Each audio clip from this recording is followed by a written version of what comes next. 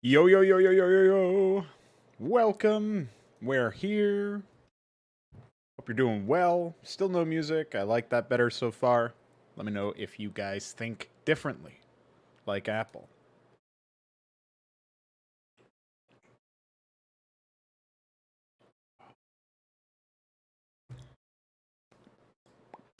Okay, so I have some housekeeping to do related to Hydra, as usual. So we will do that a little bit now. And following that, I will jump ahead to working on my Mapcrap submission, which is still right here, loaded into memory. I've got some small ideas here and there that I might end up implementing that involve reworking a lot of the compound area and probably a bit of the southern area where the Terrans are going to start. So we'll see what comes of that. But for now, we've got bigger fish to fry, as they say. So let us begin. Let us get this show on its very road.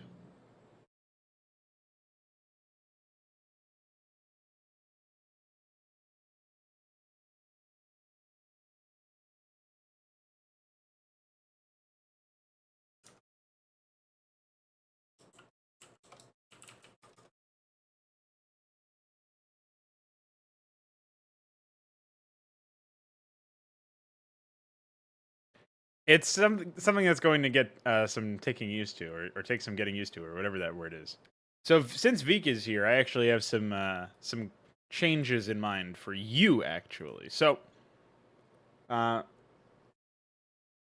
first thing, while we're here, I was asking you in DMs about the ability to rename entries using what I'm calling internal names, but that might not make sense. It might make more sense to call them external names. Basically, what I'm after is like,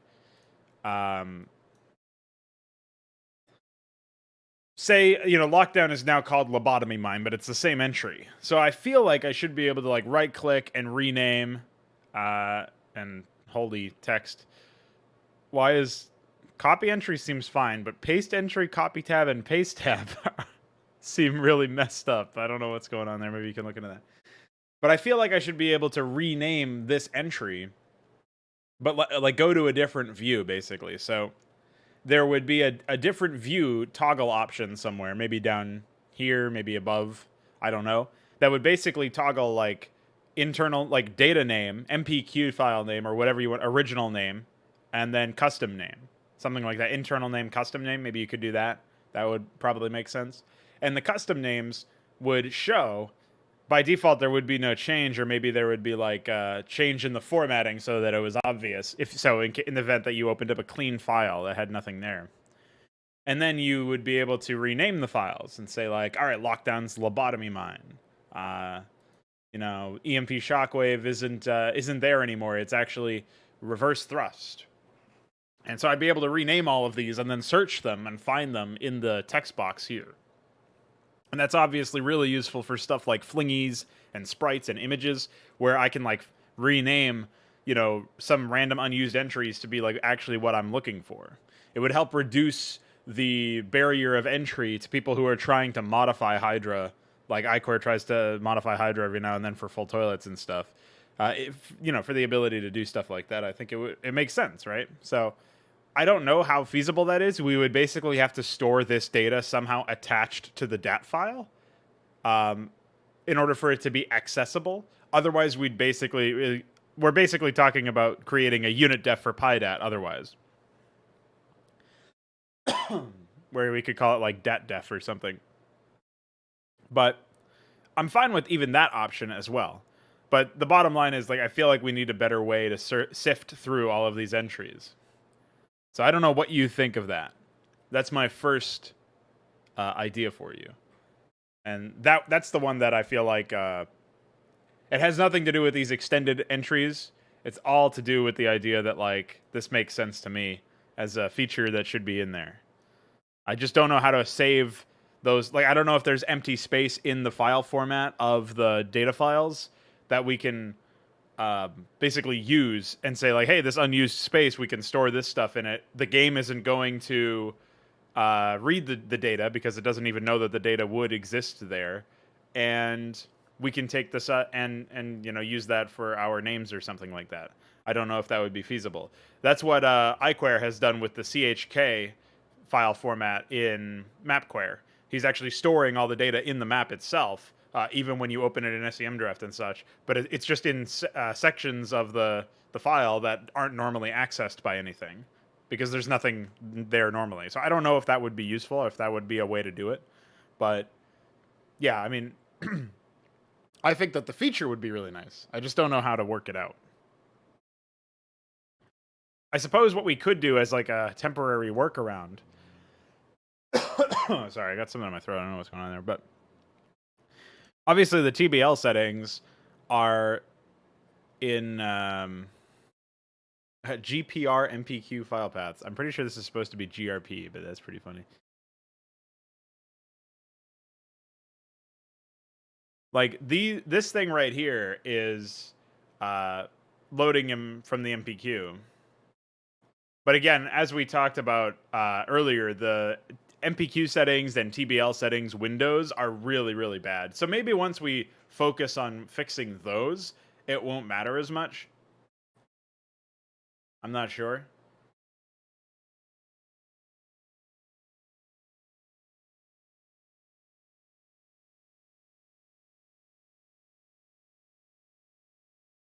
Like once we have it that set up so that it's better.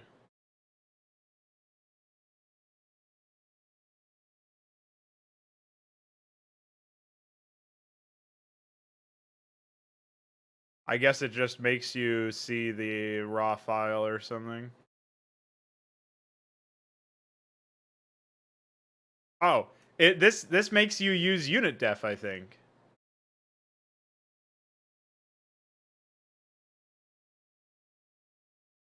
I think, because I'm seeing all of the Hydra stuff. So I think it's using the unit def.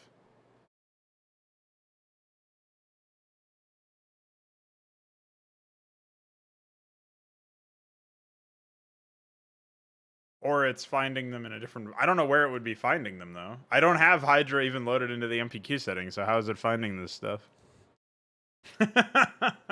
What the hell? That's really weird.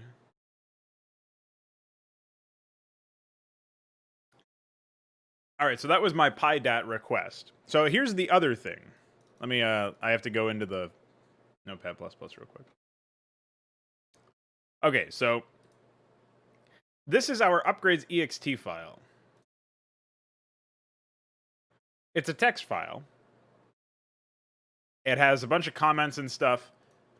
Basically, it looks like this.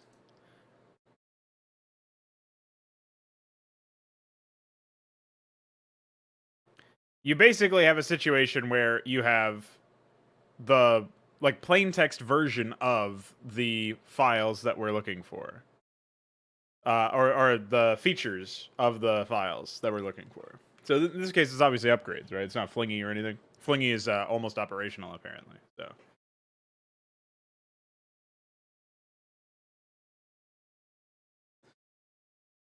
what I would like to be able to do with this file is import it into PyDat, and then have PyDat be reading that as an external file in addition to an upgrades.dat file.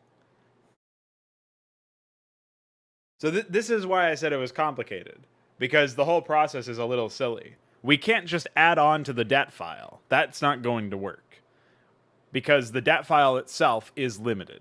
So we need to find a way to open up multiple files for the same tab, for the same class of data, upgrades, or whatever you would call them.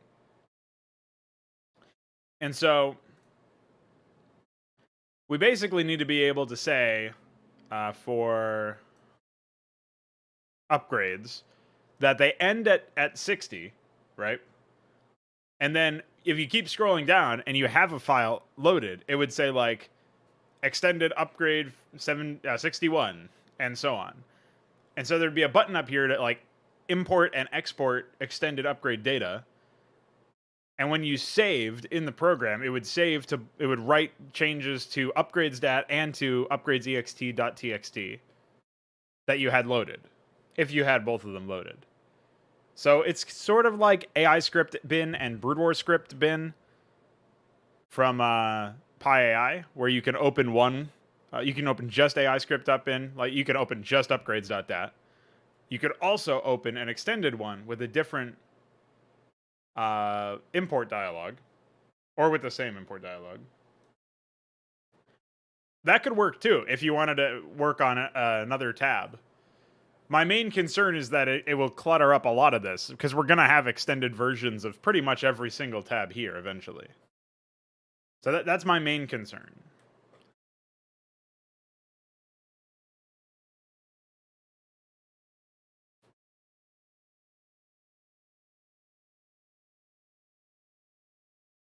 We're definitely going to have extended units, weapons, flingy, sprites, images, upgrades, tech data, SFX data, orders. I'm going to say we're going to have extended port data too. So, like, the only thing that I'm not 100% sure about is the map data. Everything else I know we're going to have extended. So,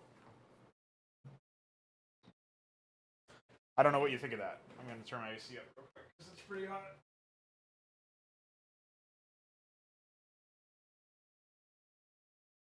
Apologize for any background noise. It's for portraits. So what you're talking about is basically creating another tier down here. Honestly, there's so much real estate wasted up here that could be used for stuff like this. And we don't have that many buttons over here, but I guess it's better to not clutter that up. It just feels so weird that it's like that. Like, why don't we just have a file button? Like, PyMPQ actually has... Oh, wait, never mind, it doesn't. I was thinking of WinMPQ. Like, why do we not just have, like file, open, settings? Like, why do we have all these fucking buttons that don't have any descriptors? Like, I guess in the dark theme, it's really hard to read them, too, but just in general.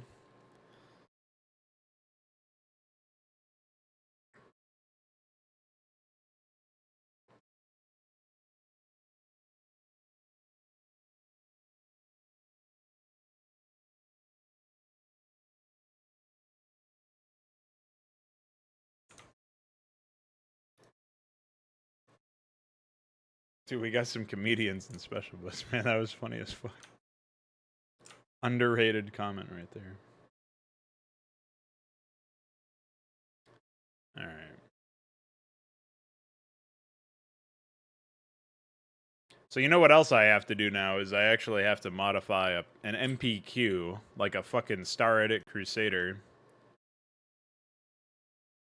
to test something. Oh, I guess I don't have to. I can do folder hot loading for this.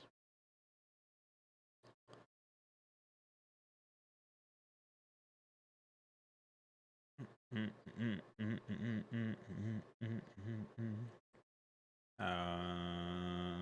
don't know why it took me 8 years to figure that out, but all right, here we are.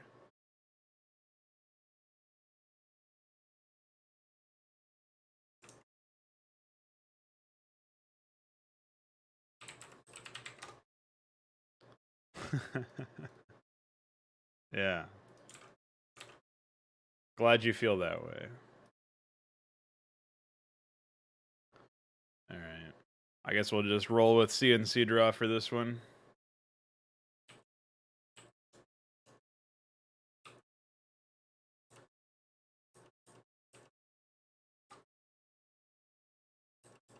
Oh wait, I have to do melee.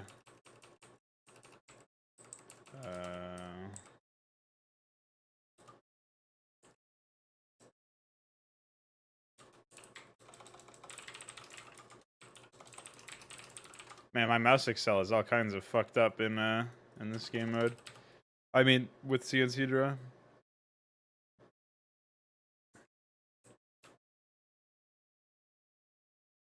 Yeah, okay, so it doesn't work. Well, I guess I should double check that, though. What can I do that'll be like... Oh, I know, I can edit the...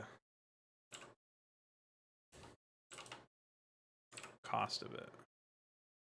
I want to make sure that it's actually... yeah, I don't know what it is. It's really weird, though. Oops. Ah! Wrong folder. All right.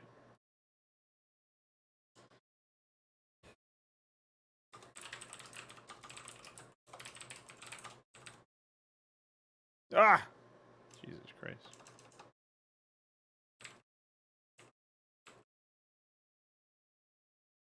I'm sure there's a way to turn that off. Oh. Yeah, my folder hot loading isn't working. That's weird. I don't remember any setting from Remastered. It's been long enough that since I've had that game installed that it doesn't even affect me. So I guess I'll have to make a patch RT backup and add it there. Alright, well, I guess I'll have to use a different program because for some reason I can't see any file.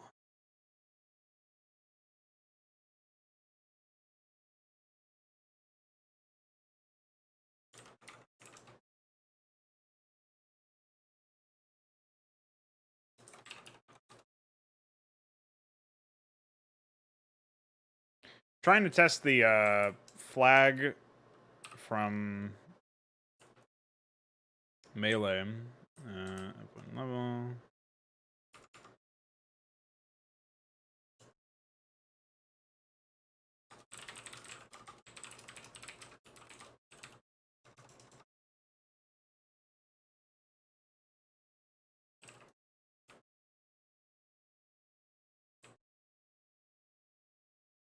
For some reason, it's not loading, though.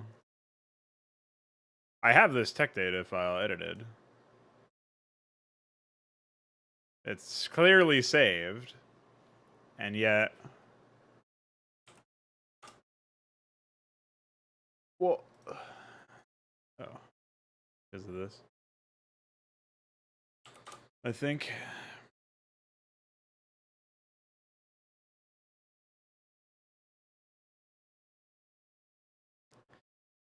Alright. We'll try something different. A little bit of a different mode here. Hold on.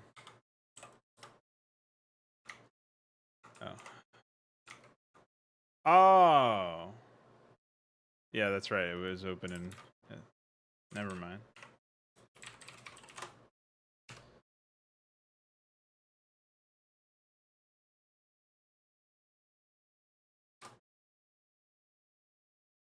I don't think that's going to work, but whatever. So basically, in Melee, they are using a different flag, or they're somehow ignoring certain things. Can I even play on this? Oh.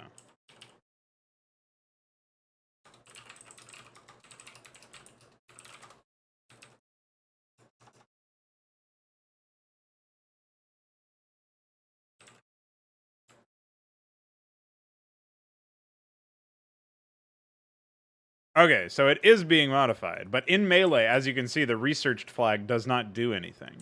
What the researched flag seems to do is...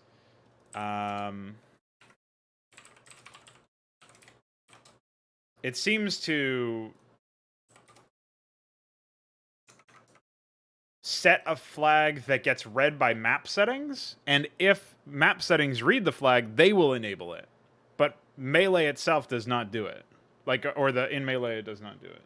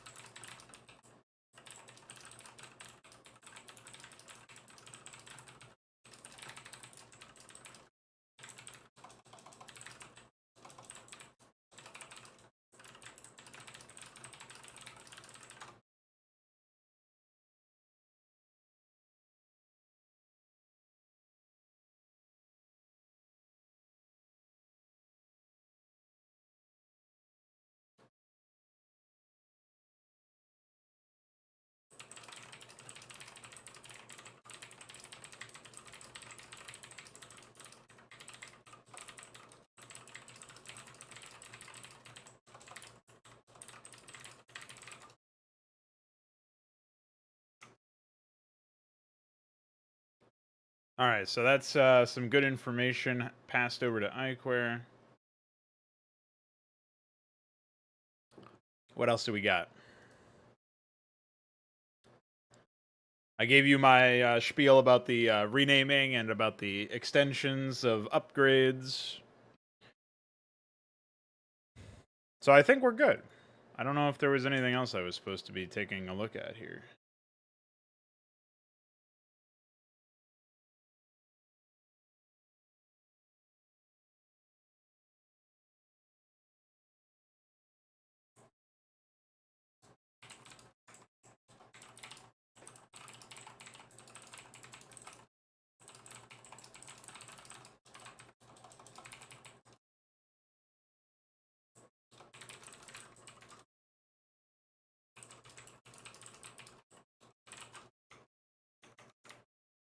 So we'll add this to the list. Fix.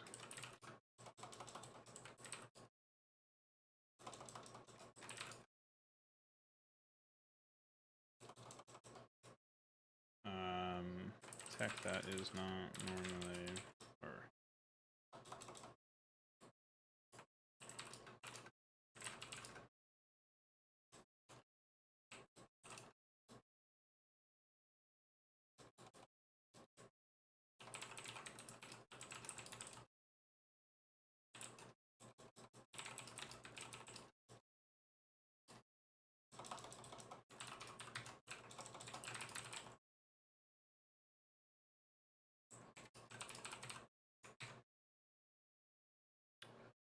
I wonder if there's an all players flag in AI.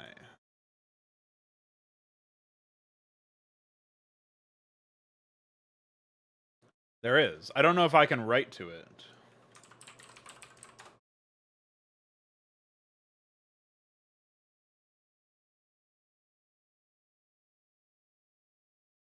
So here's a dumb idea.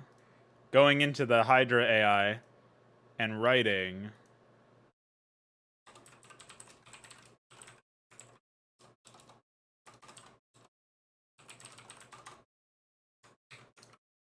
just put your own music on.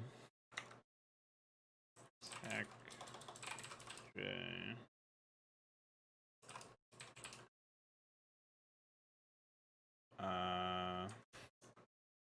This is where I'm gonna have to go into the actual. Oh, I can just look at unit def Hydra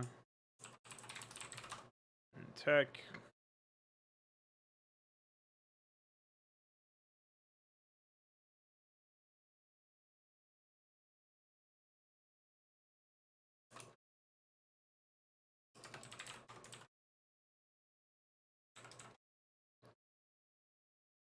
Irradiate.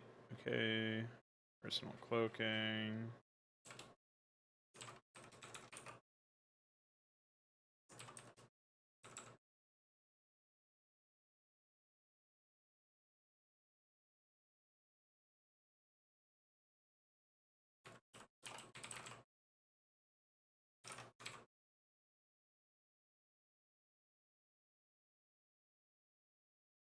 Power siphon.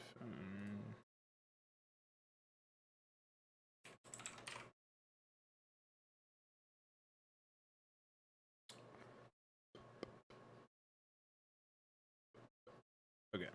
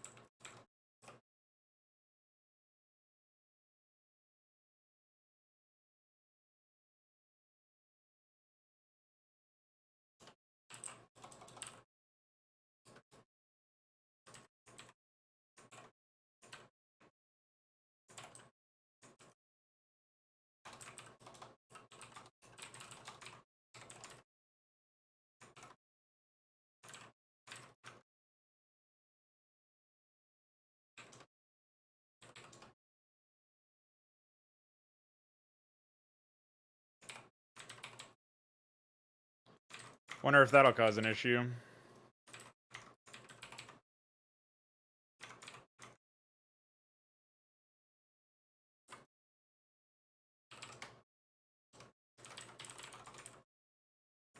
Oh.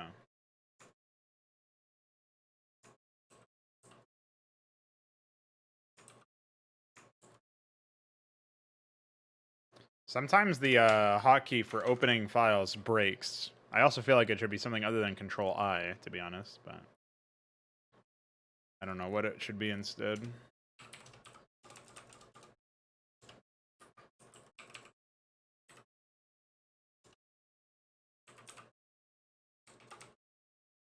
What?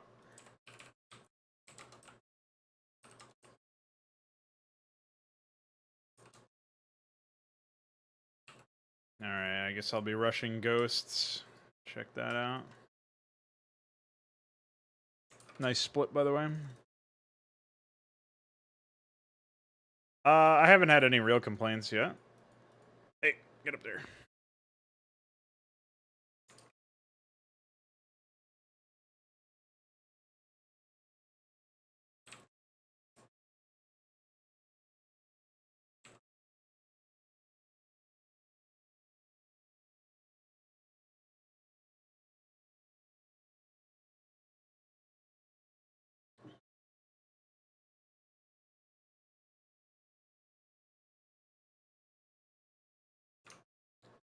I'm not really sure yet.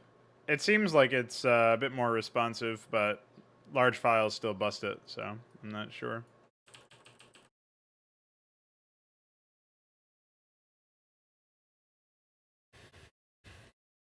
Of course, you take the longest way around instead of hugging it. SMH.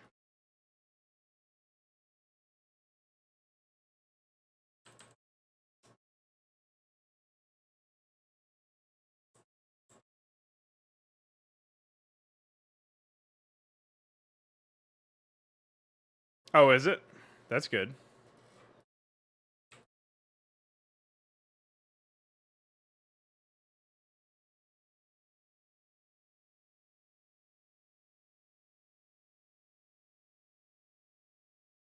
Yeah, exactly. Get queer.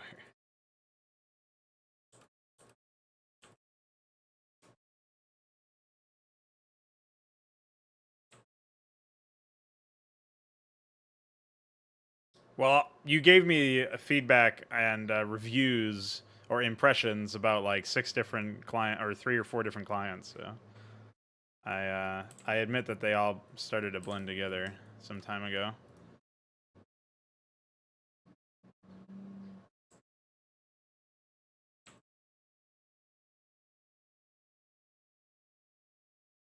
There we go. Now they're starting to behave. What nice boys we have.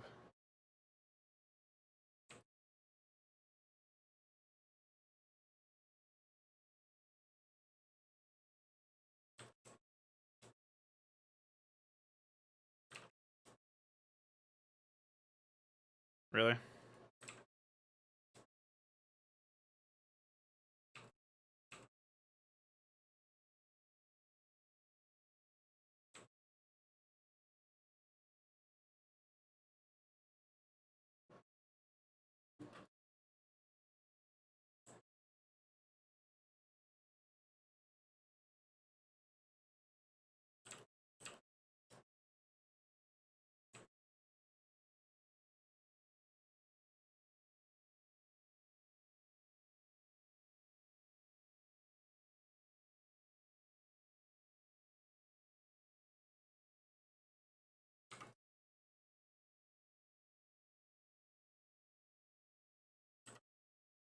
Huh.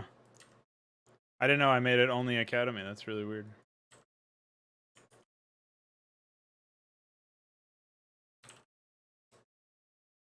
I guess Nuclear Silo is like Academy and Armory. That was the step up.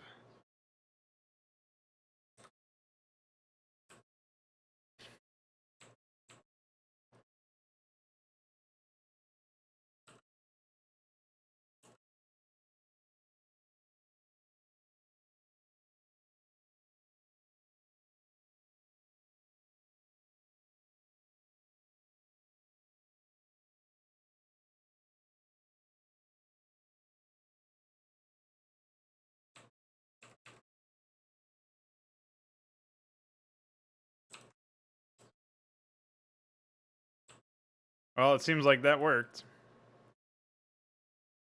That's a really silly thing, and it requires an AI to be run, unfortunately.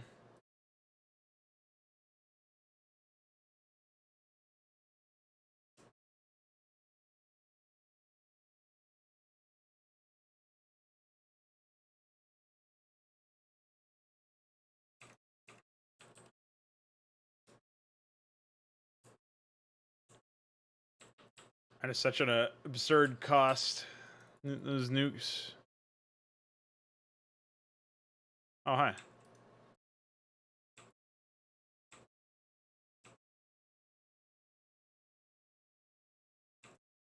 I'm ready for the steamroller to melt me.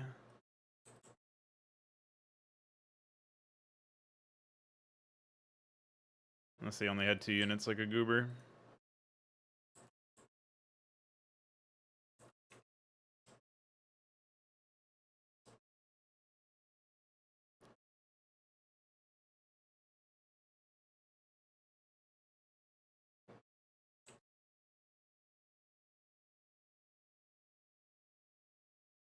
What's up, Ultra?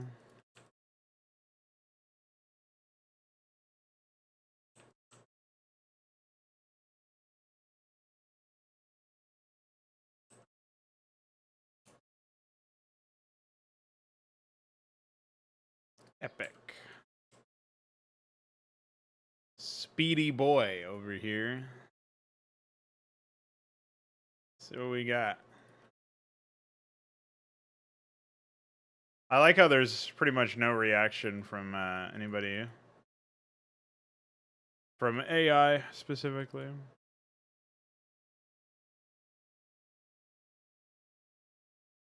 Hey, look, I'm you, Ultra.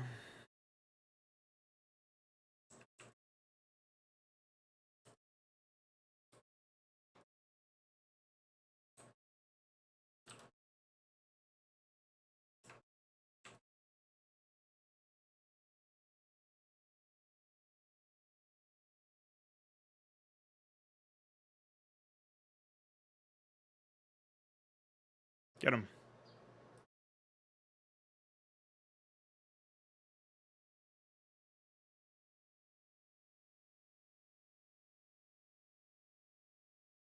Executed.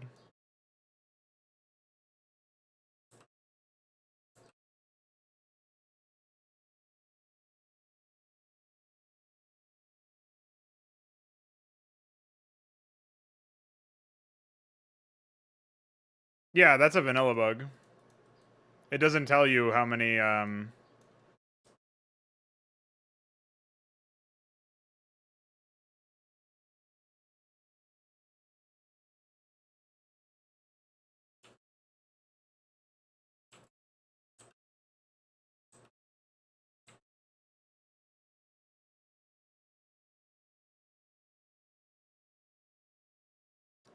it's the same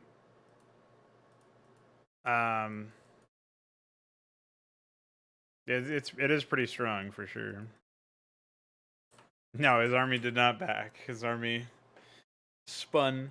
Yeah, detection rushes are pretty intense when it comes to this stuff.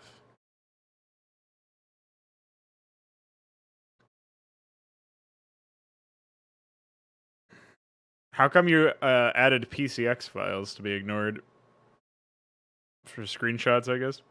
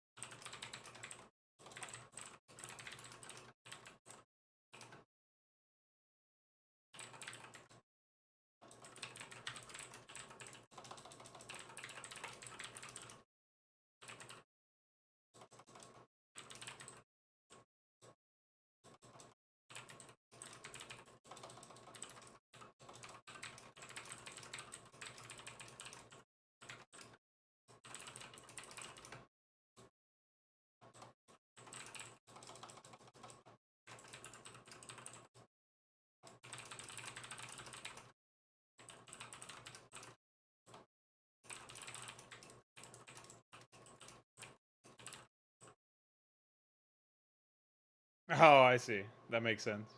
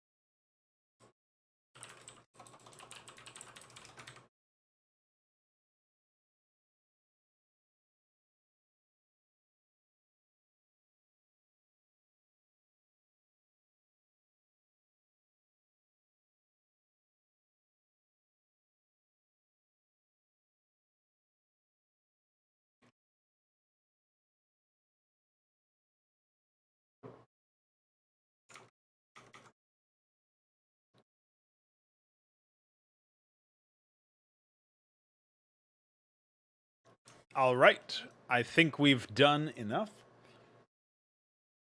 So, take a look.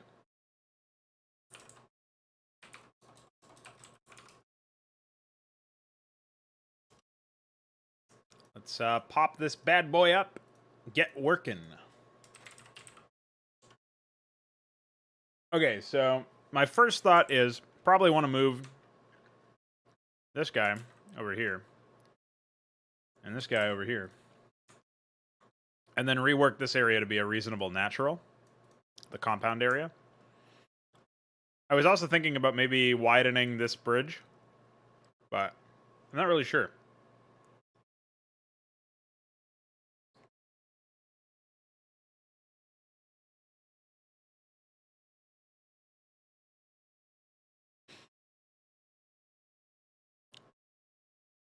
Their area is just not very compelling to me. It doesn't have very much build space whatsoever. So maybe what we do is we actually push the tar further out and then have them give more space, and we can rework this area to take up less space as a result as well. So that's my current thinking anyway. Go ahead and erase this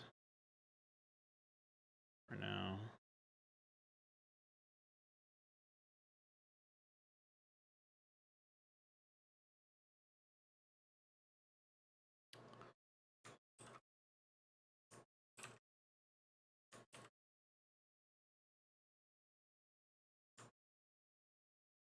I am starting with a capital letter for commits.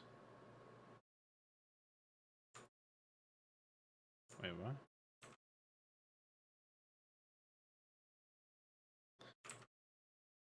I'm not starting with a capital letter for the nature of the commit, but for the commit itself I am. And that's all that matters.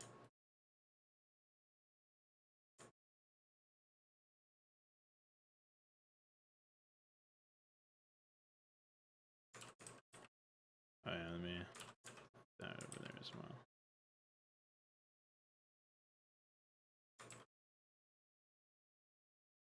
Besides, I don't think there was really ever an argument laid out in that document for why to start with a capital letter. I get it that it's more formal or whatever, but that's about it.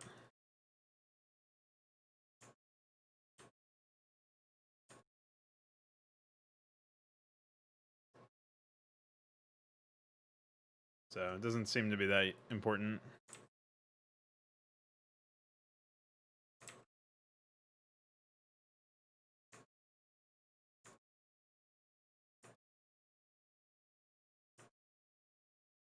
I must have missed it in my journey through the document.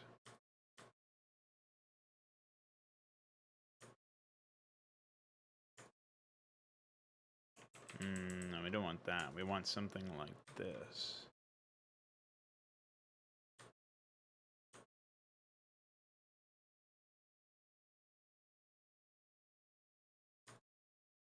Yeah, there we go.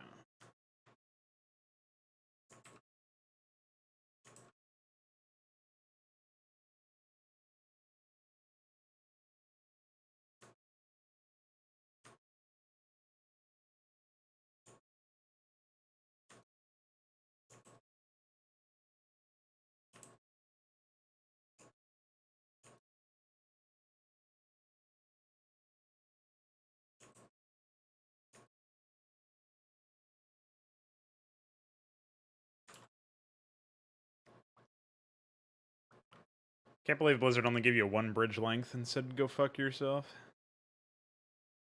It's pretty crazy.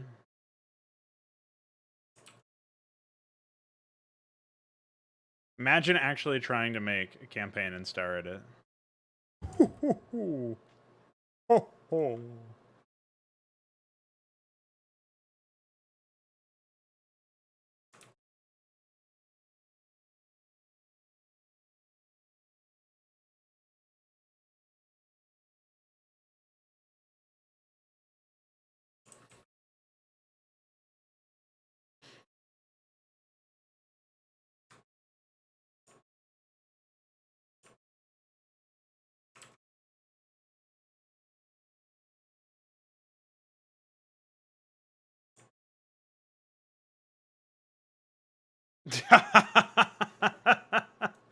Yeah, gotta.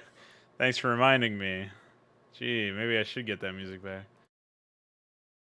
No, it's funnier if there's more nonsense available, more Todd foolery.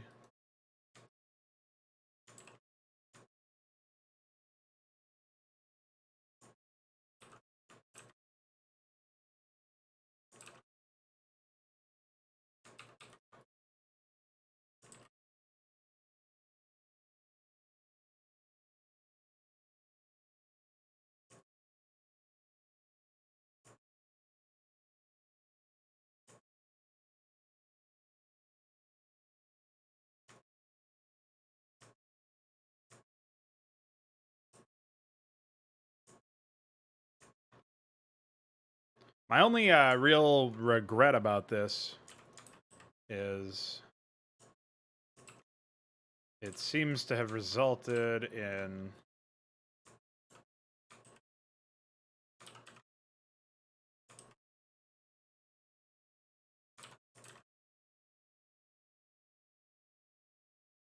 like a much tighter area for you to walk through over there. I think I'll have to seal this up.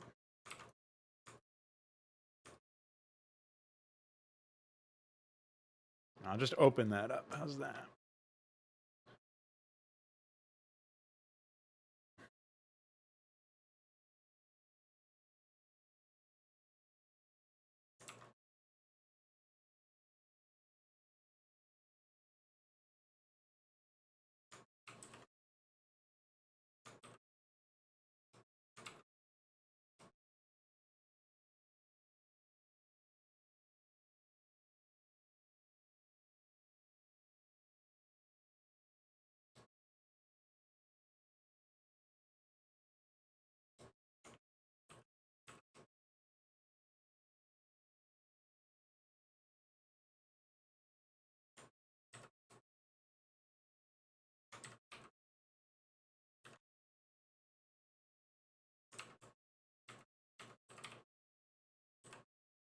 Good, now we can add some details over here without losing our heads.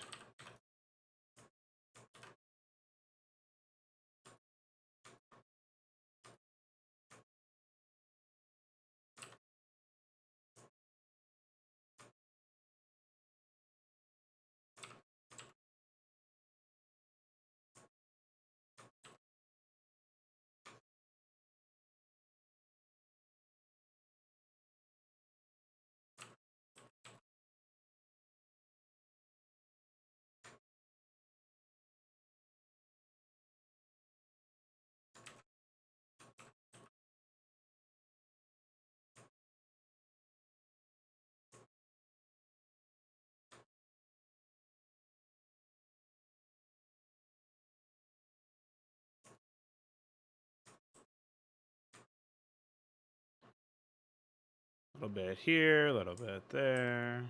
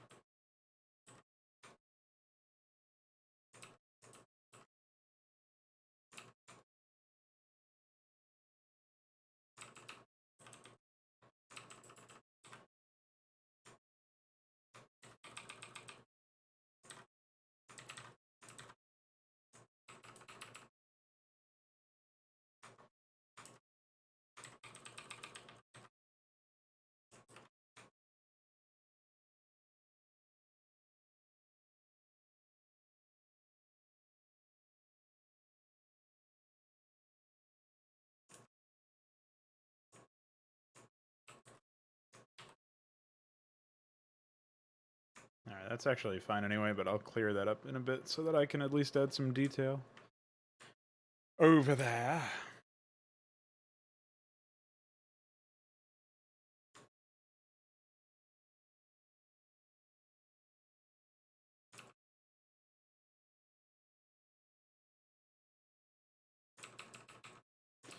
All right. So the idea here is to give the southern players a bit more build space.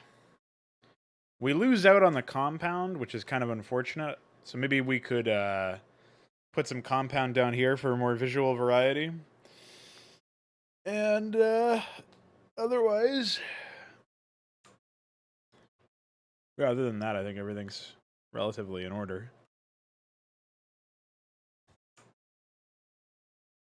Oh. The question is, do I want the compound to be like actually a terrain feature in terms of gameplay, or what? How do I want to do that? So I think I'll start by blocking it out here.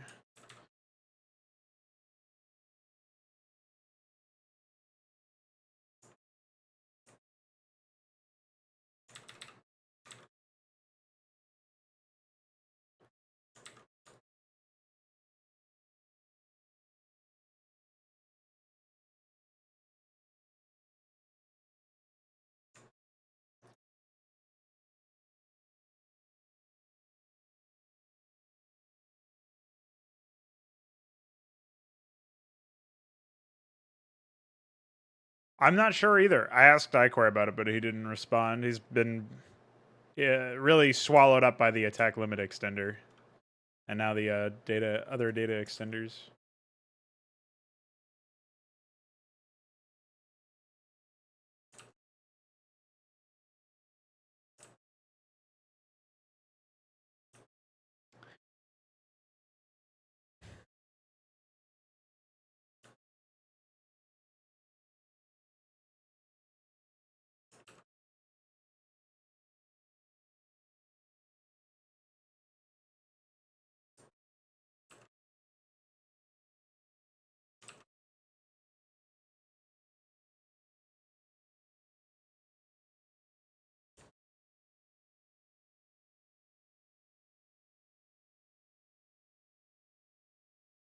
So this is what I got. I think we'll tone it down a bit.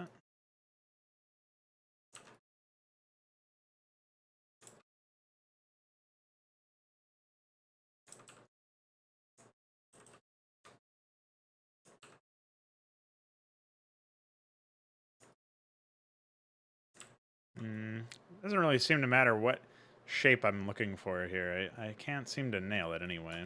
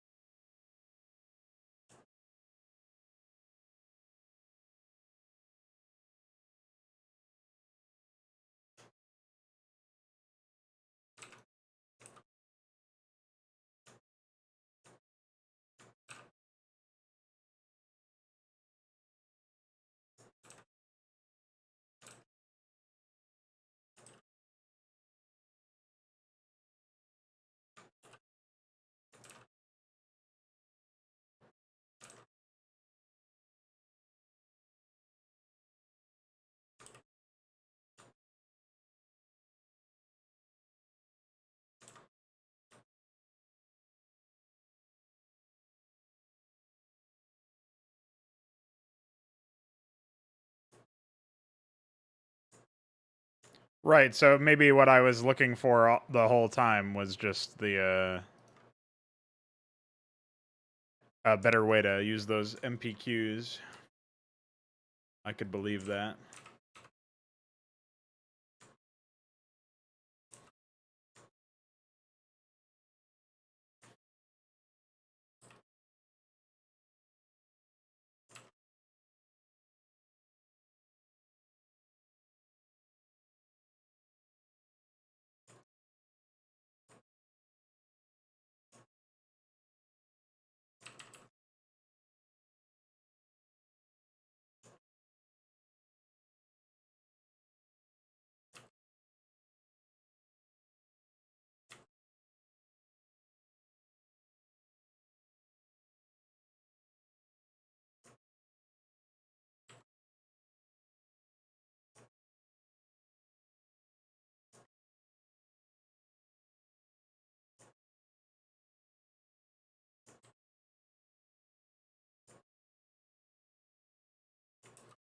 Well, we're definitely going to want some way to control the names of those, but yeah, not sure.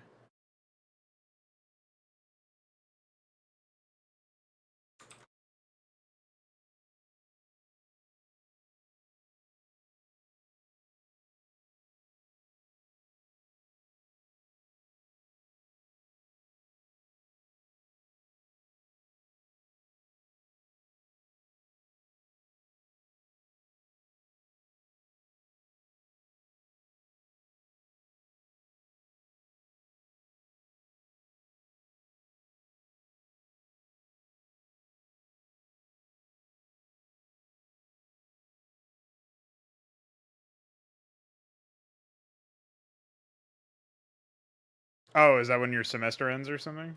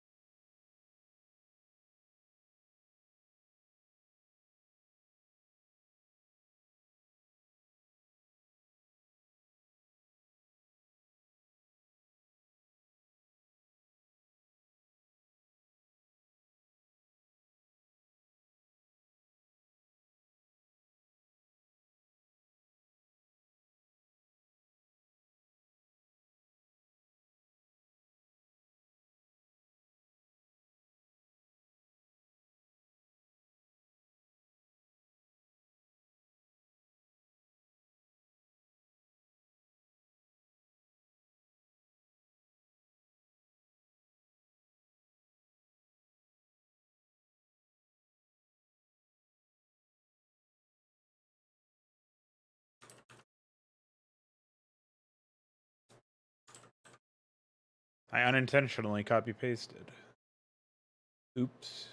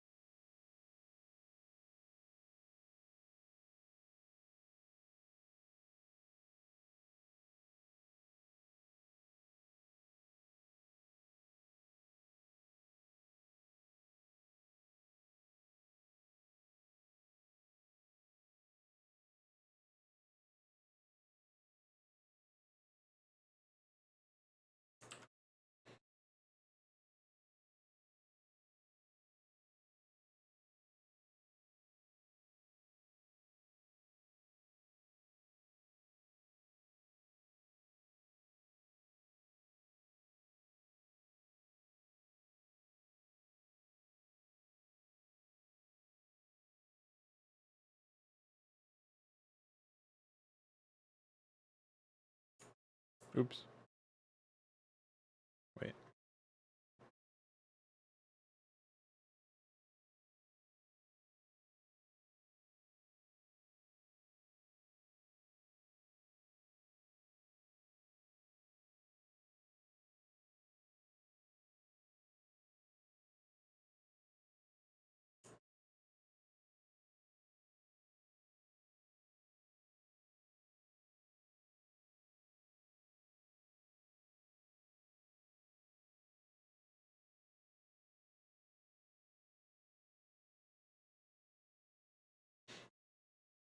Nice.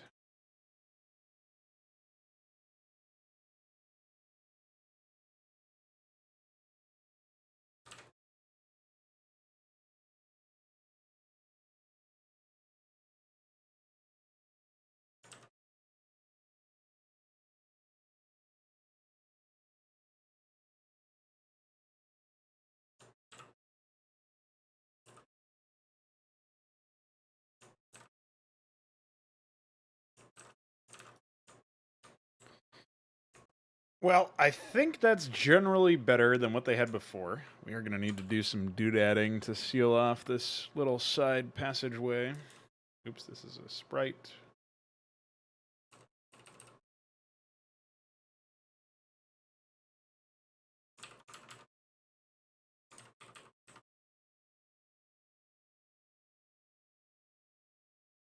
That'll work. Might have gotten lucky there. We'll see.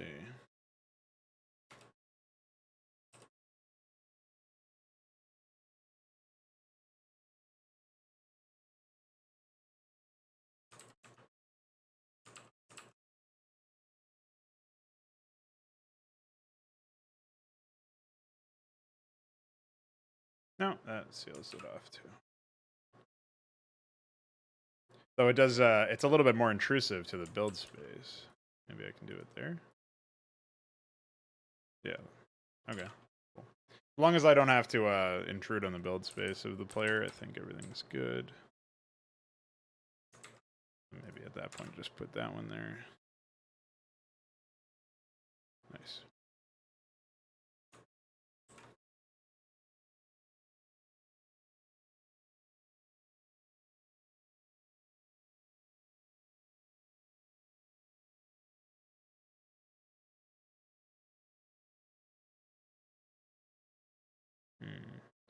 I don't really like that geyser placement. But I don't really like any other place that I might be able to put it either. Right, so I do it there. Okay.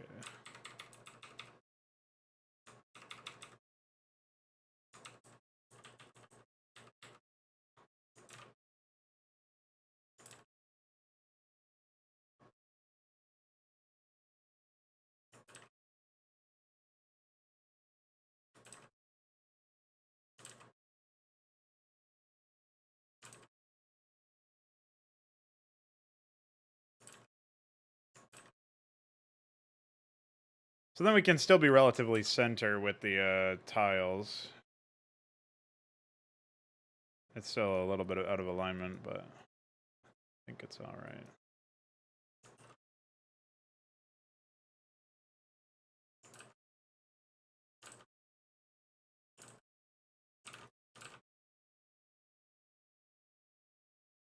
Okay. That's cool.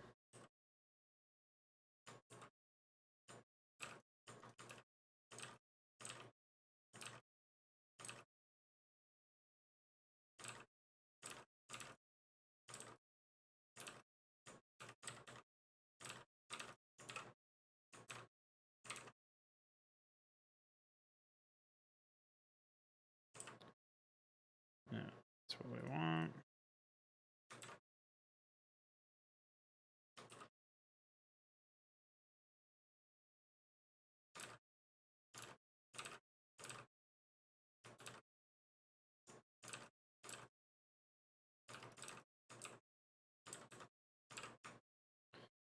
Beautiful.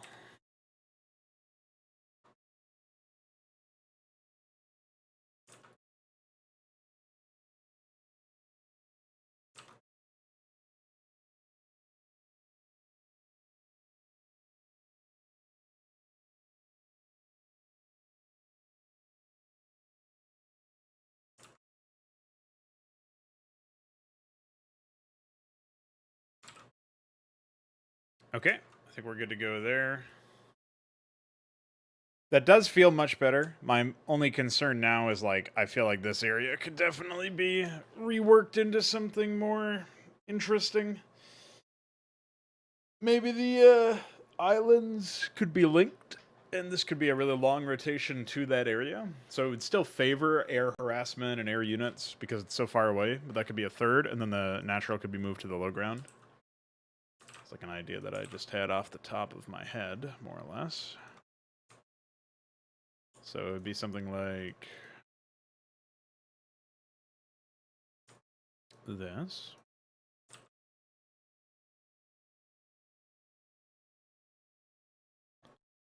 But then as soon as you come out of the ramp, right, you would be pointed directly at where the expansion is, which I think is good because it provides you with the like immediate opportunity to harass if desired. Let me just move this down.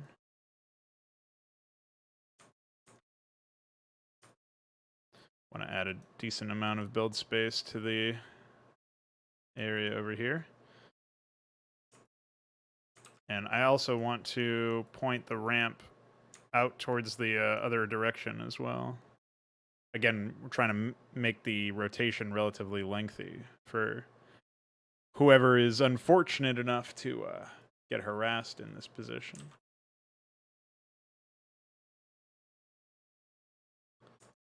So, because of that,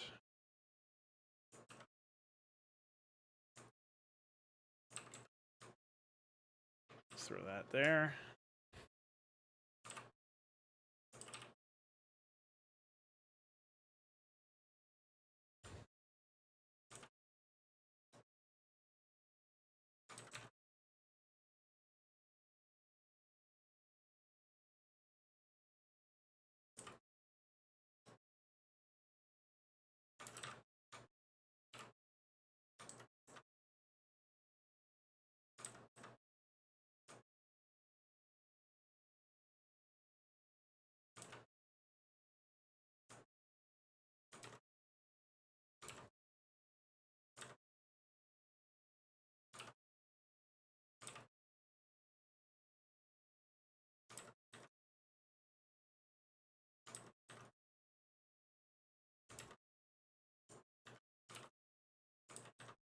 Okay.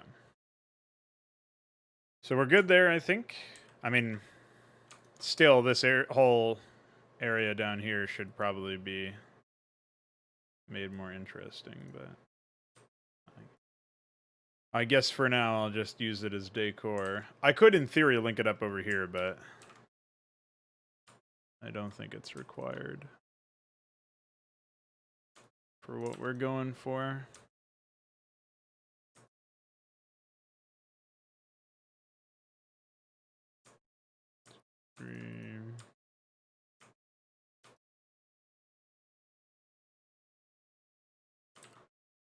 All right.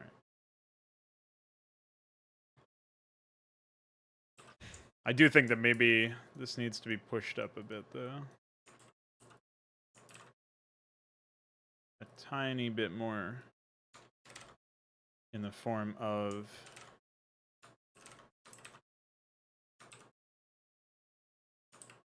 build space or something.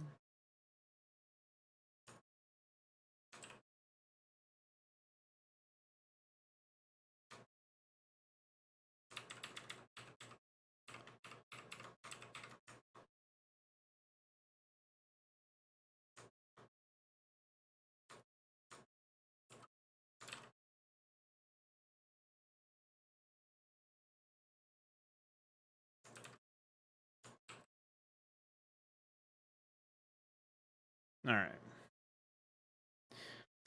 So now we just need to find a good spot for this. The such a close proximity as far as these bases go, I think is fine, considering the players that are here are kind of smack in the middle of a bunch of shit, so...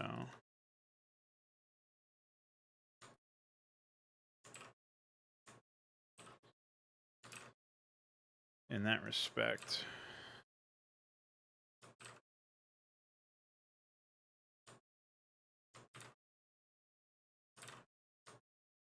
I can dig it.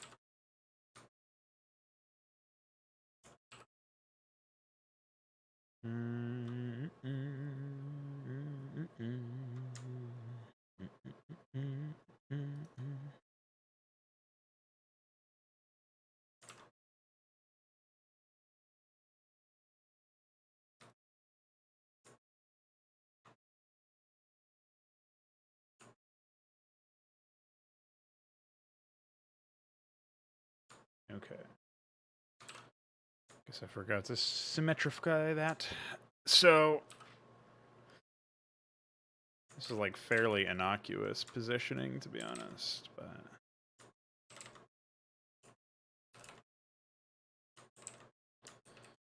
here's what I'll do. This is I'll feed them in.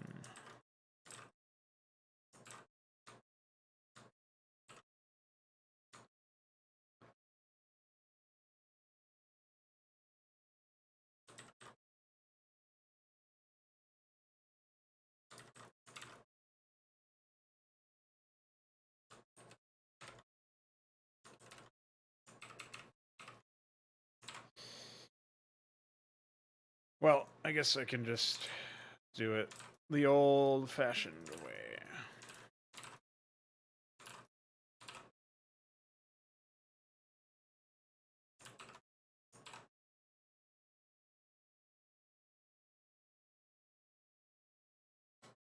What do you mean by counter? Like a timer?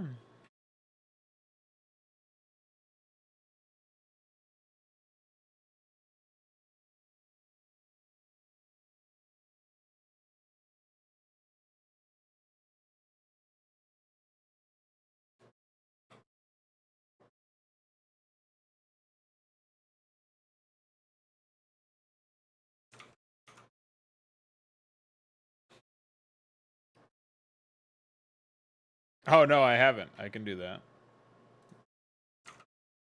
Ikeware was testing the attack extender earlier. As you can see, there's 71 attackers, 174 attackers. But I guess the AI didn't have that much money. So these mini-maps look pretty crazy, as well as the fucking piles of dead bodies and depots.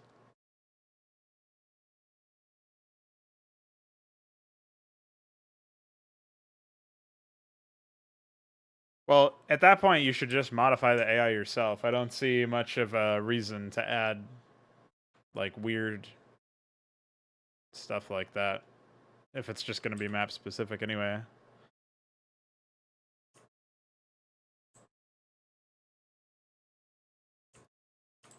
You know what I mean? If you can come up with a use case that would be global and, like, fairly easy to make use of, then I will consider it for sure.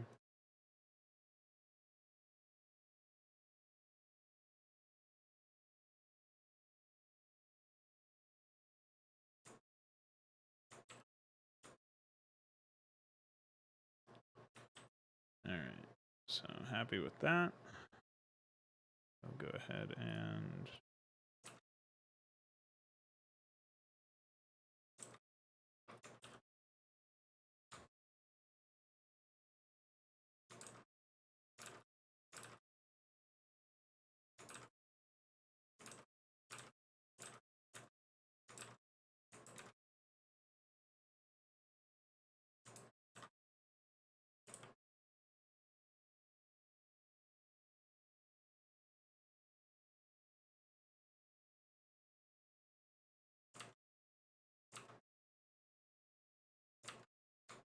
Alright.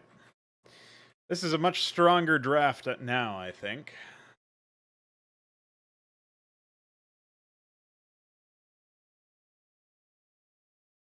Well, it would be cool, but we don't have a framework for that to happen in Melee, so... The only way that it could work is if you are making a map-specific set of transmissions, and at that point you can easily add in the deaths yourself in your own Melee AI. Like, your own version of it. I agree with that, and it's something that I want to be able to do. I actually want the player to be able to communicate to the AI and tell it what the desire of the player in the current state of things or whatever. I want the player to be able to say, "Hey, I need you to focus air or something." I don't know, like deal with that. I need crowd control for air, and then have that be like, "Oh, player says I should do this. What tools do I have at my disposal that I like to use in my personality?" And then like figure that out. I want to be able to do all sorts of stuff like that, but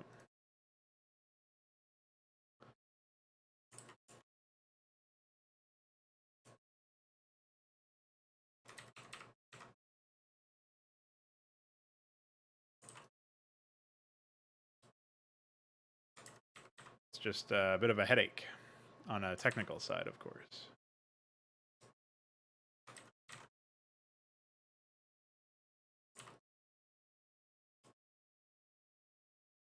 So it'll likely be a while before we get there.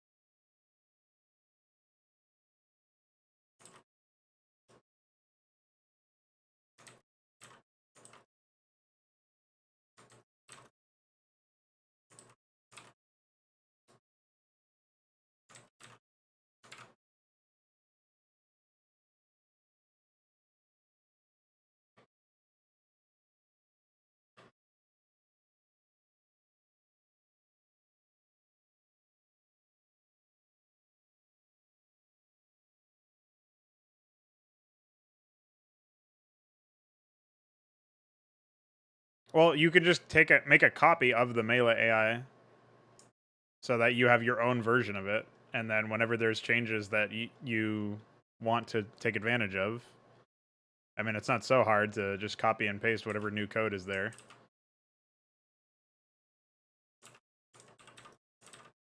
Right?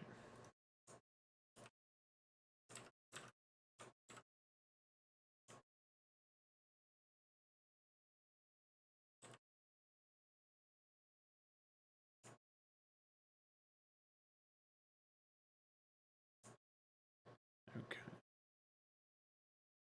Yeah, I'm feeling pretty good about this map. This is looking sharp.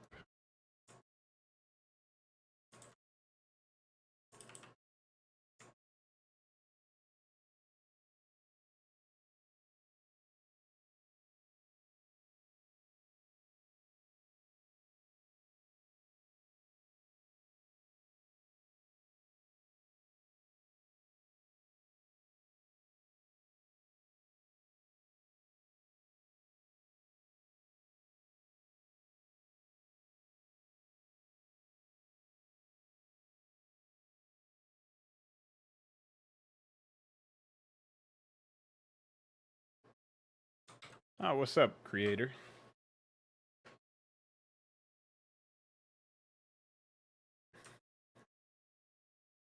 Yeah, I decided desert was a fine enough idea, and it also resulted in yesterday me editing the desert tile set a little bit too. So I think it worked out. I ended up fixing up some issues.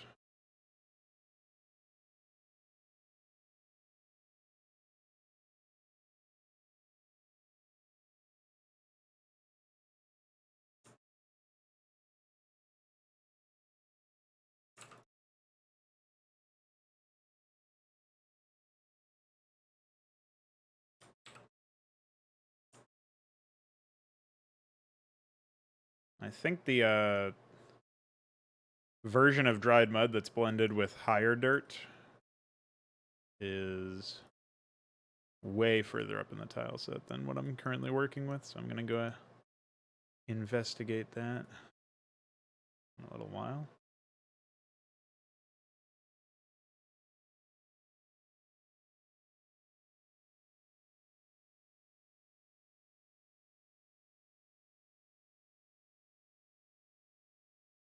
Oh.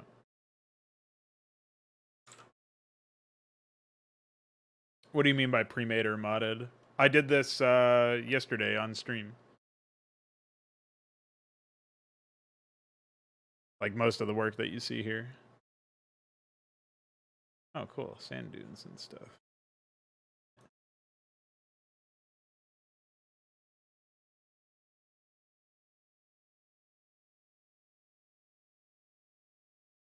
Today so far, all I've done is edit the earlier, like some of the layout, basically, which amounted to be fairly significant changes.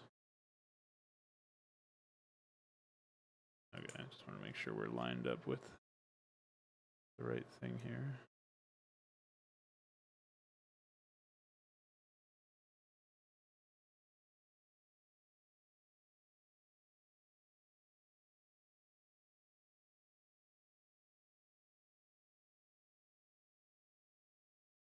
Okay, so I think we're good. I think we've done all of the markings for town hall placements. So, yeah, it's a melee style map. There's going to be some interesting characters here. So basically, since we end up, or since we've ended up messing around with this mod that I've been putting together for a while, we've all been playing and desiring melee maps. And as a result,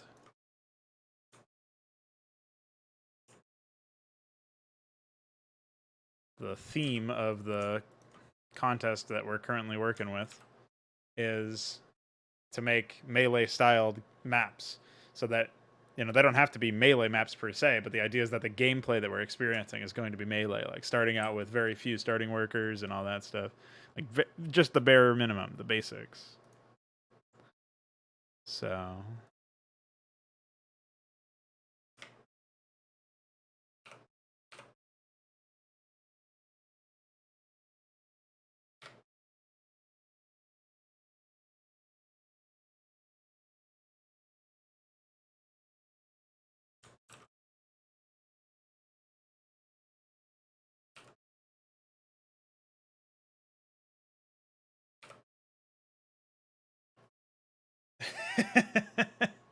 hopefully it's not my fault, but if it is, let me know what was wrong so I can fix it.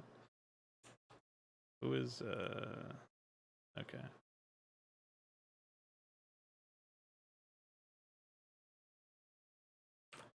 Yeah, well, I'm not sure if I'll have any time to do any voice acting or script writing rather.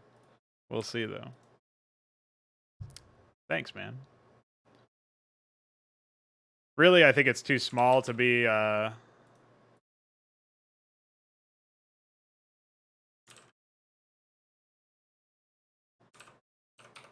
6-player map. Though I could be wrong.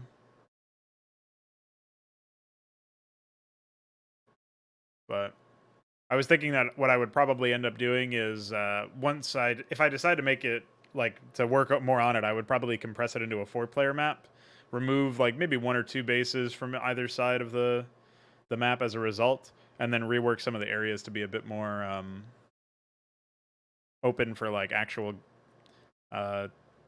fights and stuff. Like the Terran team has access to a lot of resources on their side because they have like pretty much the whole southern hemisphere, but they can also be attacked by the Zerg team in the top right and the Protoss team in the top left. It's a 3-way 2v2 basically, a 2v2v2. So be interesting to see how that turns out.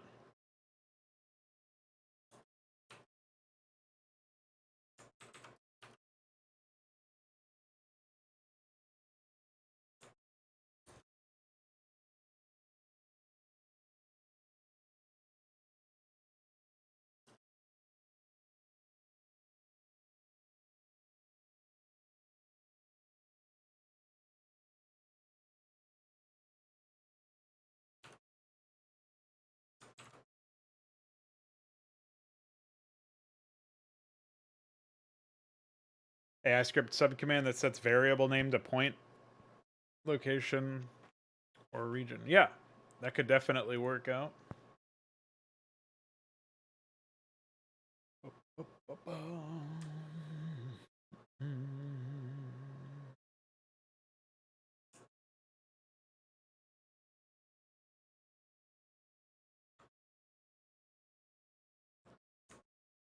All right.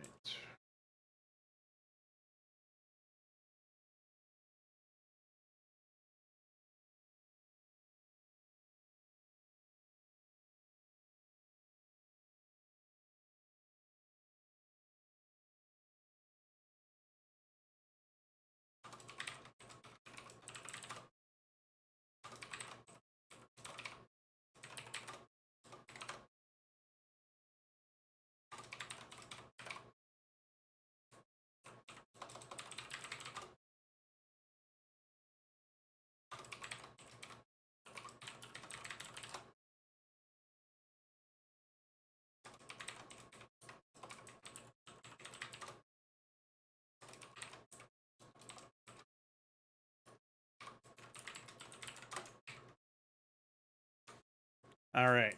So now we've got the basis. We got everything locked down. What happens if you win the Mapcrap contest? You get your name becomes pink on my Discord for up to 2 weeks. And you get bragging rights. That's pretty much it so far. We don't have any like prize pool or anything. I was thinking of holding a bigger contest, but I'm not sure. Usually these, like this one's a little longer than usual, but most of the time they're only like a couple of days long. And that's why they're called crap. Is like the idea is you're probably not going to make something good in just a few days. But I was thinking of doing something like an actual campaign crap instead of map crap contest. We've done this in the past, but usually it's been like, oh, you know, each contestant still only makes one map, but it's like one player or one contestant is making map 1, and then another contestant will make map 2, and so on and so forth until we have like however many contestants we have, that's how many missions we're going to have. And so that was the idea there. What I'm thinking of now is like a longer contest, like maybe a month-long, 2-month-long contest or something, similar to our other bigger events where you focus on one map for that long. Except this time, instead of focusing on one map, you're actually focusing on a campaign. You have to make your own campaign instead of it being like a collaborative effort. So I think that could be neat. But we would probably want more interest in something like that. I would have to gauge interest to see if enough people would be interested in doing it. The problem is, like, since anytime you have like longer contests than a couple days, it's really easy for people to be like, "Oh yeah, of course I'll participate. I'll make something," and then they do nothing. Right? You never see them again.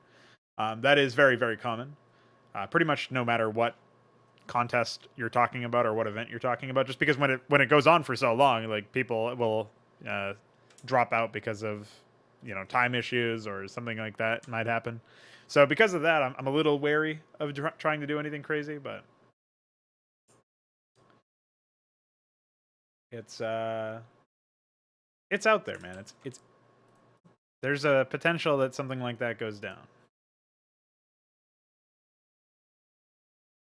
So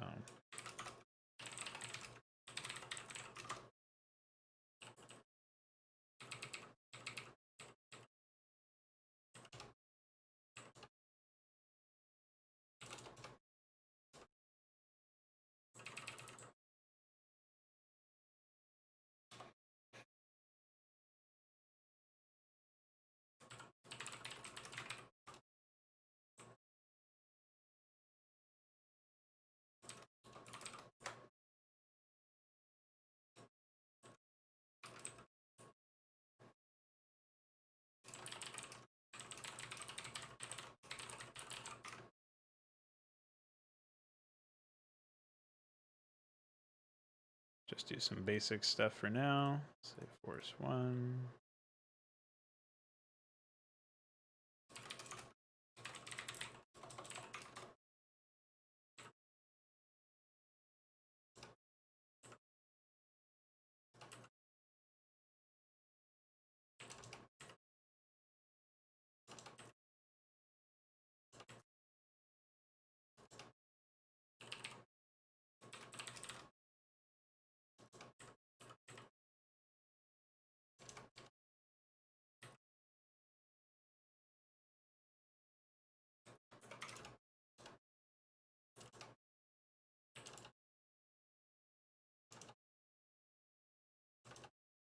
All right, have a good one. Thanks for popping in.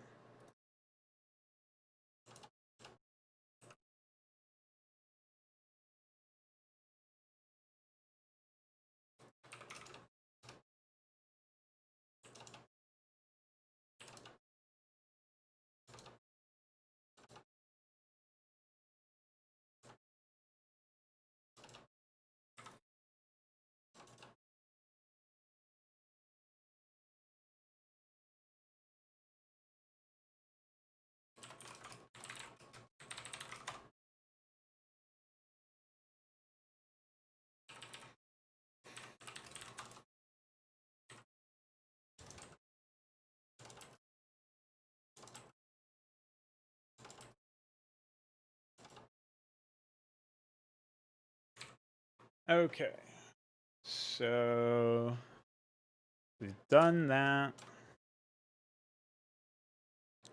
We have to run AI scripts for each player, and then I think we're good to go.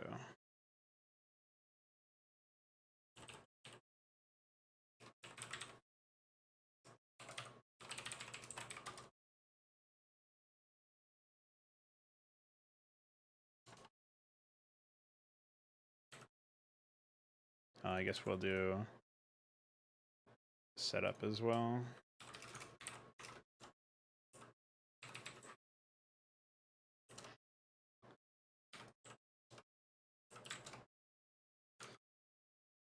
Let's take a look here. We need iQuare to be a Reaver spam motherfucker.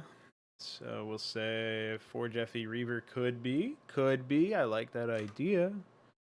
So we'll say 2 Crash Battle Cruiser and Stasis Chamber 3.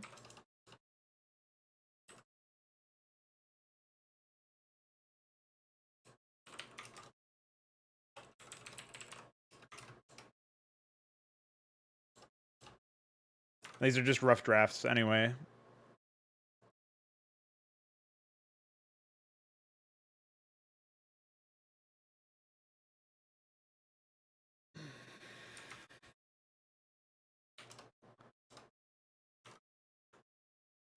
Okay.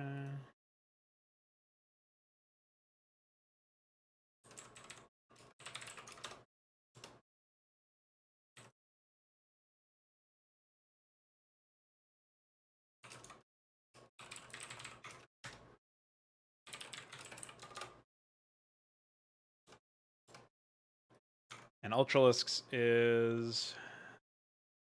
What is he anyway? He's like,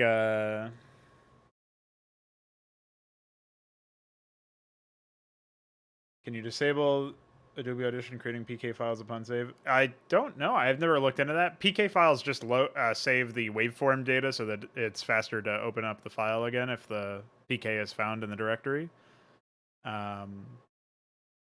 It's free. Obviously, you can delete them without any issue, but you might be able to find it in settings or something. I don't know. Maybe if you Google it, you'll find like a walkthrough for a newer version, and you might be able to find some similar setting in the older version.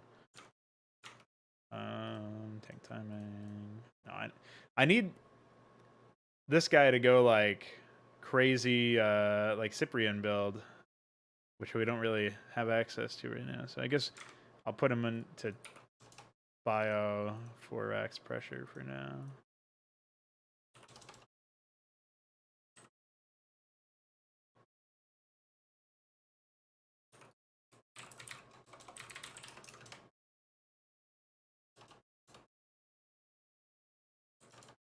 I know this guy's going.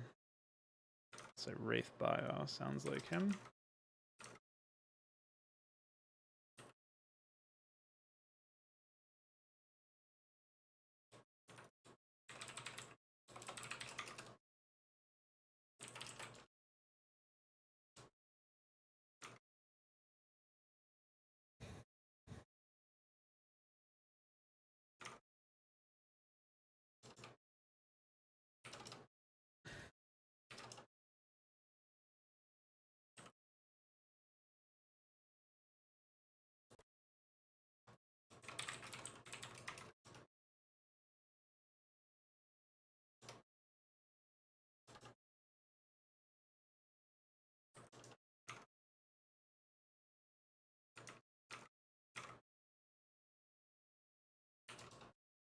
Oh, wait. God damn it. Is it 3-3? Yeah.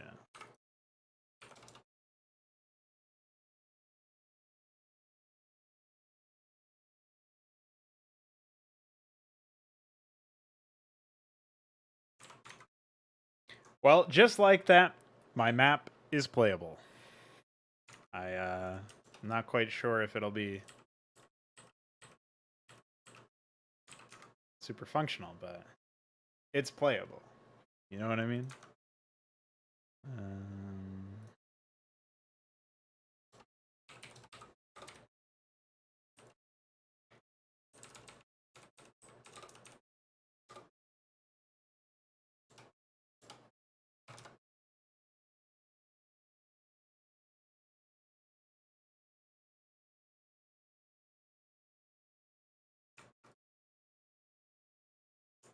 Should have made sure that there were no conflicts here.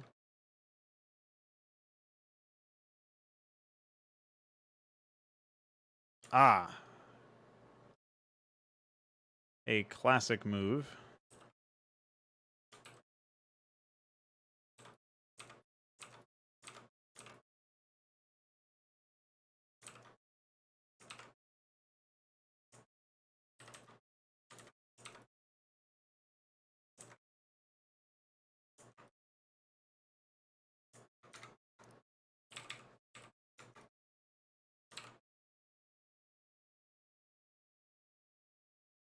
I like how that doesn't happen over here. Oh, we actually removed the doodad blocking it, though. So that might have something to do with it.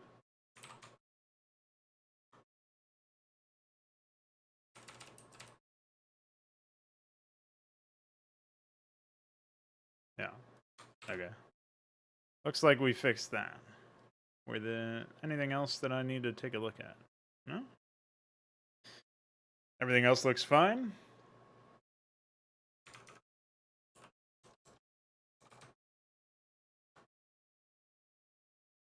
Take a look.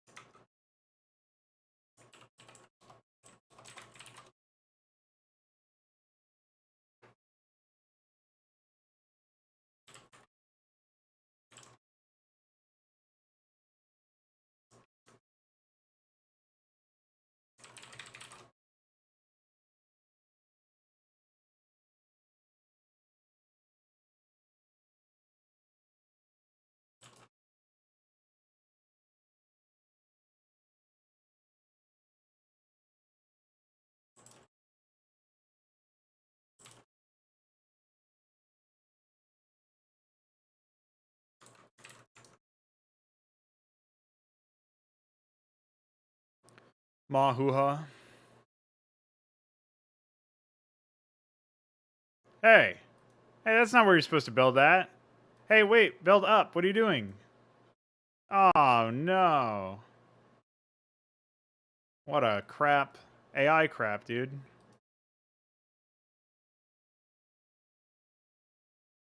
Check out my barracks. I like the way that the AI builds their barracks now. That's pretty funny.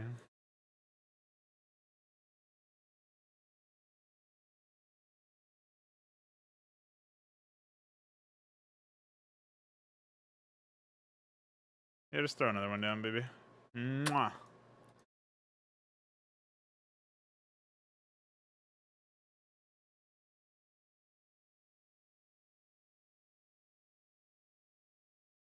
No.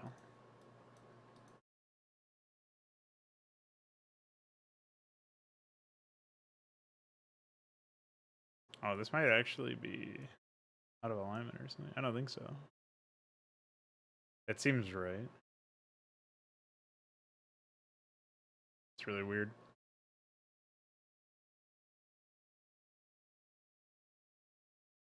Executed. iQuare, help Veek. What are you doing?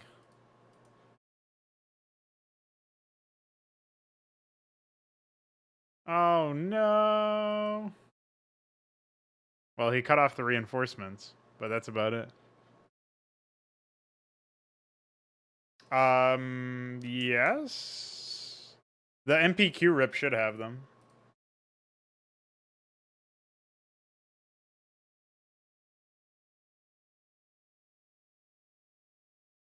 Okay.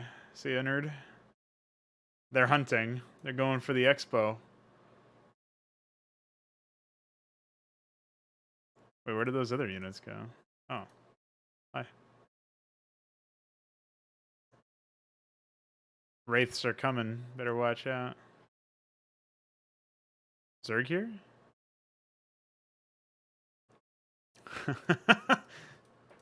Ultralisks fucking rushing you. First it was Alexander, then it was Ultralisks. Hi. Hello. How are you?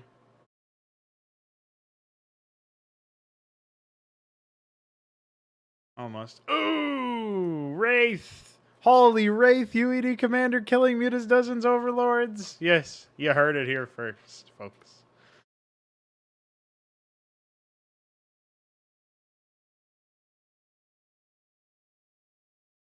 He does not have an evolution chamber. He does not have... Oh, he has an evolution chamber. He does not have a spore colony. He does not have a Hydra den. Nice fucking base, idiot. Oh no, Iquare, not you too. Oh. You're finally killed off the last of Ultralisk's Marines. I can't believe it, Veek. Hi. Dude, this guy's fucked. See you later, Ultra. You idiot. Look at all these zealots, man.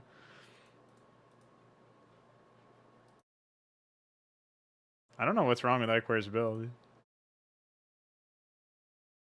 Well, Mutas Dozen is getting killed by a single Wraith.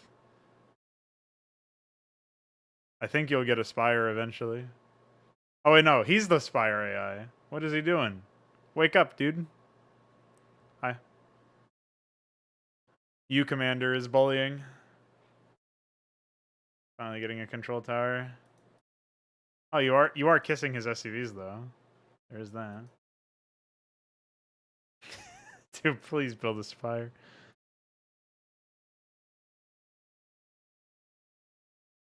Holy shit. Ultralist hasn't fallen over yet. No, he's close. Where's you Commander's Wraiths? Oh no. Oh dear.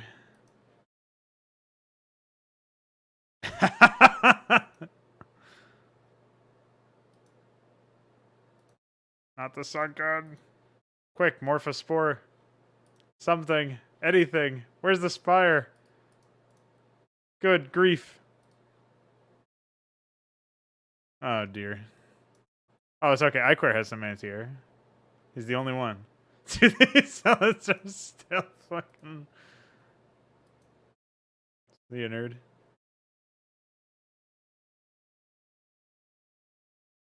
You got a lot of Zerglings at least. I don't know if you'll use them for anything, but...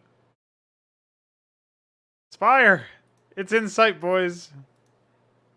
Holy shit.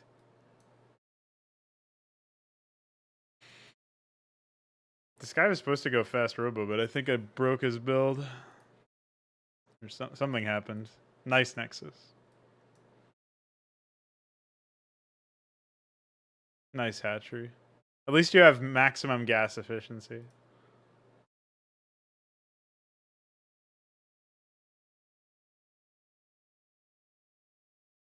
Dude, when that Spire pops, it'll be glorious.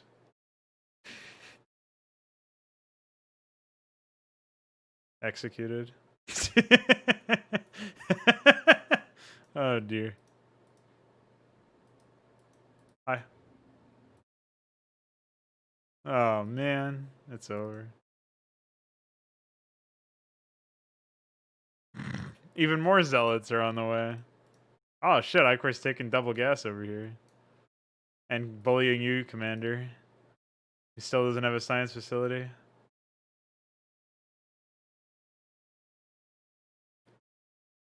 Hey, Aspire's out.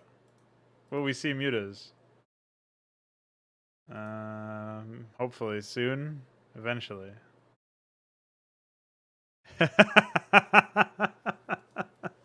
Yeah, I know.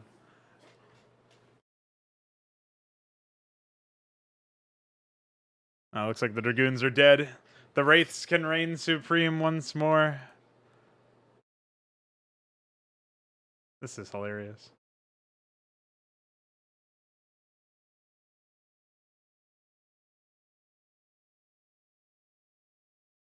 Ultralisk has been melted. You Commander is next. I see a Hydralisk and a Mutalisk. Who's got the Hydroden?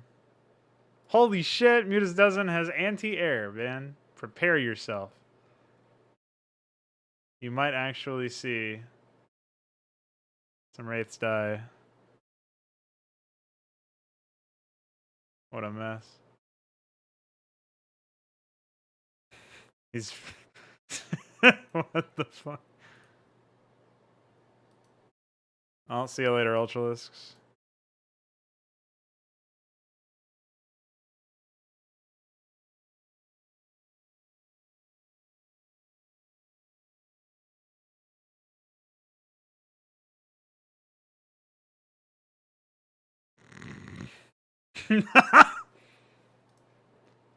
Poor you, Commander. Oh shit.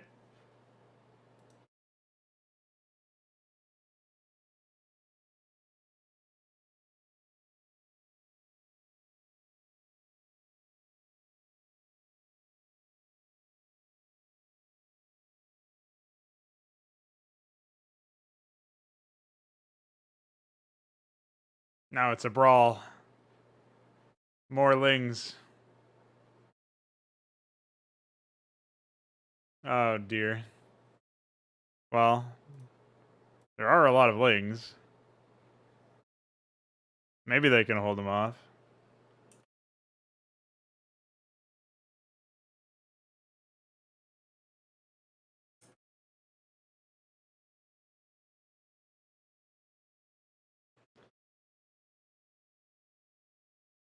Heard a bunch of wraiths explode. Ah, ah, Don't worry, there's more lings.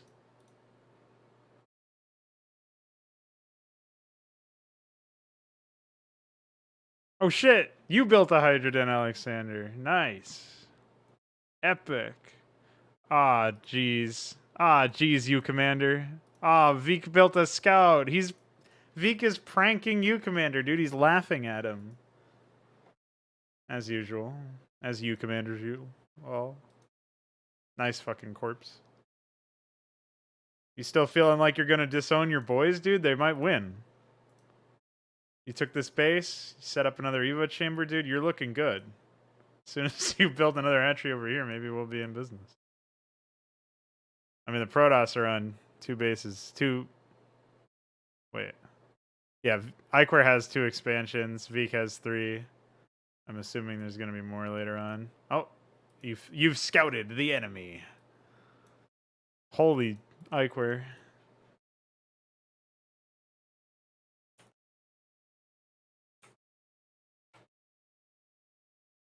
As soon as you get some lurkers, things will be looking up.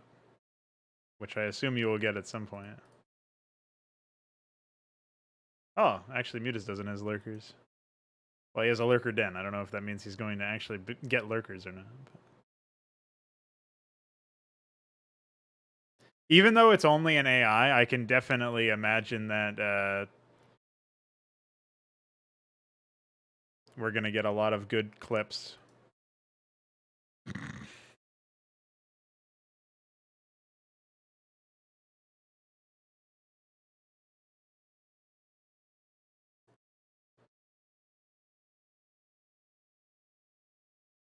See you, nerds. Oh shit, dude, you're exploding with hatcheries. You are ready to go. This AI is actually very similar to you. This AI has not realized that, dude, look at all your hatches. This AI has not realized that defilers exist or anything. So it's not 10 Evo chambers. What's wrong with you? This one's yours. The other are your allies. Don't ask me why. You've got one over there. You're finally getting a queen's nest.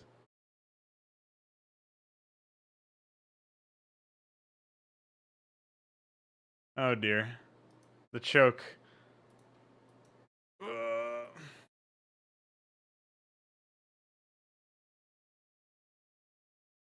I'm afraid your hive tech may come a little too late there. But at least you have tons of larvae. Oh no! Your long distance mining drones! Not them!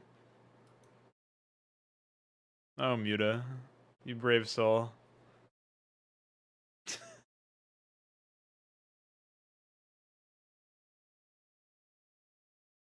No! Reavers! And they're not even being made by Icor, dude. I really botched his build somehow. Where... What did I give him? 2 and 3? Oh, he's supposed to be 1 and 3. That's fine. That was my mistake. Alright. Well, anyway, despite that, that wasn't such a bad first round.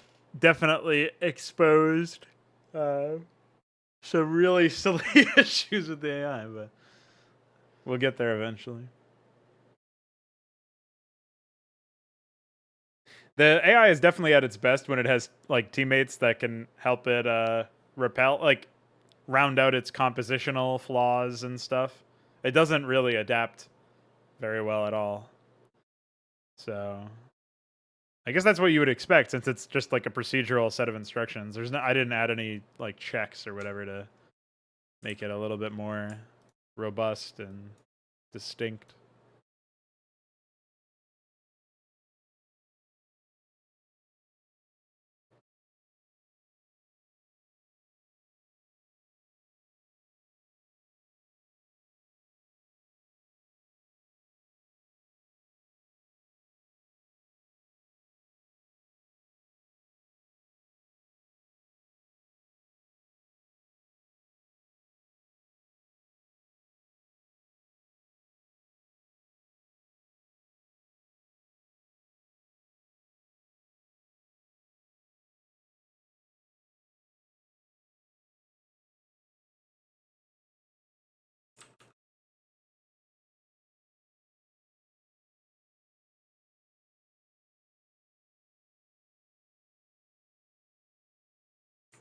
Oh, I just mirrored myself. Oh, whatever. I've got to do it all over here anyway.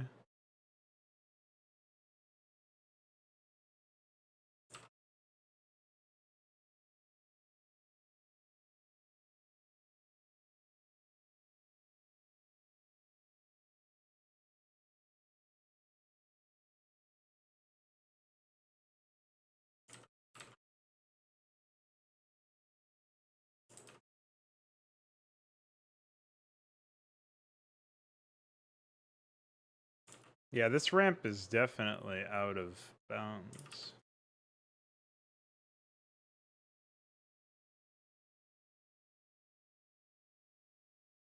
Or is it? No, it's fine on one side.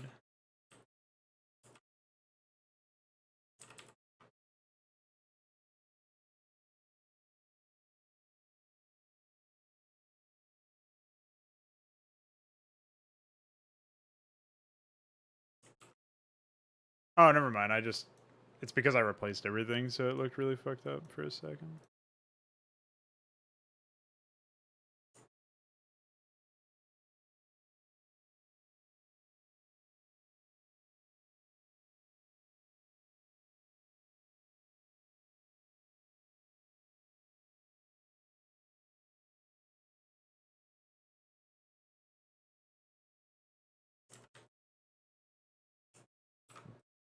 Yeah, I don't know, man.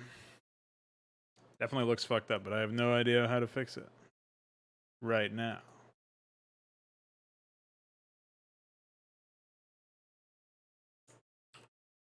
Okay, so that's more varied. Good there. Can you build upon refinery, or can you build a gas structure on a geyser that is on unbuildable terrain?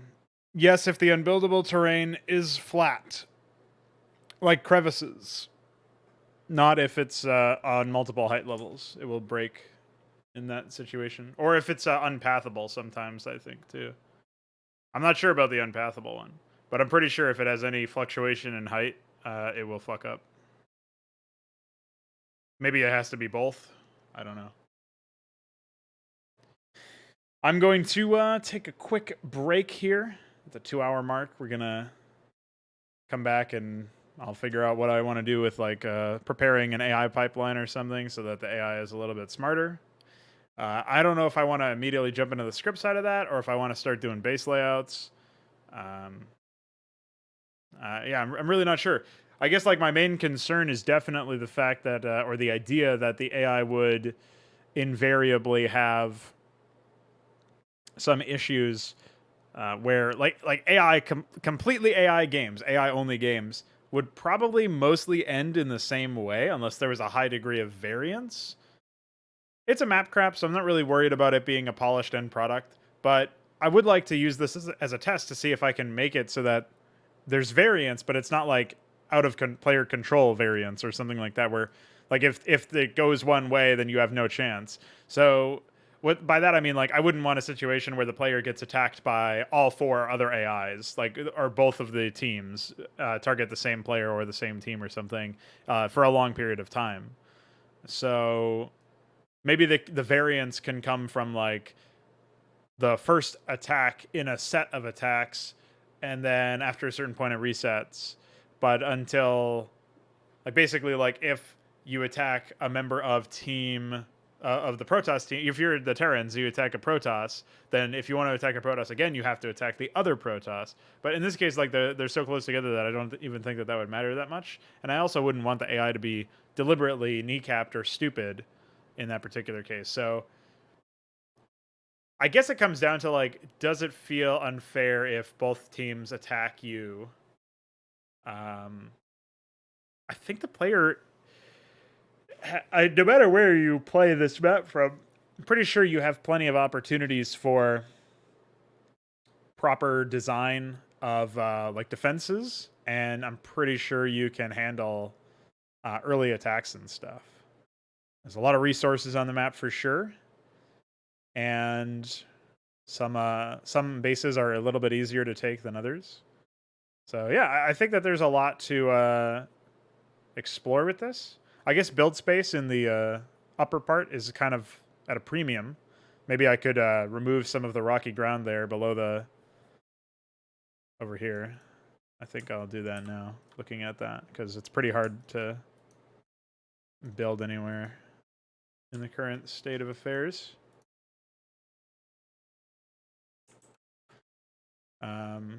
This is mostly to stop you from building a bunch of shit out here, but I think it's fine to cut that down a little bit.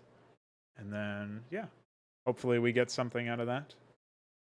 So I will return momentarily. When I do, we'll probably get some more base layouts done, make some final changes to the layout in that sense, and then we can start on like decoration and stuff if I feel like it. Maybe that'll be something that I do tomorrow.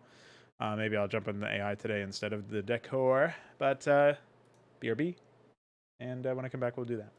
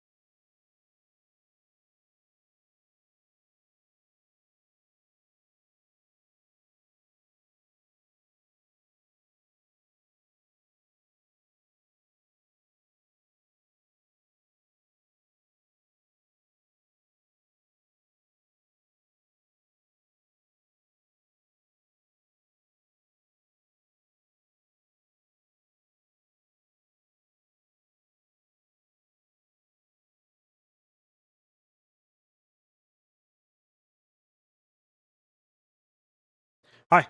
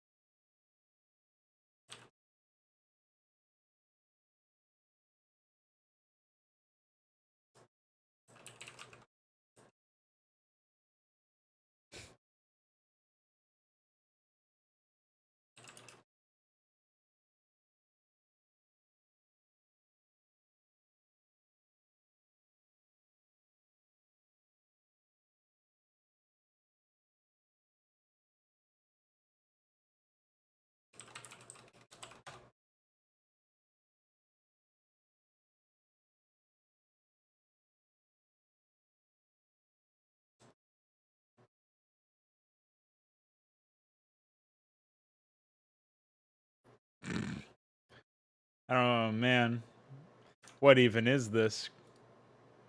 Oh, what's up, Mutas Dozen? Dude, you missed it. You built at least 3 Mutalisks.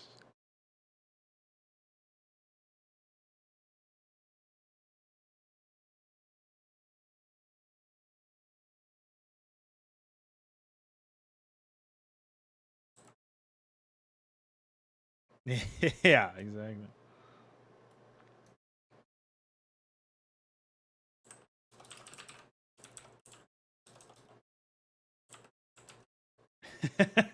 Yeah, Hydra doesn't.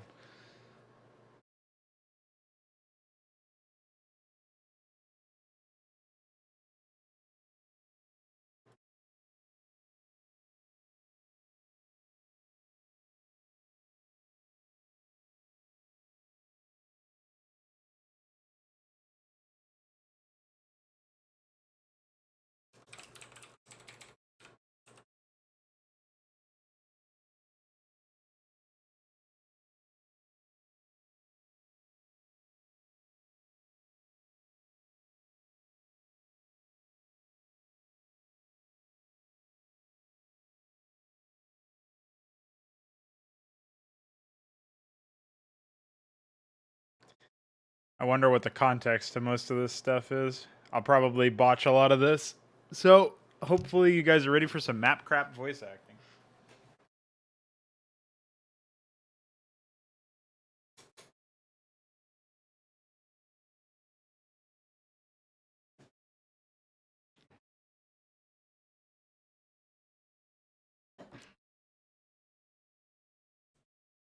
I might need you to do your own lines, yeah.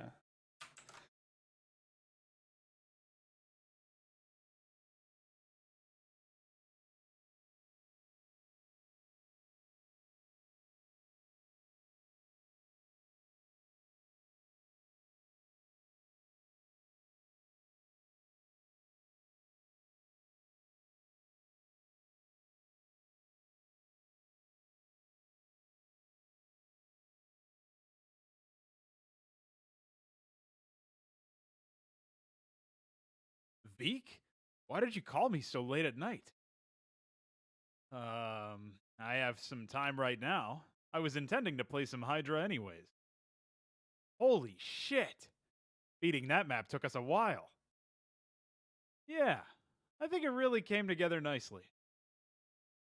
I think it really came together recently. What are we playing now? What? Is this what Metzen did to this game? Void. How fantastic. Let's get this over with. Can we do anything so he recovers? What's your approach on the objective? Wait, didn't you design this map? Oh, fantastic. What's this gimmick all about? Sounds like fun. What's your game plan? Getting him back on our side will surely help. Let's focus on that. That's Amon! How fantastic. What's next? Necron? Yes, sir. What did you say? Fine. I went into the role too much. Hey, Mask, join us. Yes! United against the anime. I'm coming. How embarrassing.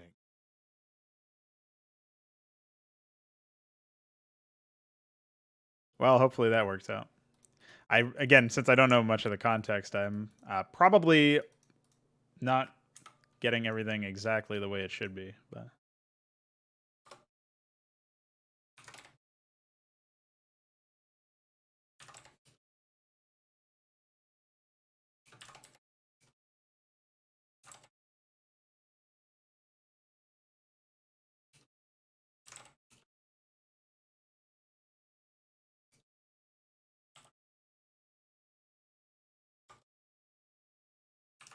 don't worry, it's Mapcrap, yeah.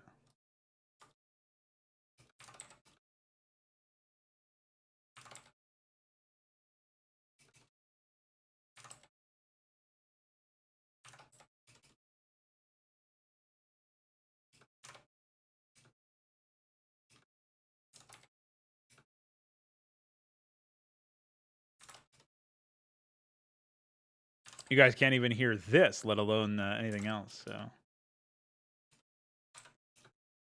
I hope you guys are feeling epic that all you hear is my keyboard.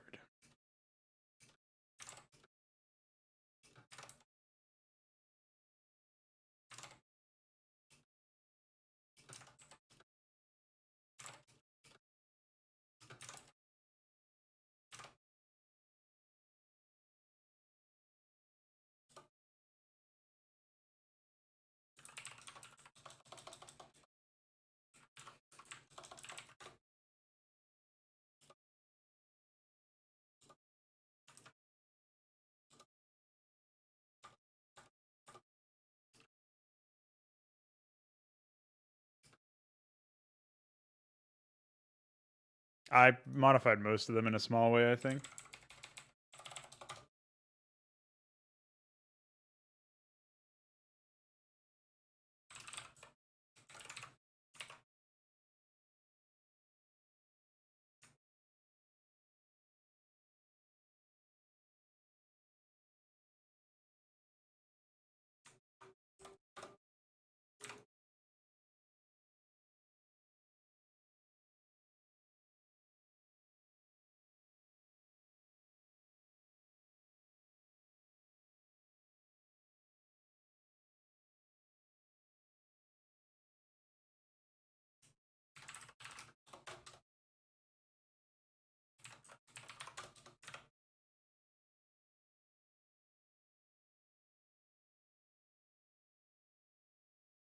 Now, there's some voice acting that I was supposed to do for you, Commander, but I don't remember.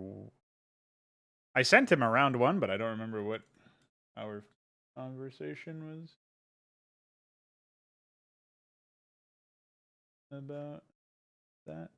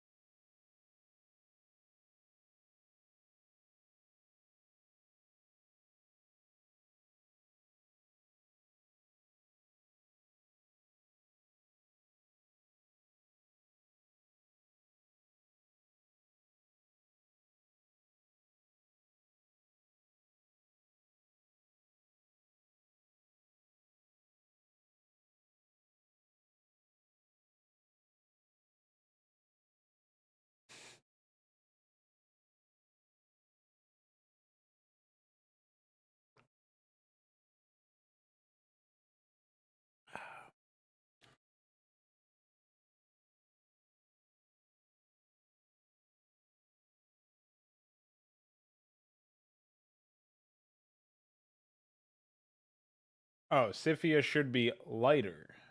That's what he said. What did I even give him? Oh, okay. Yeah, so that was like a really deep voiced man.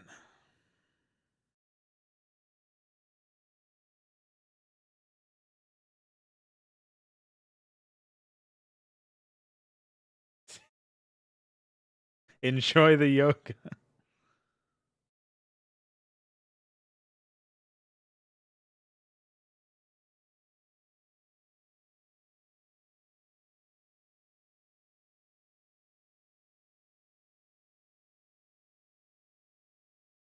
I'm not even really sure. Not even really sure what kind of fucking direction to take for the Scythia of all things. It's supposed to be like a light uh air unit or something. Like I guess if the Mutalisk had a voice. I just imagine some really annoying nasal thing.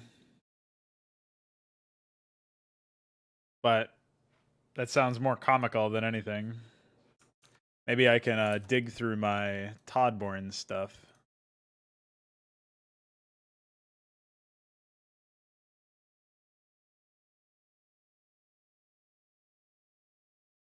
And find something goofy.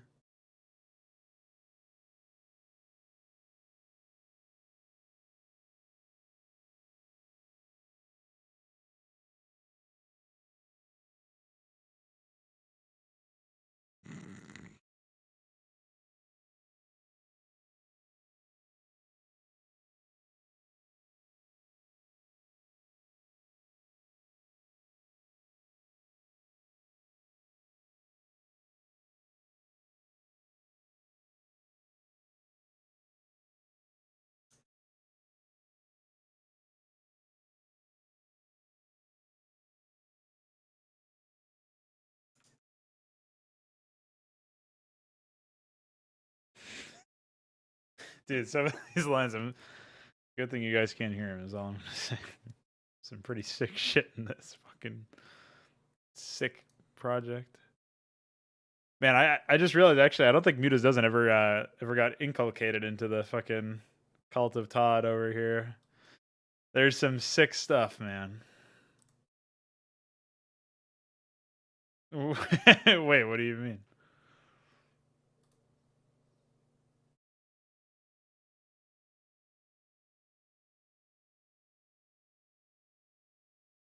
Colin script N, by the way. All right.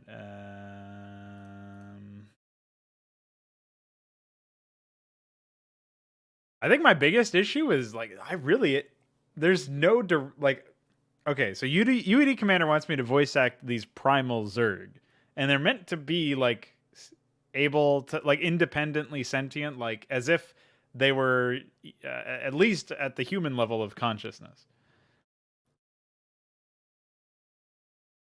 And well, anal is for the map analysis for CS:GO stuff. I still haven't done everything I'm gonna do with that.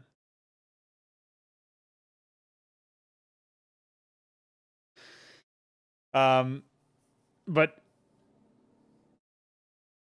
oh, so like these fucking project, like the primal Zerg being like intelligent is one thing, but being able to communicate, like I have no direction for how to provide them with a voice. And it's not like they can have some grounding in material that's already out there that I can use as reference material, like Protoss. I guess I could make it like a Cerebrit, but the Cerebrit is intentionally like a psionic entity. And well, the thing is, there's only so many different things that you can do for Scratchy and Guttural, right? And he wants a lighter pitched, like a higher pitch type voice, like a I don't know how else to describe it really. And that's probably the issue is I can't really understand what he's looking for this. I know what he means because I gave him a very dark, like deep guttural voice and he said, "Oh, it should be lighter or something like that for this particular unit because the unit is well, it's not a heavy set thing, like it's not a large creature. It's a smaller, more nimble creature." And so I can't come up with anything in my head that for me feels like it would suit that. And because I'm not able to like come up with any ideas to even to just test out, it starts to be I don't know, it becomes very very strange, very hard to seal the deal there. The only thing that I've done that's even remotely close to this has all been like comedic work where it doesn't really matter what the kind of voice profile is as long as it's getting across the comedic nature of the unit. like I had talking alien creatures that looked like Zerg in some projects, but they almost like were just deadpan the fact that they talked like humans did.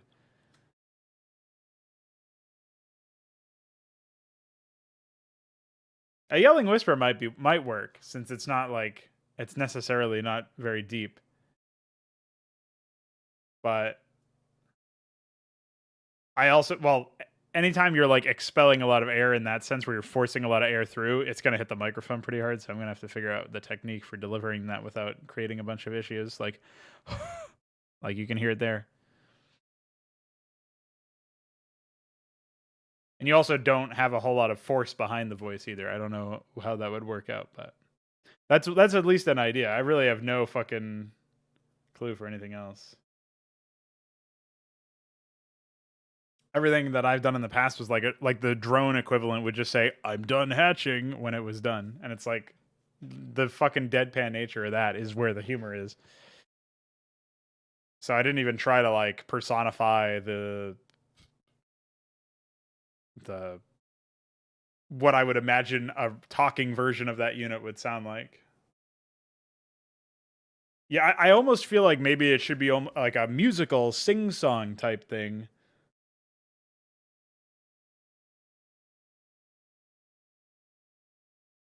But it also should probably not be English either. It should probably be something that you can't fucking understand whatsoever. So yeah, I don't know. That's really like the tough part for me anyway. I know his graphic for this uses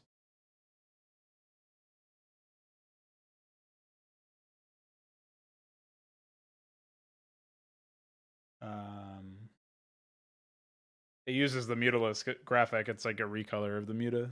So I don't know, man. That's a rough one. I don't even know what to search for like a reference material or something, you know what I mean? Like I'm trying to figure out something like that.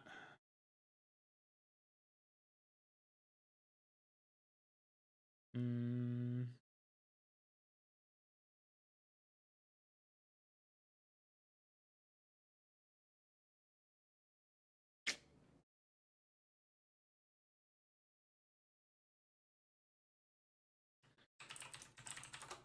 let's see if I can find.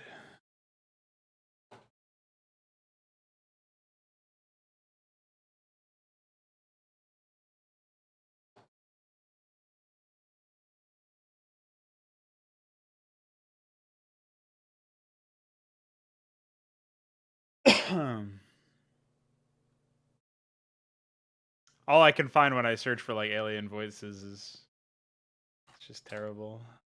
I'm trying to think of like some other take of this concept. It's not working out very well, I gotta say.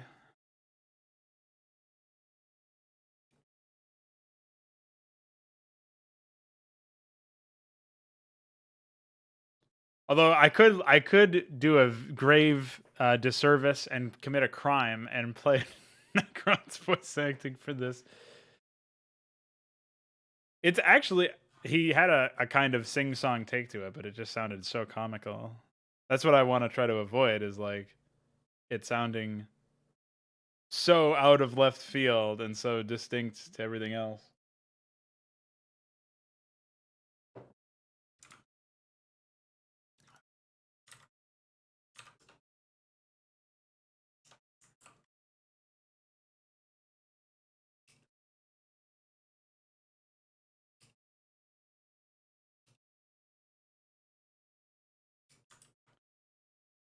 Yeah, it's definitely too. I wouldn't want to feed him that anyway because it was recorded with the old mic, but it's definitely too deep to be messed with. Oh, let me take a look here.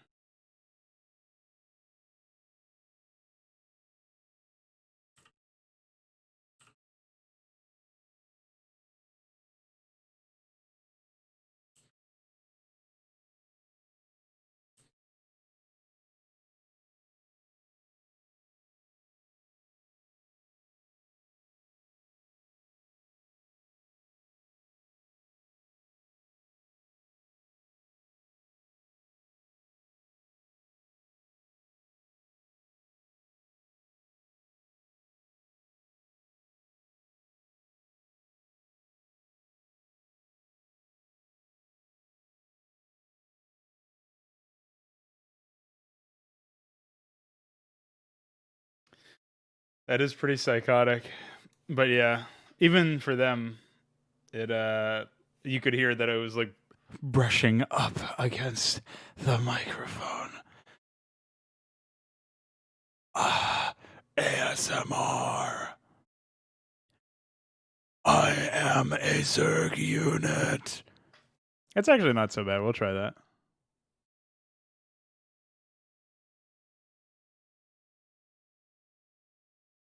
We rule the skies.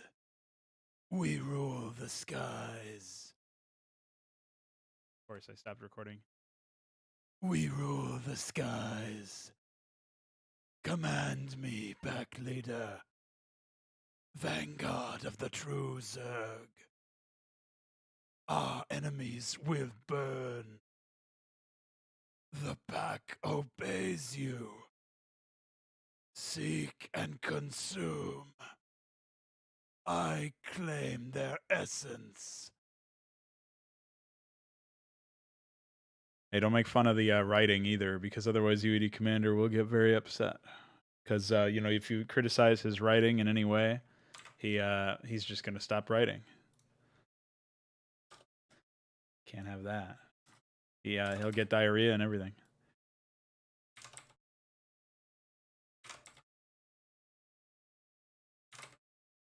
I feel like it should probably be a little bit faster, but maybe I can actually do that as an edit in post. Not sure. It's not that many lines, as you can see, but getting to the point where you could actually figure out how to do it is pretty rough. Sophia to raw.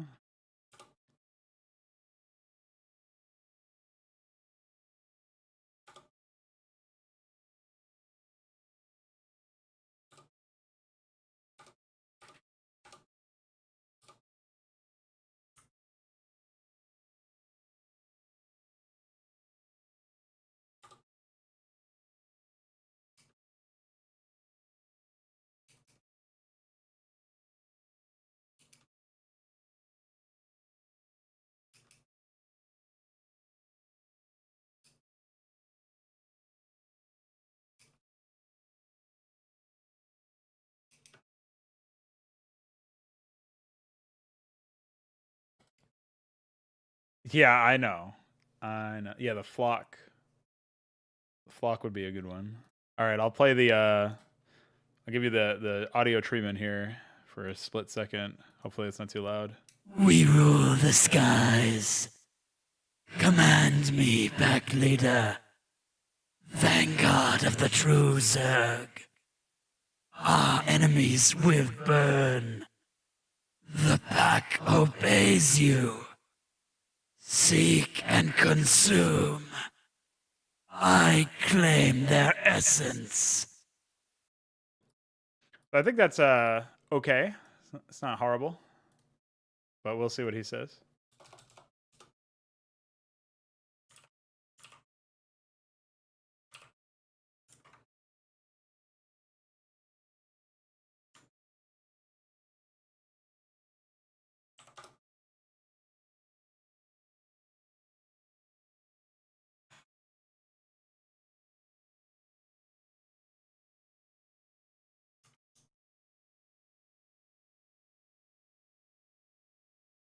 I would not be able to get used to hearing that as the a Zerg unit response, but whatever.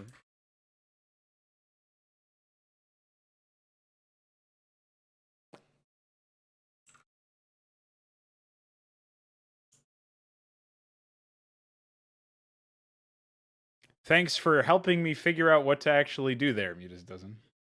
Yeah, just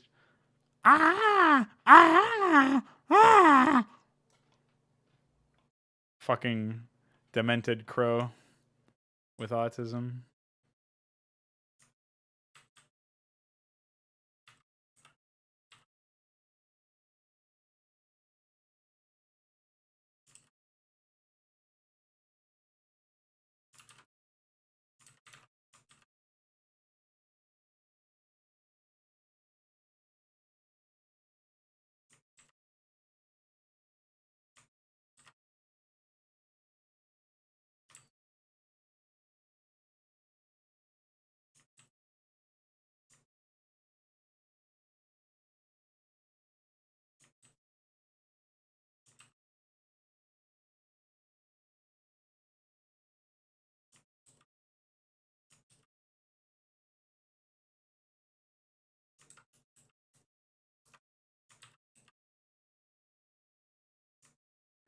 Trying to pretty up the map a little bit here.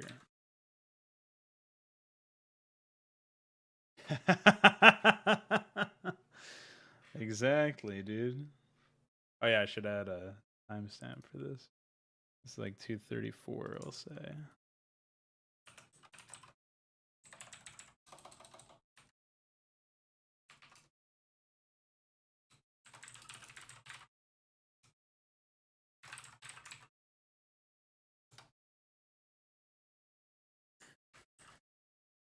I don't think that the stuff that we see here for like I'm not really that worried about too much about the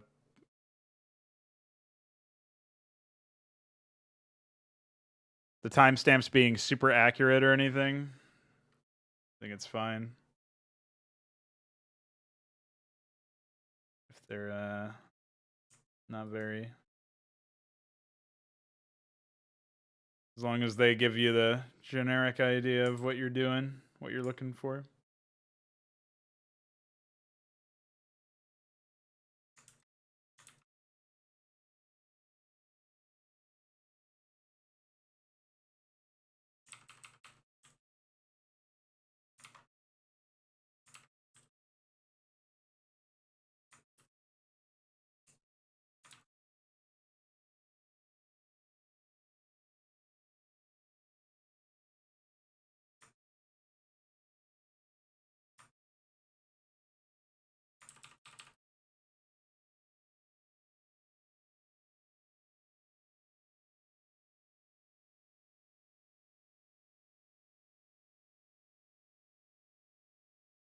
But it is also something that I need to constantly keep up with because otherwise I will just never remember where everything is.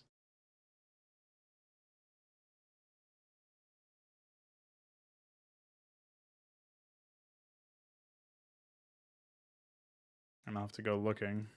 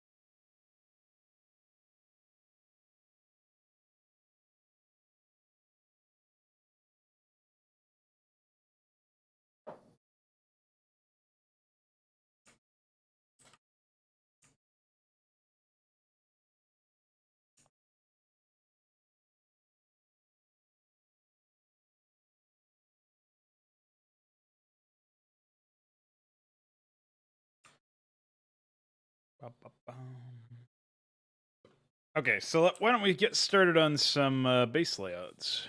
Should be good.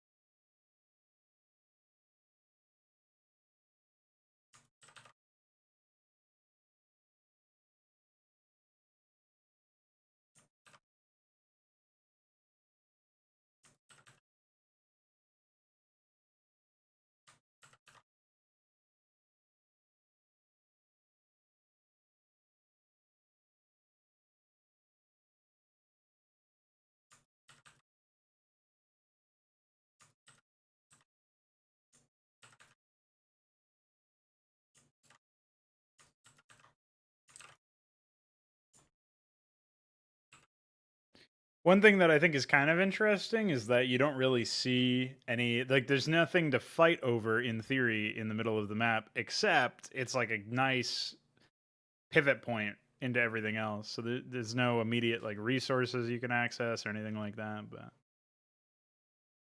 I do not know Omni Scourge. Is that a streamer or somebody?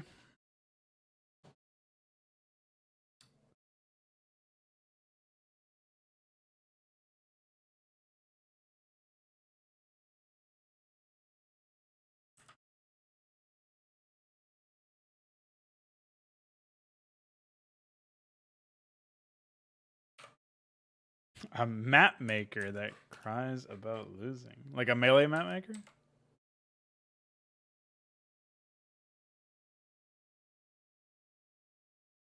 Oh. So he cries about losing in game, you mean? He's a fuck.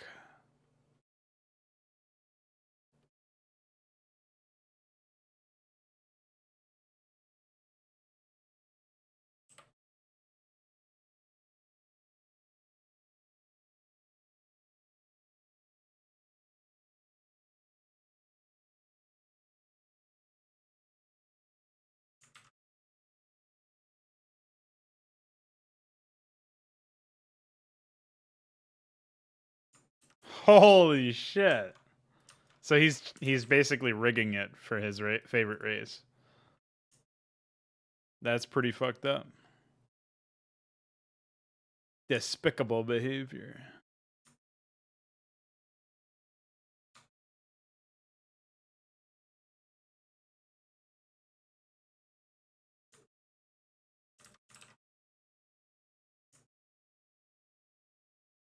How do you lose when you have that much of an advantage? Is he just that fucking bad at the game?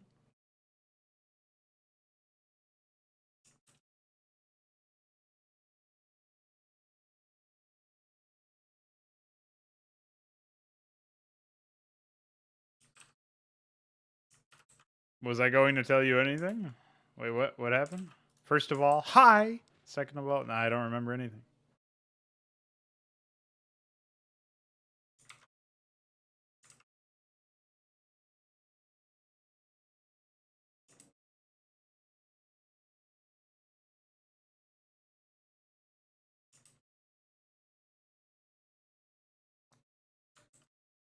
Oh, I was going to go through and show you all of the ramps that were fucked or whatever. I think that was it.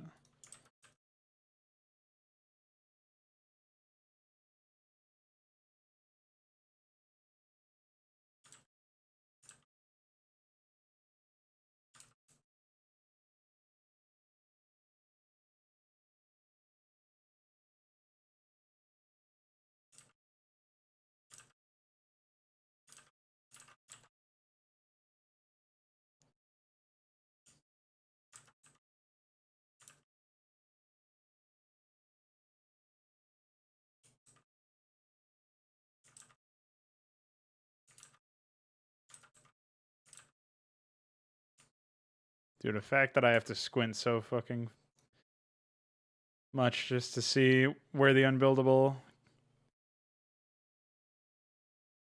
tiles are is pretty ludicrous.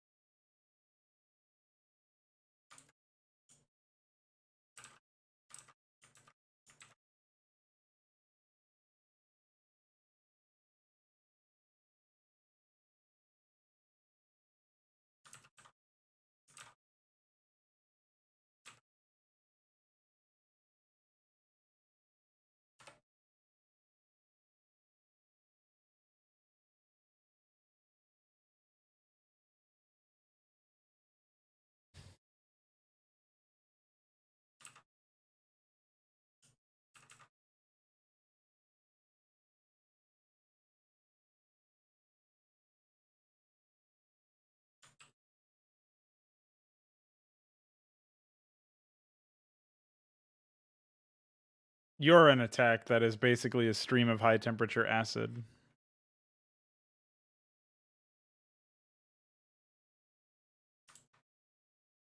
You're burning the enemy.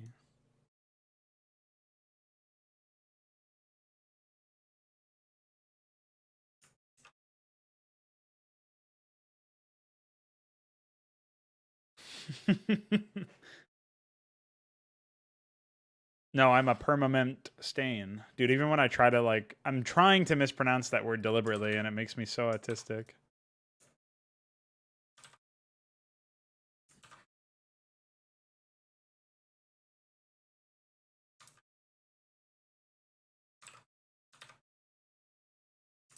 I hope SCBs get stuck all the time when they're trying to do this stuff.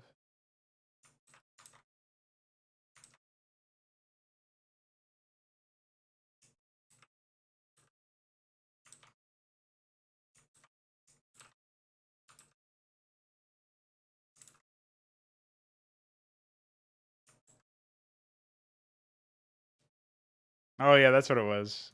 A poisonous lie. Permanent stain was from well, I think it was from Jay Barino, but Necron always pronounced permanent as permanent, so, or typed it as that, so it became permanent.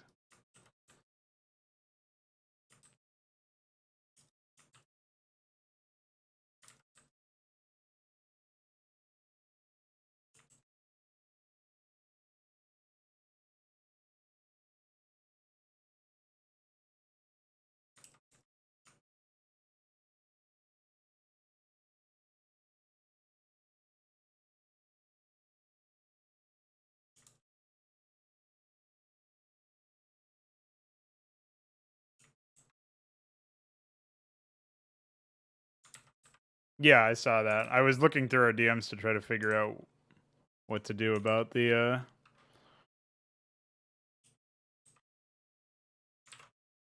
Yeah, I know what you mean.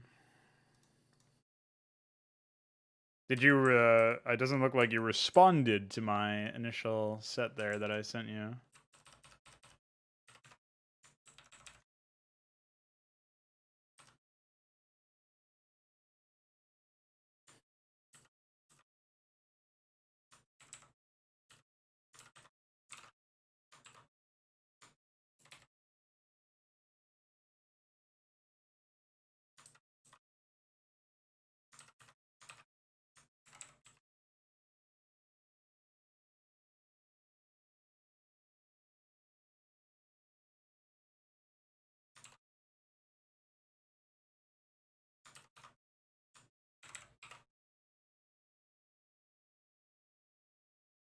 Well, you can just send me whatever the new version is and I'll do a similar thing. No big deal.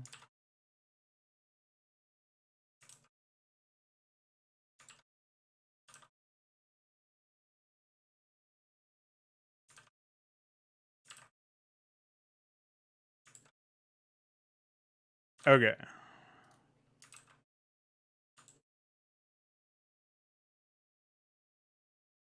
It's a little slow for what should be like actual unit responses, but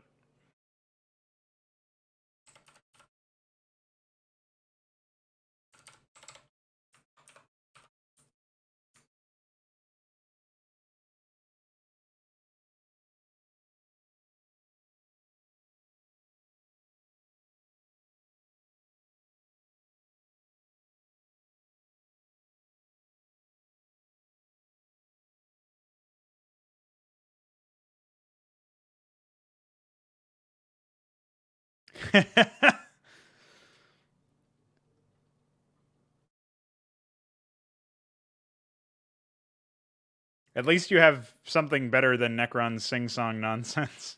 That's all that really matters. I swear his stuff sounds like it came from a comedy project.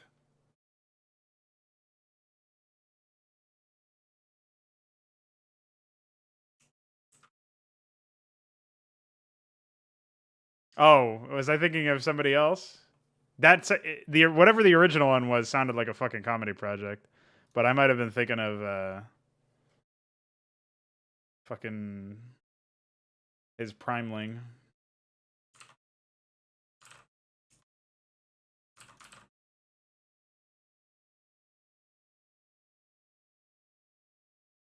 I think that one's actually still in the game, which is scary.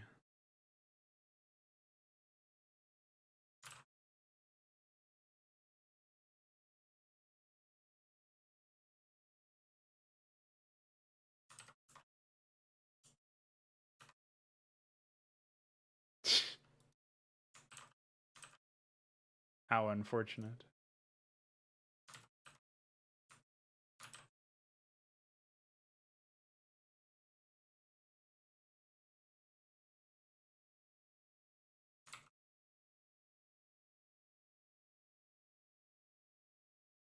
You.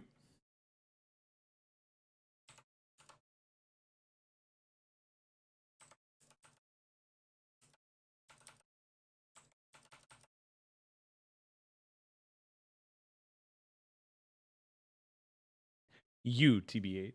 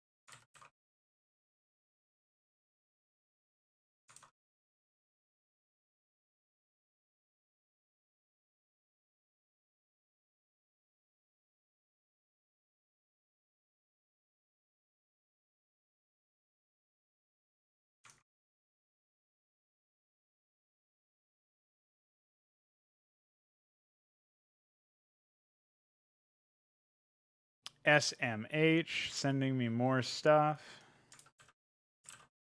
It's okay. I should actually save the line here.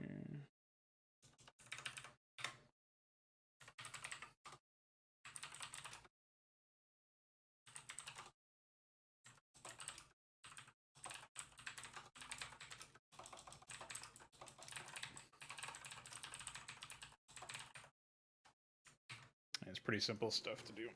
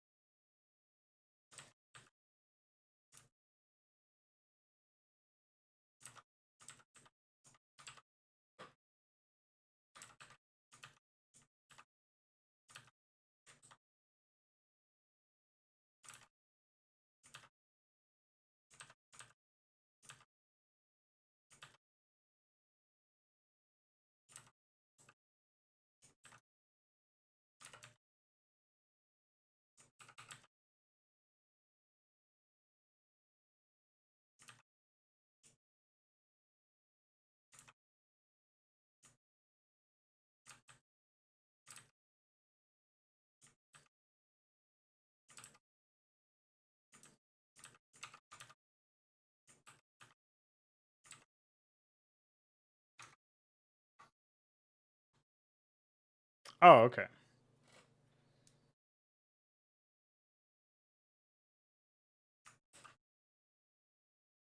Why did you say TBH and then nothing? I was waiting for a follow-up.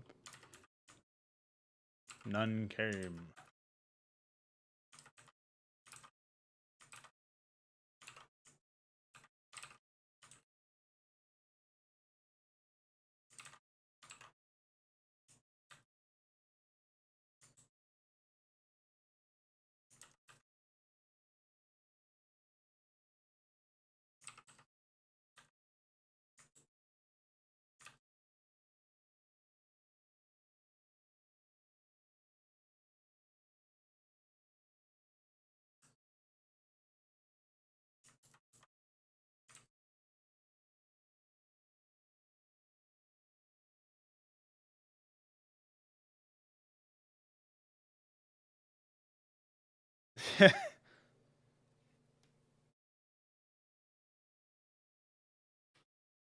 Yeah, the problem is, like, it's probably just a whole lot of decisions that are held back by technical limitations, lack of art assets, and so on and so forth.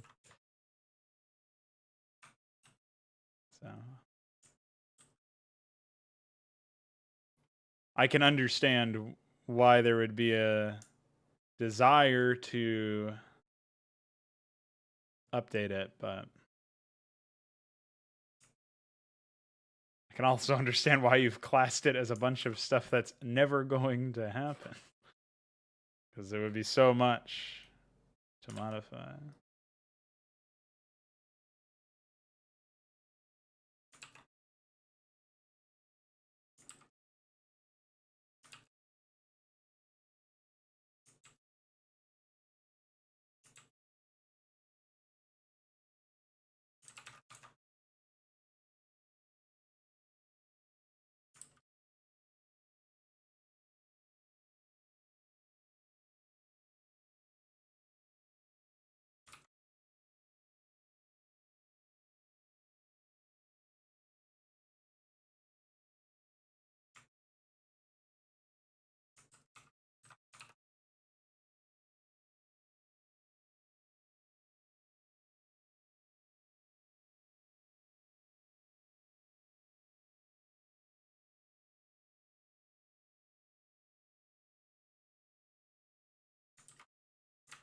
Oh, shit.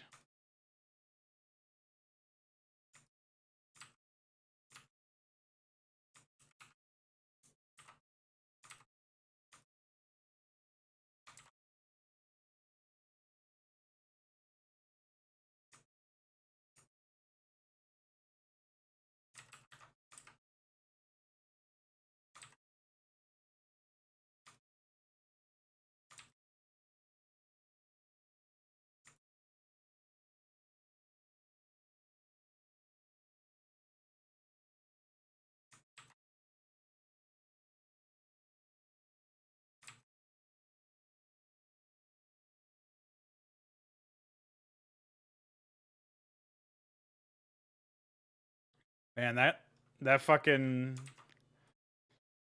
legend of a fanfiction writer really is. Every now and then I just get reminded of his existence. What a crazy guy.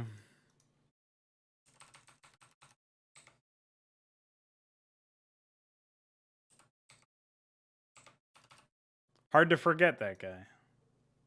You know what I mean?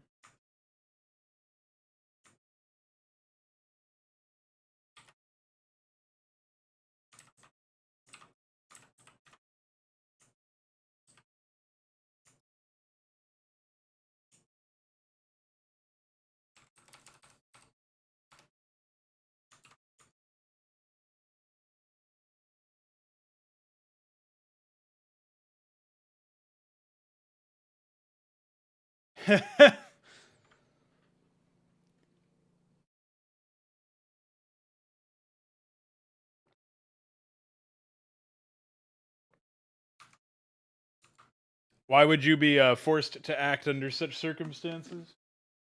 Oh shit, did I drink all my water already? Fuck. I'm gonna have to BRB to get more.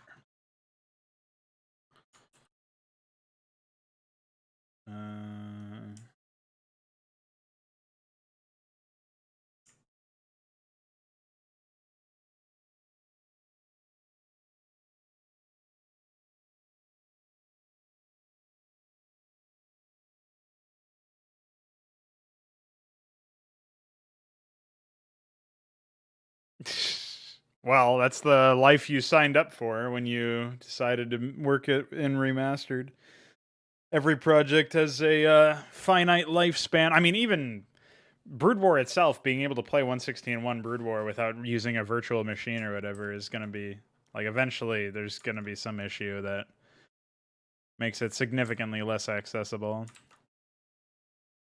to modern machines, I'm sure, which will be really unfortunate when the time comes, but not something that I'm not I can certainly see it happening. So I'm not like not expecting it, Grateful for the opportunities I have now to not deal with it, running a VM constantly just to work on the game that I want to work on.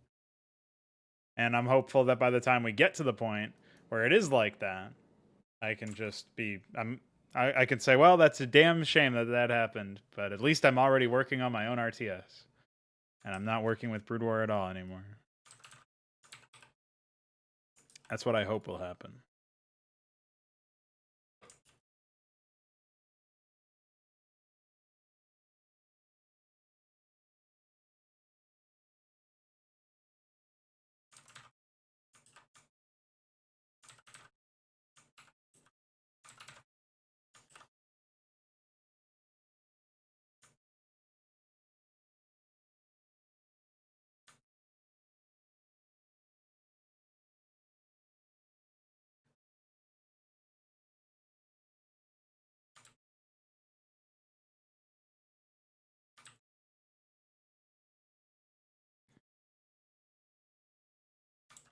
Just about done making it all look pretty.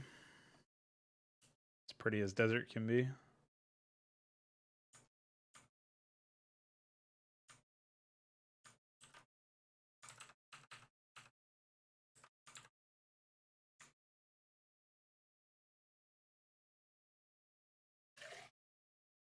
Null tiles from cliffs is some sort of rare aids. In you mean like for the ramps? You basically you have to what I do is so like I'll take the hold on. So here's the asphalt ramp, for example, and then I'll select all of the tiles, copy, Control Z, Control V, and then place it. Takes a little bit of time to figure it out, but SI has said that it should be a feature that he adds in soon. Like I asked him about this over a month ago, and he said that he would add in a feature to make it so that null tiles are not selected in the palette. But so far, nothing.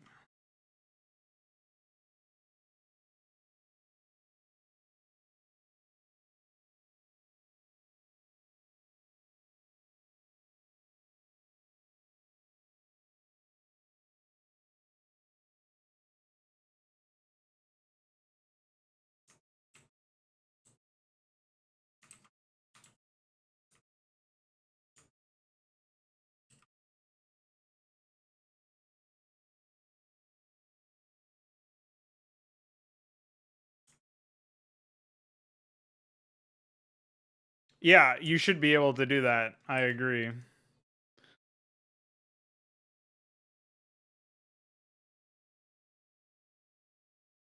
If only.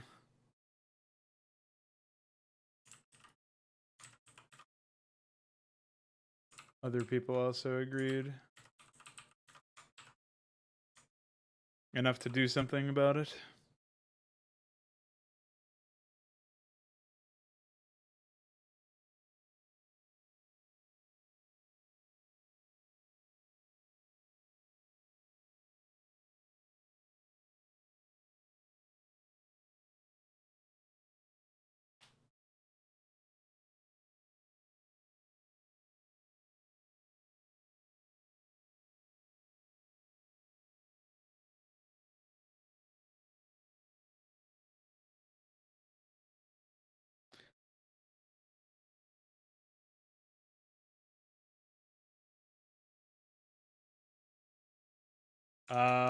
Well, actually, I might be talking out of my ass, and maybe that feature has already been implemented. When he said he would get to it soon a month ago, I was like, oh, okay, I'll check on it in the daily. And yeah, well, he still has not. He's updated it since. Oh, he updated it on the 24th of June, But all it did was fix custom locale settings not being saved and text trig edit mission briefings potentially corrupted custom switch names, which is an absurd bug that Veek found.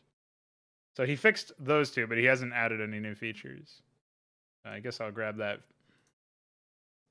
version anyway. Minimize that.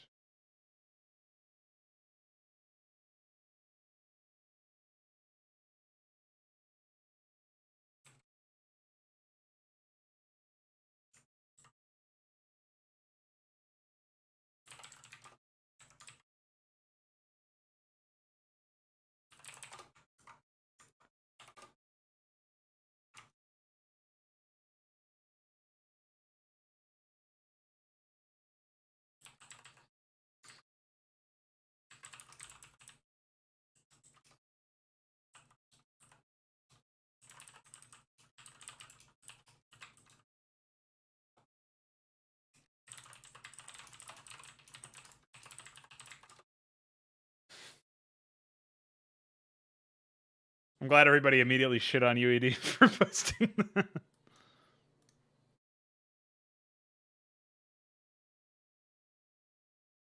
That's pretty good.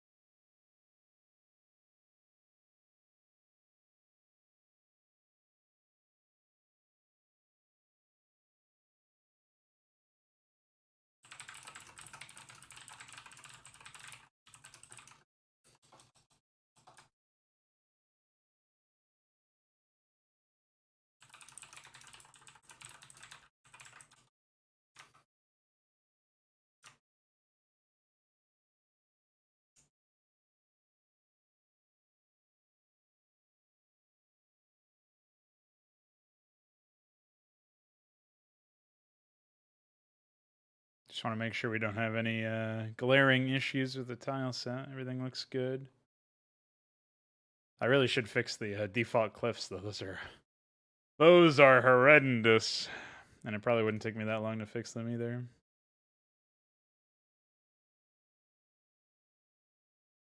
All right, well, the Terrans have been pre-placed, so that's good.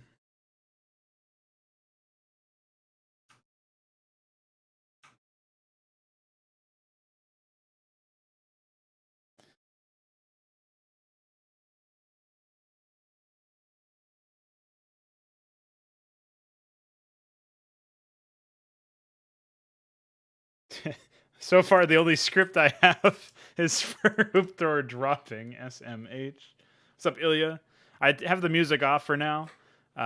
People can just put on their own soundtrack if they want to, and it allows me to listen to whatever I want without fear of disturbing anybody's musical sensibilities or having any issues with YouTube blocking the video because I played a certain song.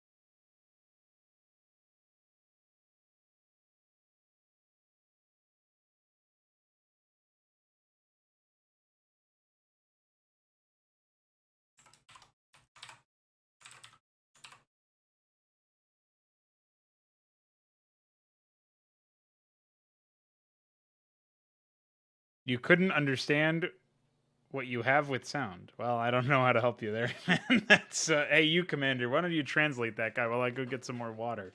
BRB.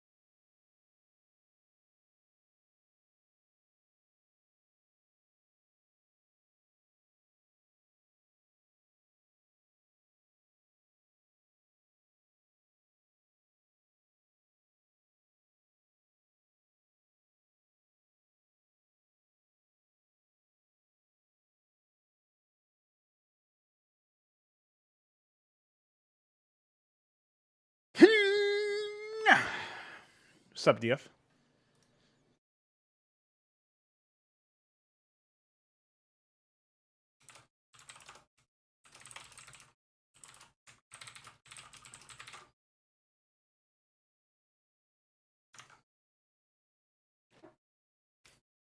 What's cooking, good looking? Mwah.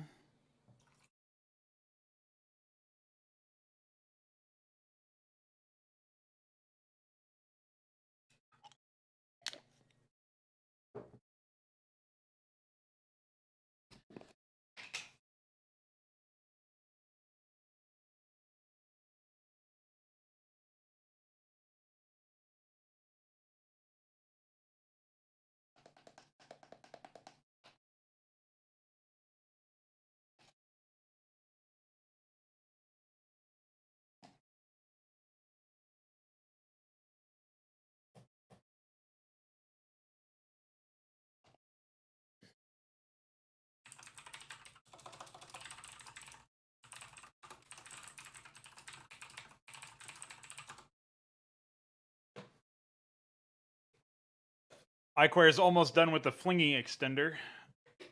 Only a few more things to fix up.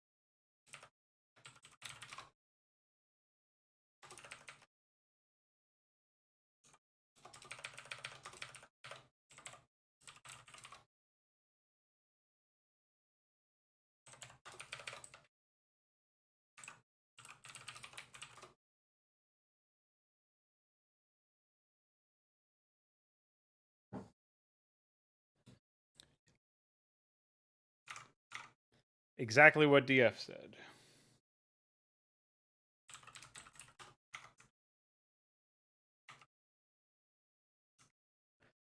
I'm gonna really quickly update, or not update, but try to figure out this scheme here.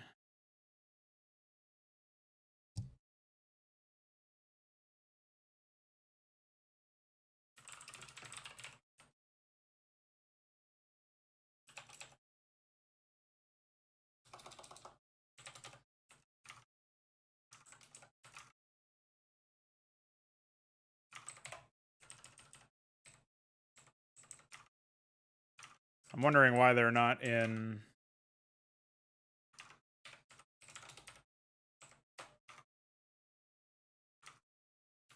the same order.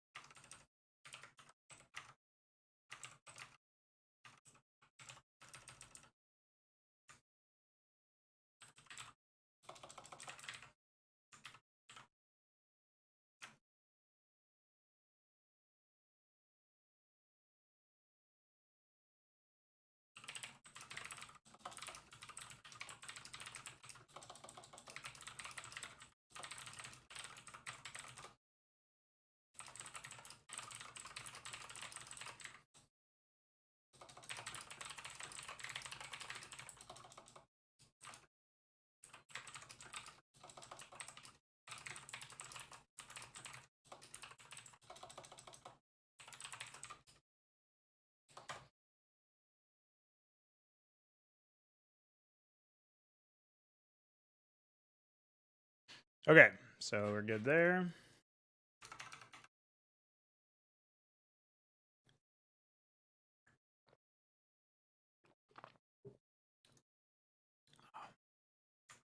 So DF, I know you were somewhat skeptical of the whole build space thing for or add-on. Well, yeah, I guess it was the building space for the Terran production structures. I just wanted to let you know. I think that I think it's a change we're probably going to stick with at this point. It feels right because without the add-ons, you won't really be able to build much. And the add-ons themselves, while they always are requiring the same amount of build space, right for now anyway. Maybe I'll change that. Um, because of the fact that they're always going to be requiring the same sort of build space, I think you're gonna see like Terrans will still need very unique base layouts because their structures are going to be so wide effectively, right? They're the size of defiler mounds now. The base structures are two tall by 4 wide, but with the add-ons it becomes 6 tall or 6 wide, right? 2 by 6. And that's very strange in Starcraft. Like you wouldn't expect that.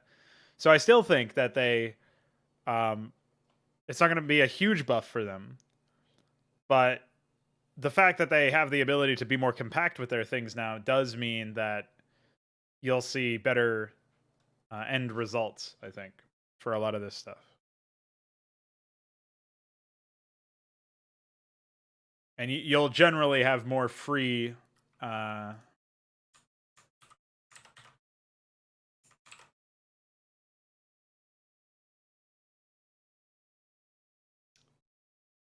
more freedom to customize your army depending on your add-ons.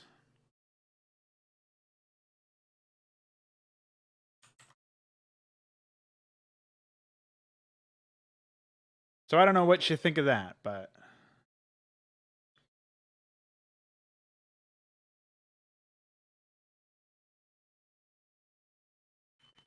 one sec.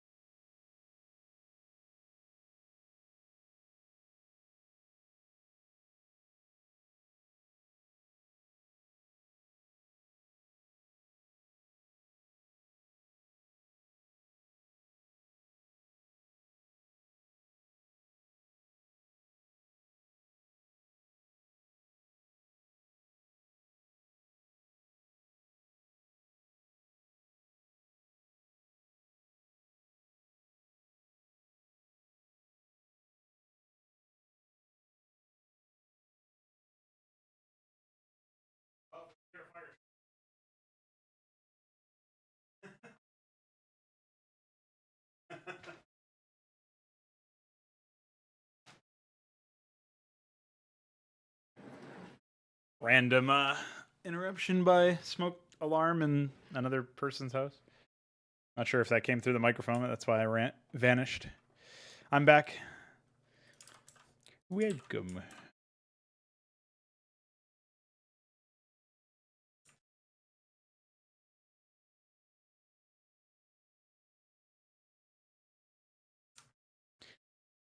So the question is, what do I want to do with my next bit of time here?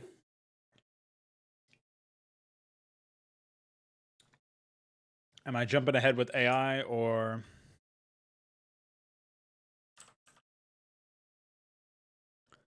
am I going to go for something else?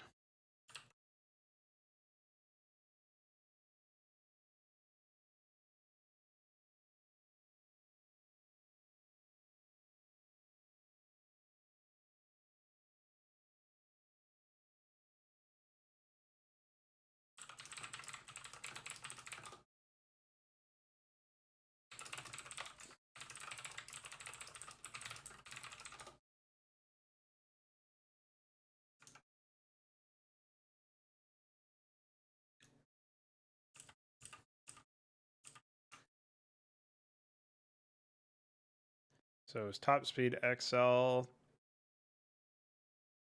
alt distance, turn radius, movement type, script.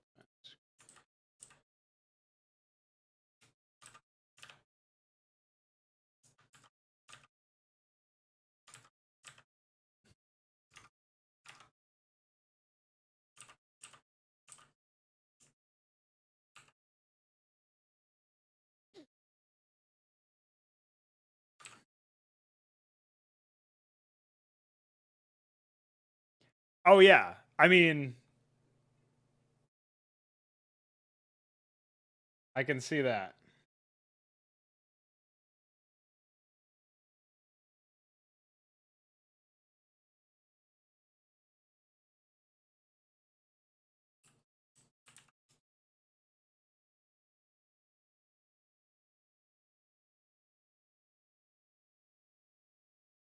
I can sympathize with the graphical concern there.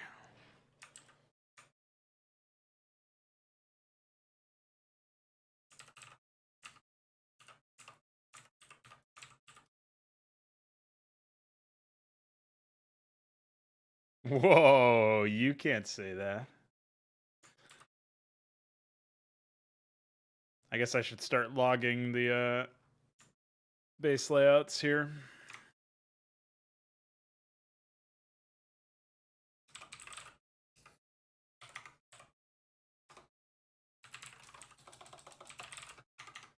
And look up the syntax for that real quick.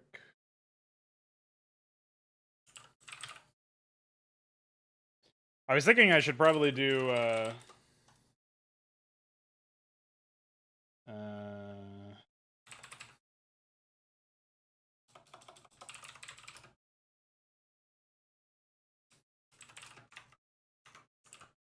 don't know how to describe it per se, but I was thinking I should do maybe an update to the table of contents so that you can see the script command that you're looking for.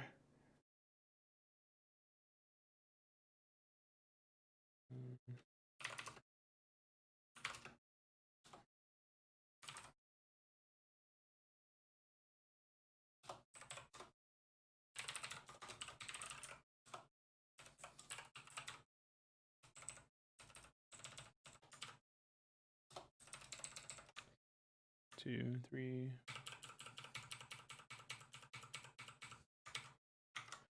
I'm actually not sure how many bases we have per se. Looks like 18.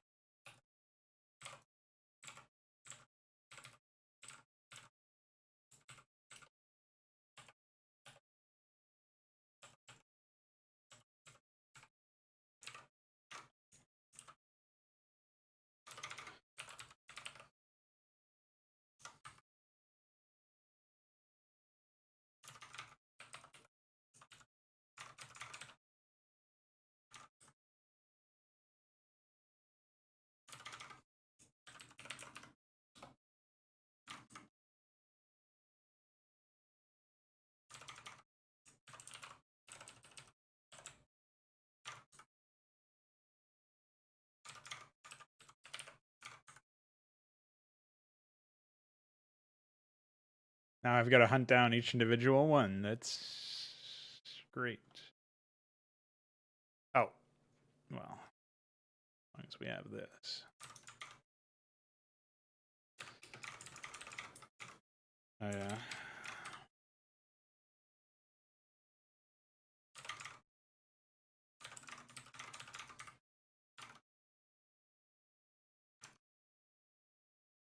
Hey, Veek, if you're still hanging, I had a question for you. Is there some way to make it so that you can automatically convert new layout coordinates that have a space in between them to have a comma in between them instead of the space? So that I could write it the same way that I wrote old base layouts that have the space in between the coordinates, because it's much more inconvenient. I know it sounds really, really weird that it's just a comma instead of a space, but I can hit space with my left hand while I'm copying and pasting. I have to hit comma with my right. So it actually ends up being quite a bit slower. It is? Well, I haven't used this ever, so.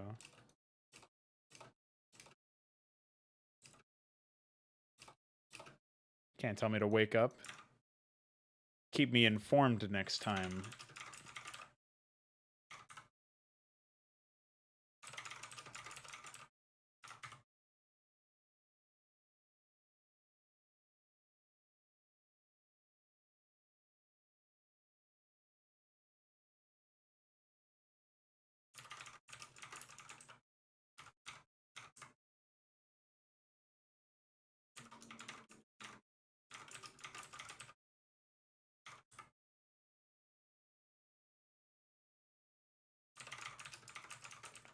Fucko. But thanks.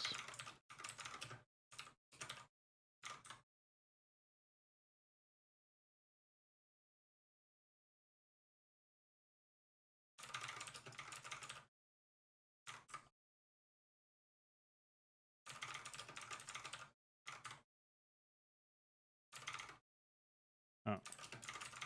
What did I just do?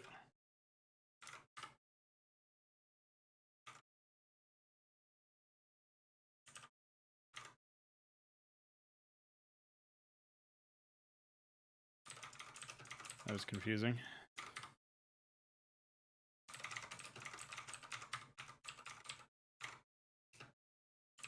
All right. Got that. No. Yeah, I don't think you've told me about it once.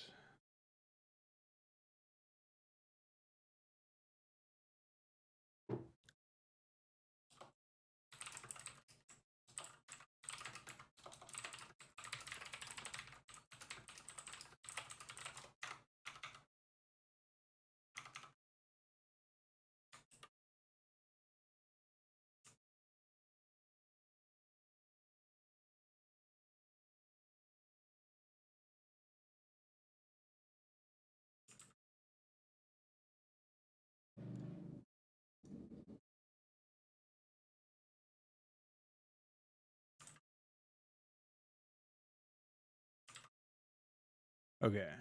We are good to go.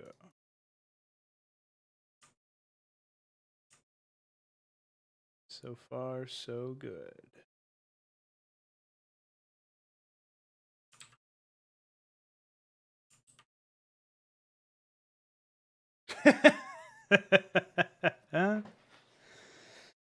They had the source models too. Maybe not for the terrain, but the idea that they would just do that is so embarrassing.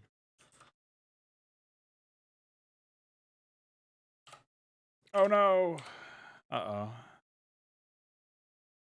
Well, time to close and reopen.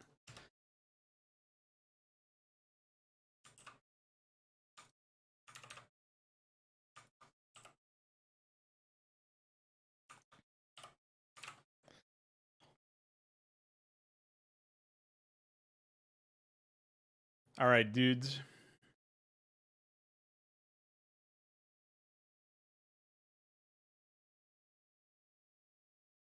Listen, Alexander sent me some screenshots. That's all I needed to see. Trust me.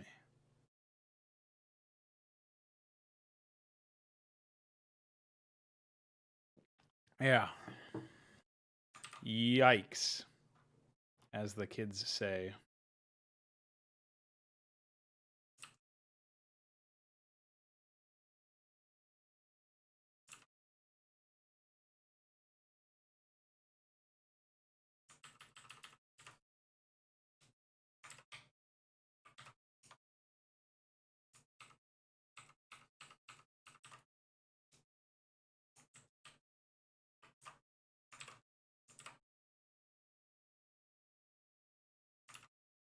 Pretty sure that's what the kids say.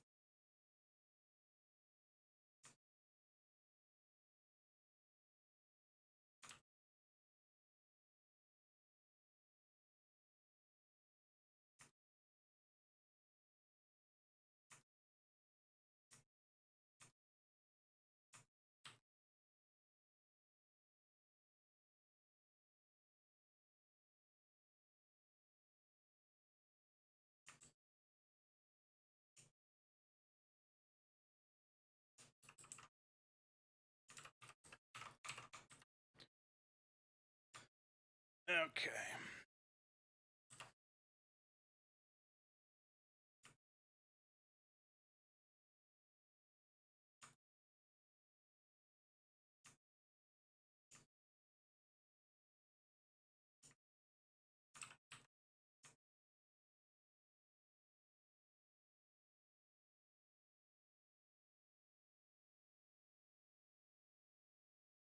Well, in a way, that would be a good thing because then there would be actual content for that game that was, had effort put into it.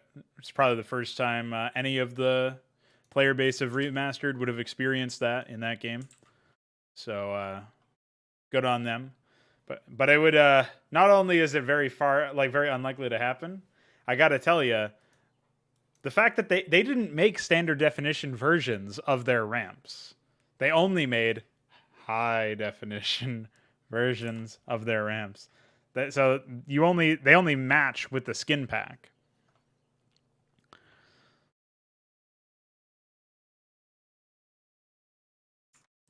Which is of course very embarrassing.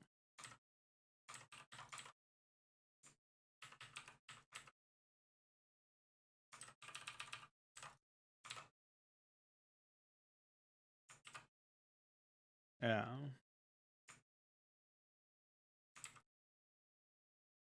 And yes, I know, calling those high definition. How embarrassing.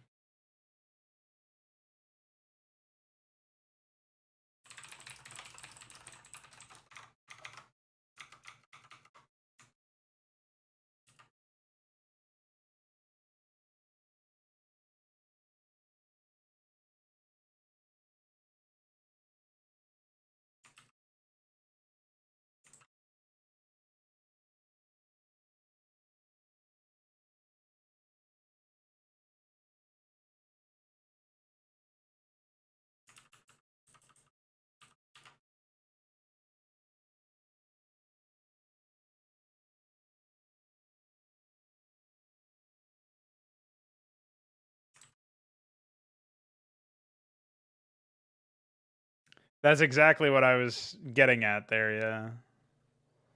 They wouldn't add them in because they're not the skin pack edition. They wouldn't.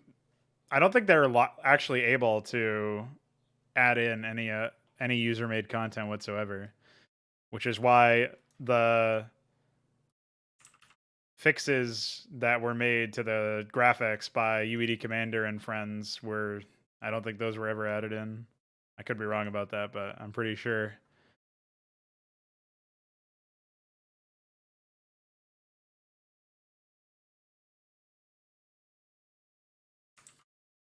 Yeah. And that it's like basic stuff like different offsets for the graphics so that they don't look fucked up when like the Hydralisk morphs into the lurker and like animations just being flat out fucked. It's basic stuff like that.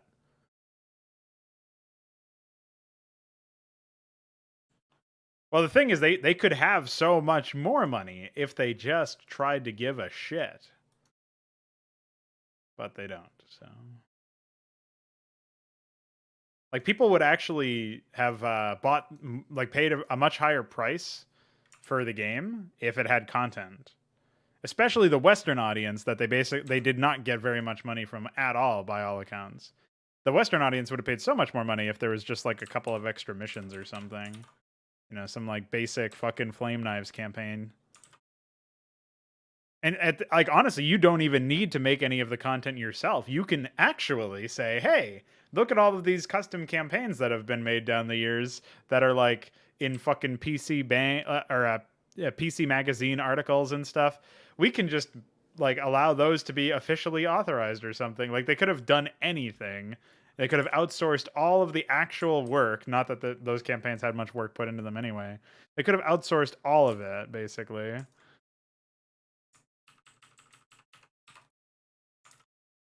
for the custom content thing.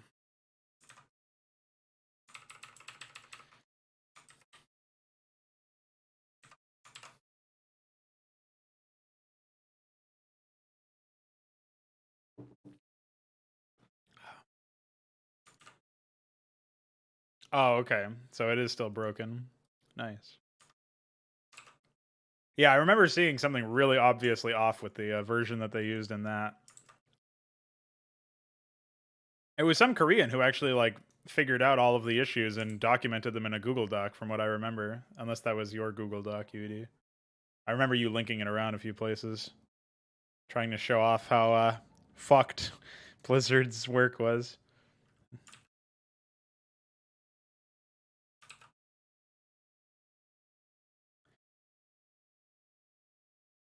Well, yeah, the only thing you could do is actually redo the frames yourself, which is a pretty tall ask, considering how inaccessible the graphics are.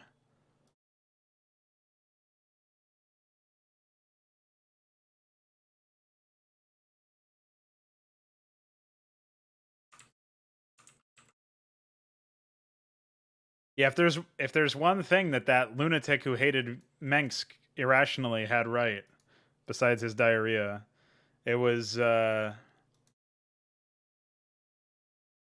Blizzard is incompetent. But I mean, he basically needed to find yes men to tell him that anyway, so I can't even give him credit there. Very sad.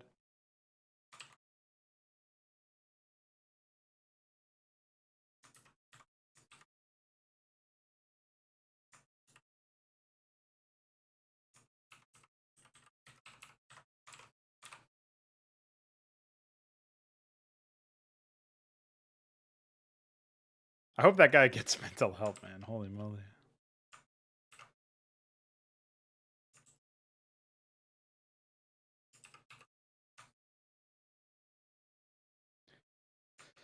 Blizzard basically sells most of the stuff that they sell based on their brand name at this point, and at the very least, that's generally tarnished now. But you'll still find a lot of pockets of apologists that are willing to say, "Hey, yeah, this is fine."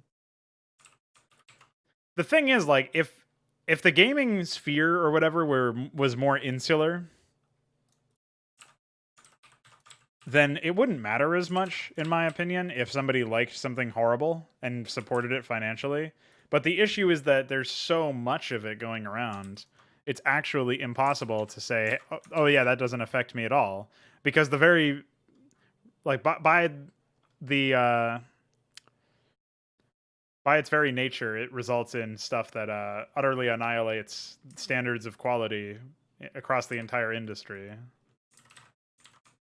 So, not something that you can really just say, oh, yeah, no problem.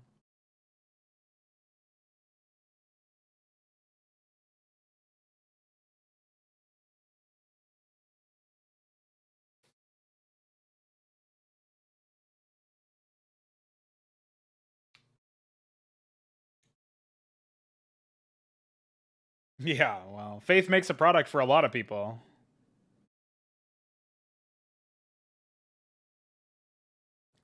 That's the whole buyer's remorse thing where they trick themselves into thinking that they're experiencing something worthwhile or worth their money at least. But also like worth their time. I mean, time is pretty fucking valuable, you know? Doesn't really matter how much money you have or don't have if you don't have any time to use it, which is why it's dumb to get a job that gives you $1 billion or whatever, but you have no time to do anything other than work and then relax so that you don't fucking blow your own brains or self-destruct. So if you don't really have much time to enjoy anything, then it's not worth the toils that it took to get there.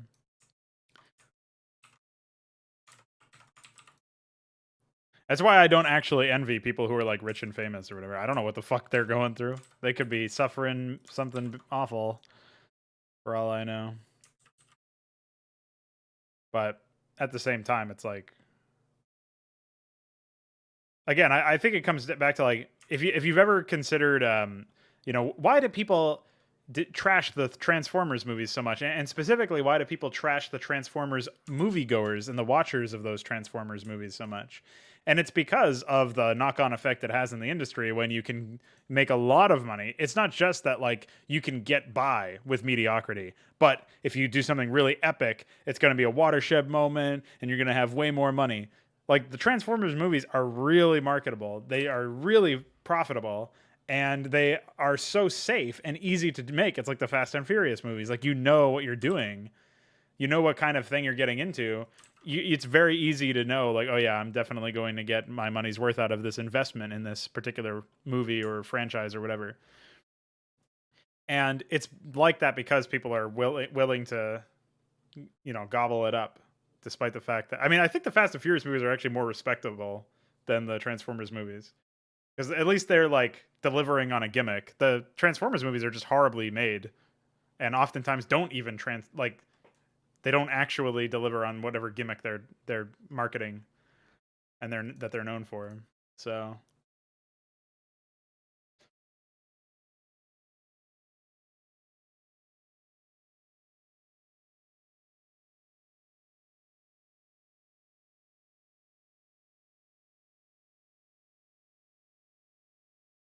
oh yeah, that fills me up with so much like sympathetic embarrassment. Like that is cringe to me when you play a campaign and it's got like a default voice, like a not even a revoiced original character line.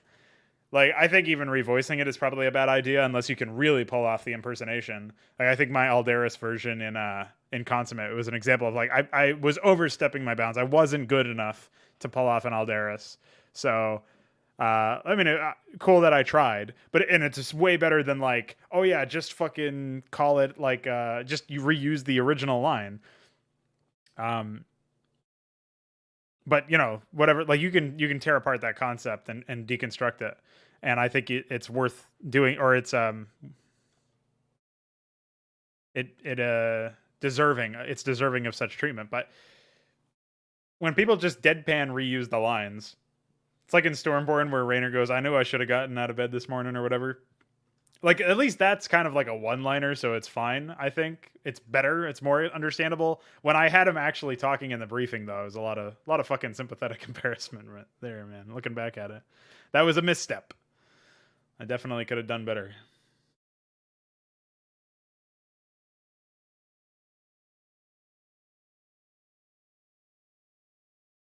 Right. Well, that's why it's sympathetic embarrassment, right? That's why it's cringy because it's like it's not doing what you want it to do. It's not working. Stop it.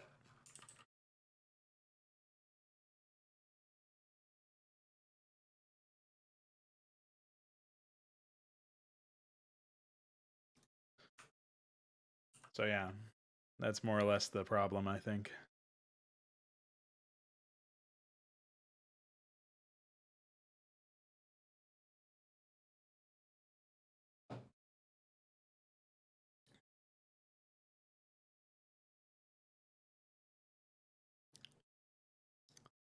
Okay.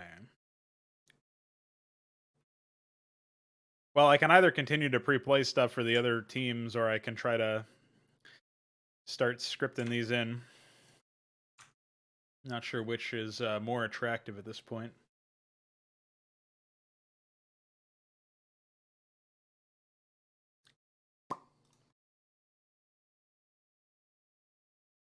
As far as an option goes. But the first things first, I do have to use the bathroom, so BRB.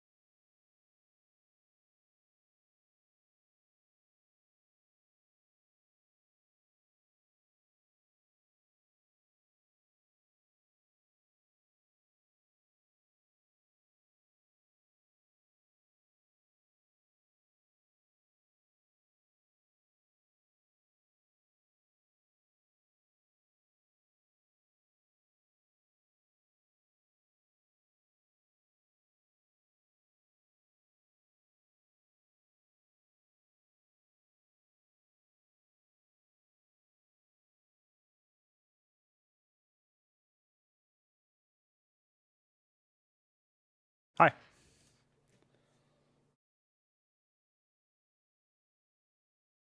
That what impossible dialogue is epic, dude. What do you mean?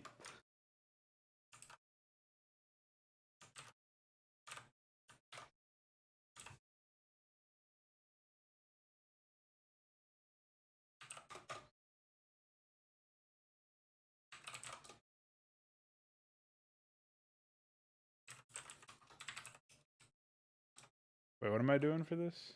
What size of this map? You. Let me see.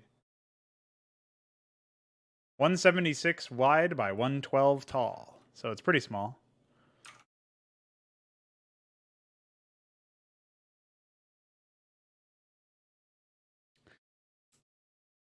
Oh, wait.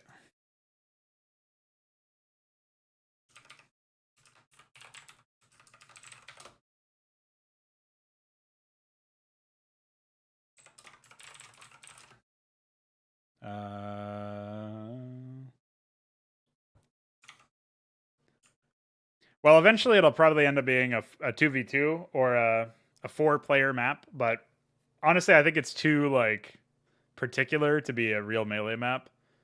I would just have to start fresh if I wanted to do something again like this. Don't say going homo.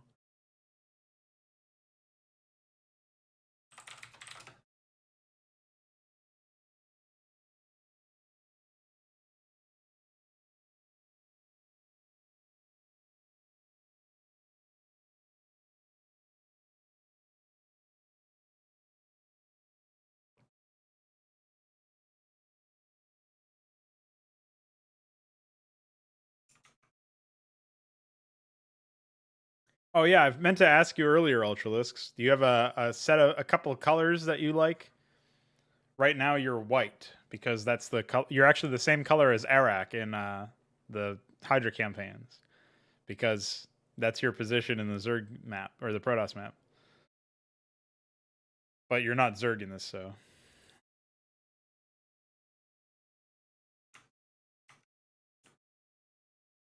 Right now, the colors that are off limits are a bright red because that's your ally, greens because that's a Zerg, a bright blue or pale yellow because that's the Protoss, and brown because of the tile set being desert would be really unreadable, and probably dark oranges as well. So if there's something that doesn't fall in any of those categories, you know. Dark blue or navy blue, okay.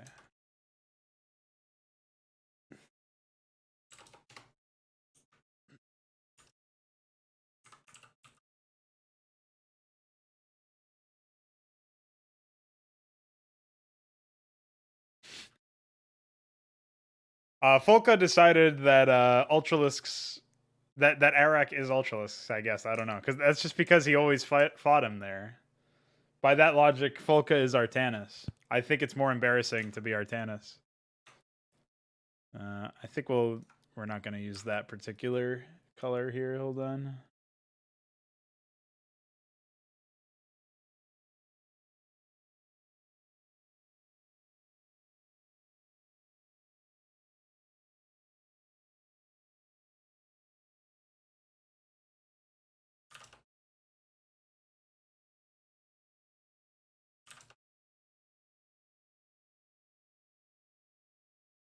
All right. Give me a number here, Ultra. This is option 1, option 2, option 3. 1, 2, 3. 2 is probably the deeper blue. So that I don't know if that's what you're into. 1 is a bit more faded, and 3 is the most faded. 2 should be good. Okay. I just have to remember what color that was. I think it was Zephyr. Yeah.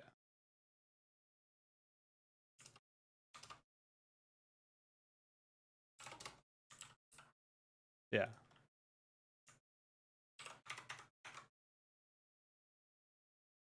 I can take a look at it after I prep the Terran AI. Well, you could have stuck with the blue color, but since you decided for a dark green, I told him that blue was available.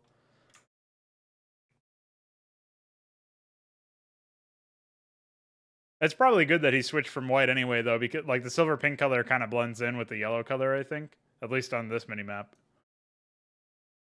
I'm not sure about the Zerg colors. I think they kind of blend together in the mini map as well, but I'll wait until I'm actually in there because there's a higher contrast in this window that makes it a little harder to see. All right, so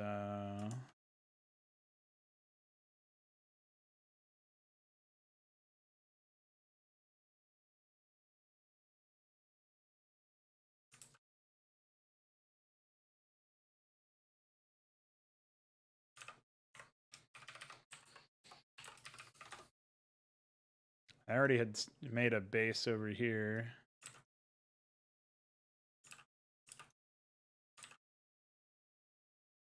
So that's fine.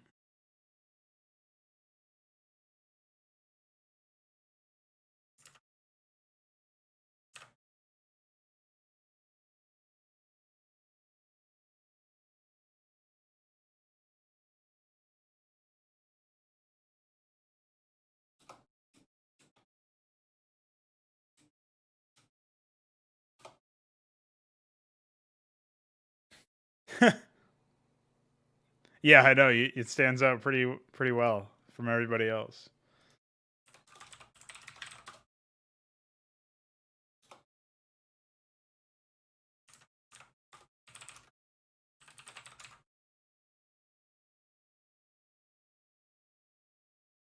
Oh yeah, it's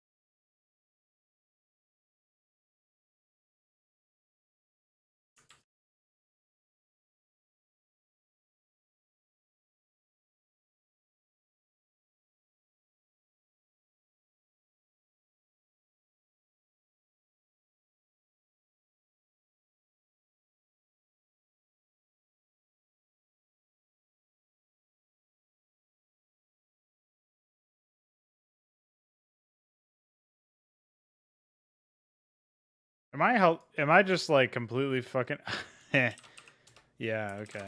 There's supposed to be checks on these. But those were not what was multi-run, so turn upgrades are probably way out of whack as a result. Okay.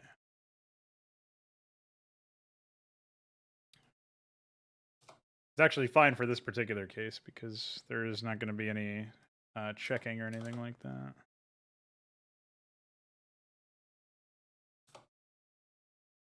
Because it'll be all one thing.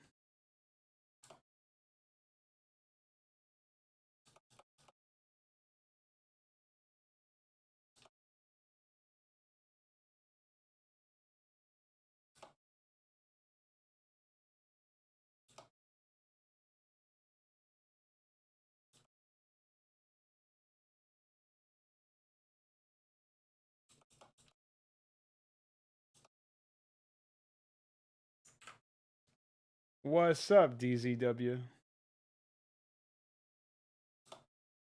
Hope all is well. Oops.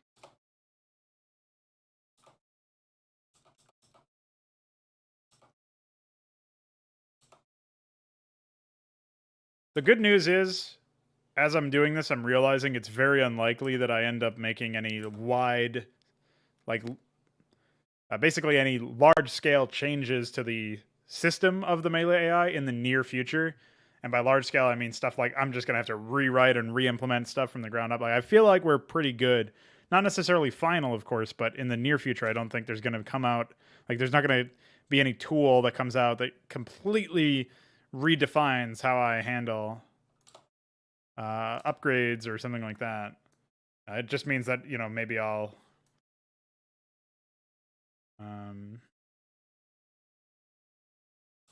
handle it in a different way or something. That's pretty much it.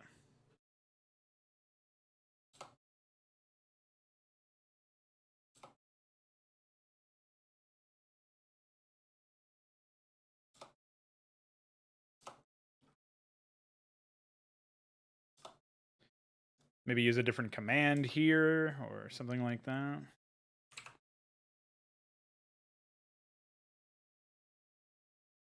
Oh, I hope you don't have headaches all the time. That sounds pretty unfortunate if that's the case.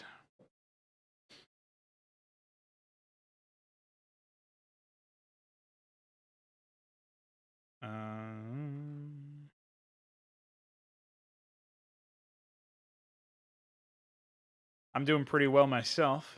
Been able to get some pretty good progress on my submission here, and now we're starting to explore the AI pipeline that'll be used in all of my projects in the future.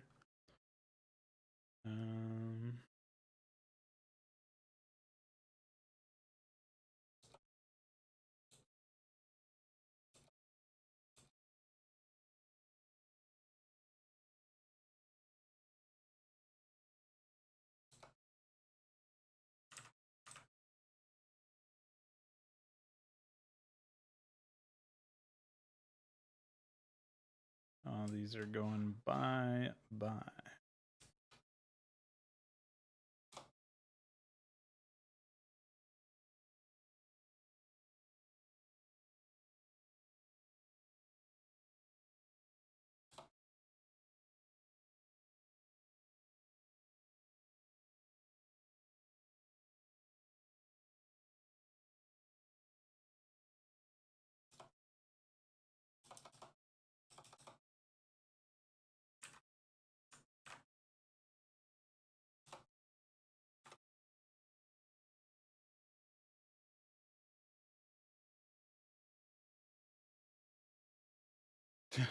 What's up, Kid Cad?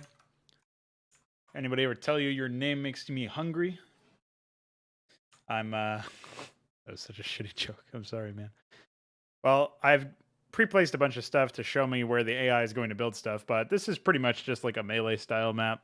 It'll be a 2v2v2. There'll be 2 Protoss versus 2 Terran versus 2 Zerg. Nice little race war we got going on here. Which, before anybody tries to cancel me, is actually a term used by Starcraft casters and stuff. So, just saying.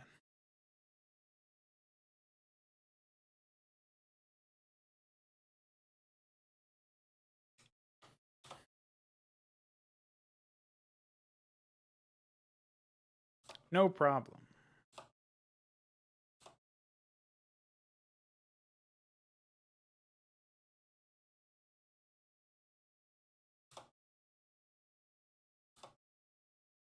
Right now, I'm just working on some AI for it. Specifically, I'm doing the structure of the AI that's going to be in the map. I've got it from the Melee AI that I've been working on for a while now.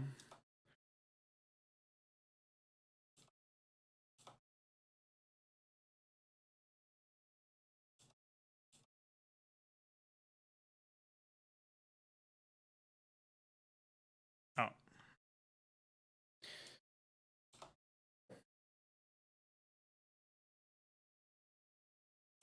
Wasn't expecting that.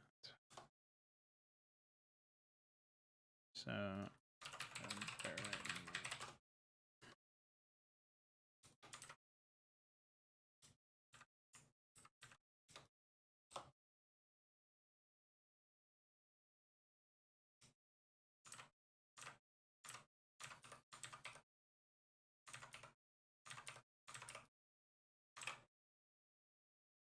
think we're good.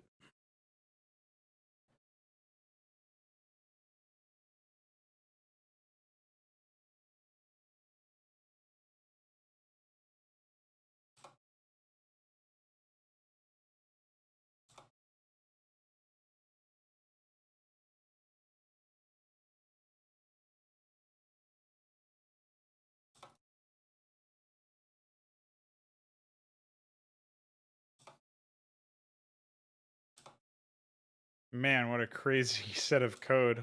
Holy moly. It's never ending.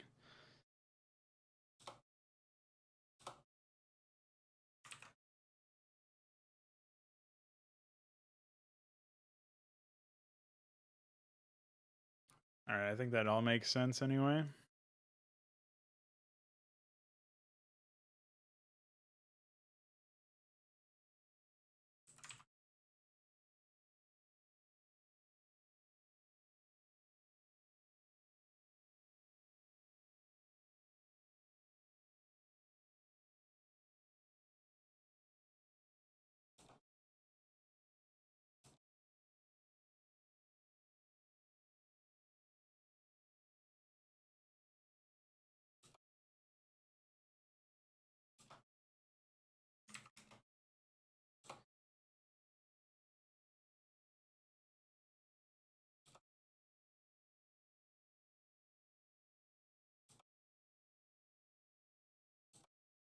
At least I don't have to actually add anything. I'm just removing stuff. Makes it nice and easy.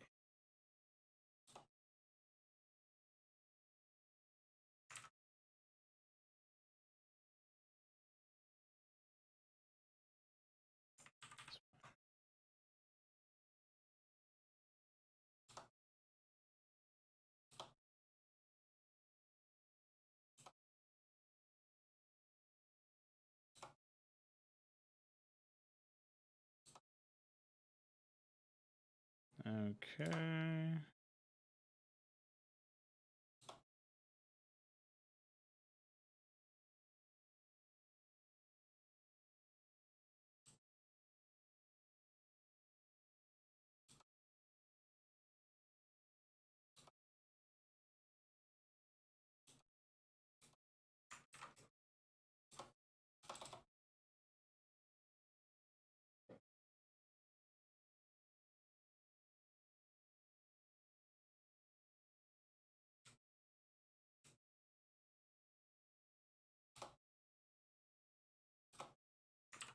All right, we're good to go here, I think.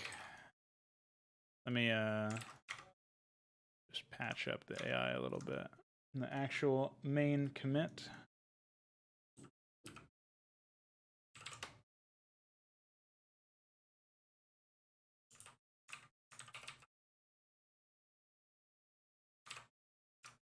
That'll be a fix.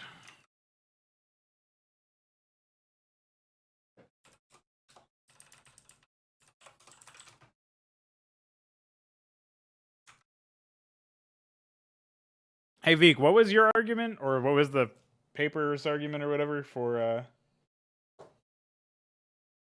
the capitalizing the first letter of the commit? Because I definitely missed it when I looked at that document. It seemed like they just explained how to do it, which is obviously really silly.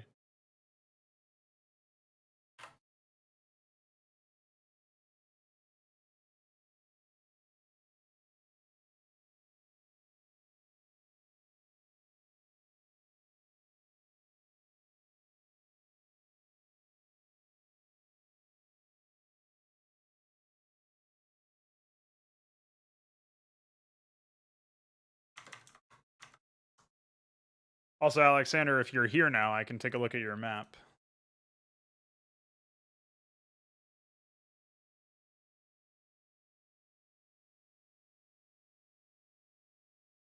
Zerg here.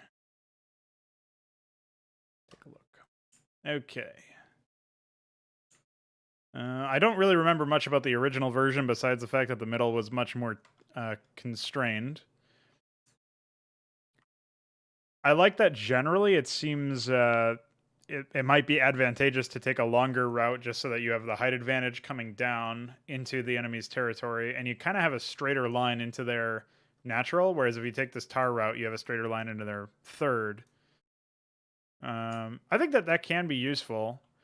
I generally like when there's like a reason to take one pathway and a reason to take another. And there's like drawbacks to each one.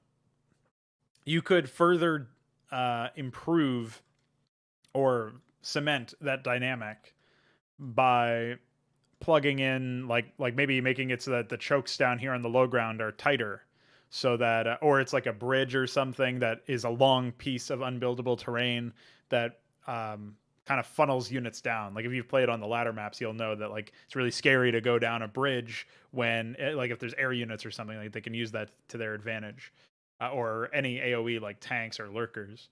So you could have something like that happen over here, and then maybe widen this ramp. If you want, I can quickly demonstrate how to do that, since there is no brush for this tile set yet. But basically, it's like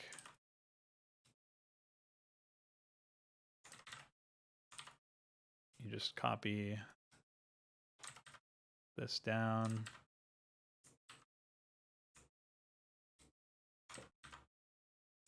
It's not super complicated, but in order to get it looking as decent as possible, you have to kind of fuck around with it a little bit.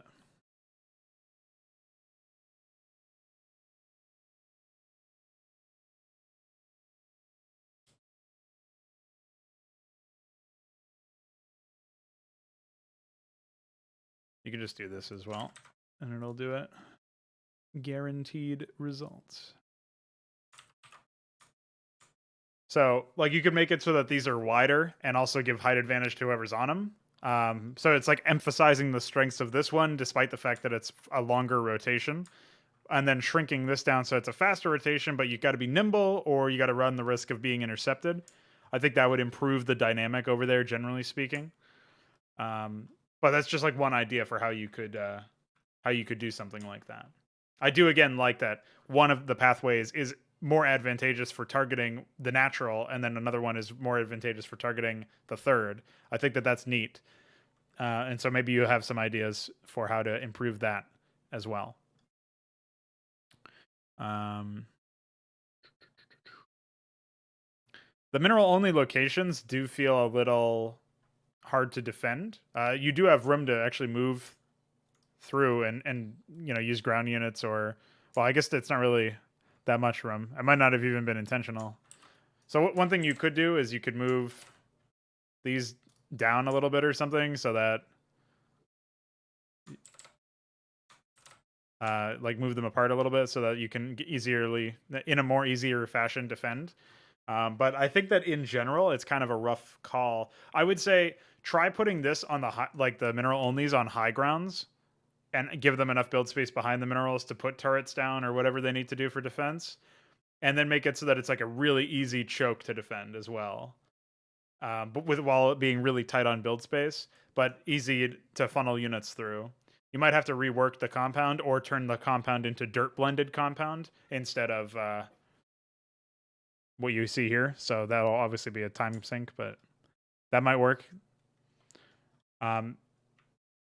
That's just my immediate idea. Obviously, you can take or leave any of this stuff, but just doing that, I think, would make it so that it's a safer investment to take, which you want because it's lower yield. It's only minerals. Without making it so that it's too easy to defend entirely the other way. So it's like so safe that of course you would take it and there's no issues. So I'm not sure what you think of that idea, but I also think that maybe there could be a more interesting way to utilize the space up here where the gases are, or the thirds are. The ridge along that third, there might be some way to make more interesting use out of that. But I don't really have any immediate ideas just yet. So main seems spacious enough. Naturals are really tight on build space. I think maybe if you funnel the third down, like you move the rocky ground over here down a little bit so that it's less encroaches a little bit less on the third, or maybe you pull back some of the ridge more so that there's more build space there. You might find that there's some value in getting the third earlier for some people if they want to have a lot of build space. Whereas obviously the natural doesn't supply them with a lot of build space, so then there can be some thing there like, oh, maybe I'll take this further away base so that I can have access to more build space than my natural, or something like that. Otherwise, another issue is definitely that the naturals are really open. So you could fix this very, very easily by slapping some high dirt over here and creating a choke. Maybe something like this. Or even deeper, perhaps. Depends on how defensible you want it to be, but it's probably too open right now. You could, in theory, full wall, but it's really expensive to do so and very time consuming. So I would suggest reshaping that a little bit. But all in all, it's a foundationally fine map, I think. Um, I don't see like a lot of really big structural issues. I would just say that there's some ways that you could emphasize some of the traits that you already have, like the whole tower, low ground, and ramps over here that I mentioned. Definitely look into improving the usability, defensibility, accessibility, whatever of the mineral onlys, since they are mineral onlys. They're in a tough spot to defend in terms of distance to the main. They're not very safe. So, like in terms of the location, um, you'll mostly see these taken as a last resort, especially in the current version where they're so easy to get destroyed, to get taken out, especially by air units. So, under that kind of circumstance, I would definitely recommend reworking the area over there. And then otherwise, I would say that the naturals should probably be a little bit easier to defend in that than what they are in their current state. So you make those changes. Maybe you find some way to make the central pillars over here between the top two players and bottom two players. You find a way to make those ridges a little bit more interesting. You pull them back maybe for more build space. In the thirds, you open up holes inside them so you could deliberately creating more tank drop holes or something, but reducing they're making it so there's no height advantage. There could be all sorts of different things that you end up doing there. However, many other things that maybe you think of while you're working on this, of course, might end up reshaping it. I think the middle is kind of it feels kind of like a no man's land right now. I might advise you or encourage you to do something like this, where you expand the cliff and make it so that there's like one north facing ramp here, one south facing ramp here, so that there's like another way for you to parlay control of the middle area into further control on the enemy's territory or something. Like if this is a 2v2 and it's top versus bottom, then you want to, like, you take control of this, you can parlay it into control of the southern middle and lock off that part of the map and force your opponent down much smaller areas. And then maybe another concern that I would have is that there's actually a very tight choke over here. So you're almost like funneled down the pathways of going up these ramps if you were to make that, to take that suggestion. It would involve like really prizing the middle and it being really, really hard to enter the rest of the map through the land passageway. So I might encourage you to open that up. But I definitely feel strongly about the suggestion of allowing the high ground over here to blend into this area, into this middle of the map. It'll add a lot to the dynamic of taking control of it. And I think that'll be a positive for the map as well, because I can definitely see the middle kind of getting ignored in the current version. And so that's what I would, that to me is more alarming on its face than any of the other issues that I've seen so far, actually. So that's probably the one big structural issue that over time you'd probably see generally lackadaisical approach to taking the middle of the map, because it doesn't really offer you that much unless it's like it's a 1v1 and you start in on the same hemisphere, if that makes any sense. Like you're starting, if it's top left and top right or bot left and bot right, then I could see some value in taking them. But as they are, probably not in any other situation, even in 2v2s, unless again your opponent is directly next to you, horizontally speaking. So hopefully that feedback was useful.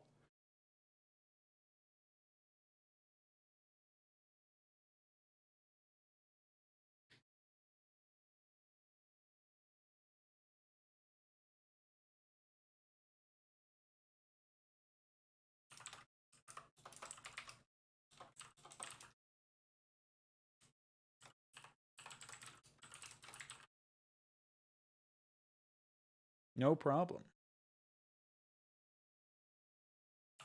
Keep it up. I'm interested in seeing how it evolves.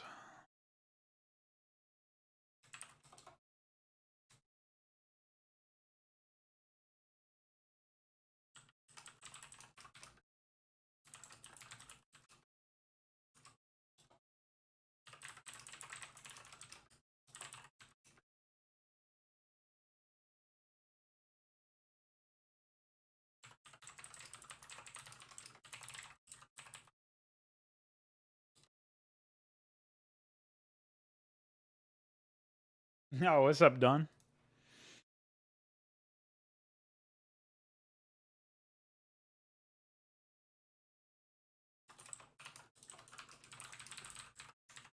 All right, so I think it's pretty much fine to close things out here. We've got a skeleton for Terran. I'll make a skeleton for Protoss either off stream tonight or probably on stream tomorrow. Odds are because I'm working today. And I'm excited for Fraud Night. Hopefully, I don't think there's going to be any significant changes in the next 24 hours before we do Fraud Night. So we're not going to see massive feature changes. I can't imagine anything massive getting updated. Maybe iQuare will be done with the flinging extender and the attack limit extender by then, but odds are you're not going to see massive changes in performance out of that unless the games get really, really late game against AI or something. Yeah, Friday night is tomorrow because it's Friday today, Saturday tomorrow. We're going to try to do 2 fraud nights a week as often as possible. Well, it's not going to be in the morning like Wednesdays was. It'll be in the afternoon, the usual Saturday time. And we'll try to go for like 3-4 hours. So hopefully you'll be able to catch at least the tail end of it.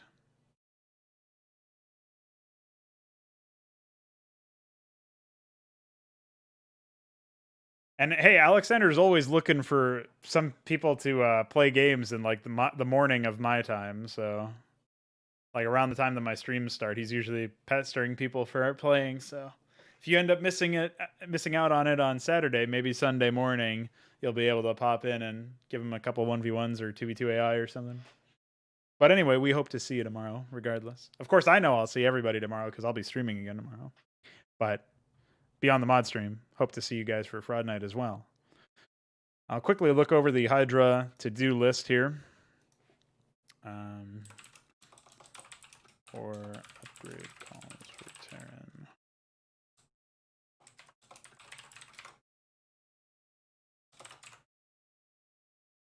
Say checks. I feel like I fixed something else too, but I don't really remember what it was. I'll compare the two the AI for the other factions as well. I was thinking maybe if there's a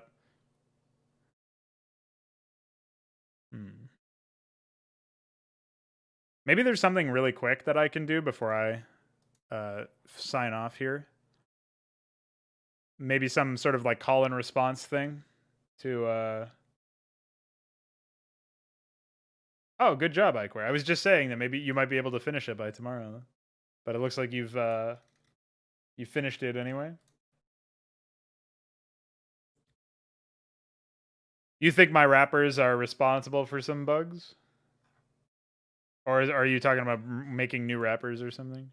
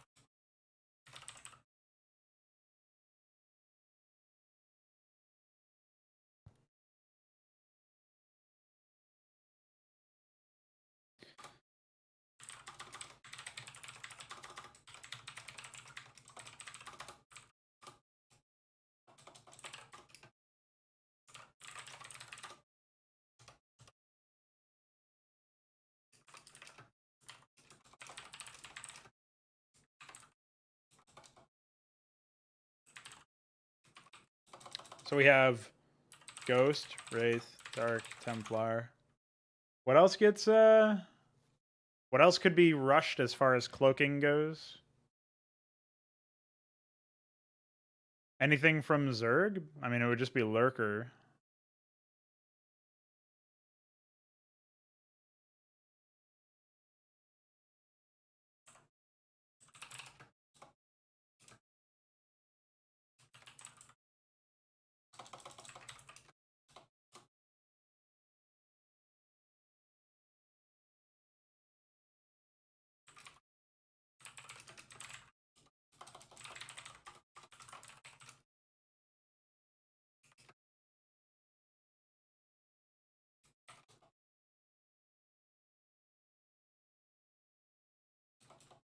Well, I'm talking about that's something that's hidden. That would be cloaked or something that would require detection.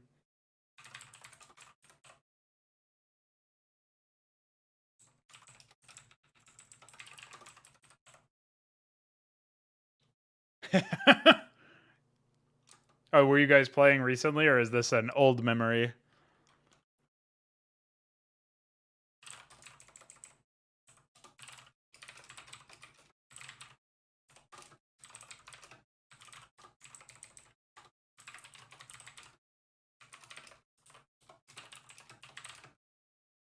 So we'll say Wraith, Wyvern, Utilisk.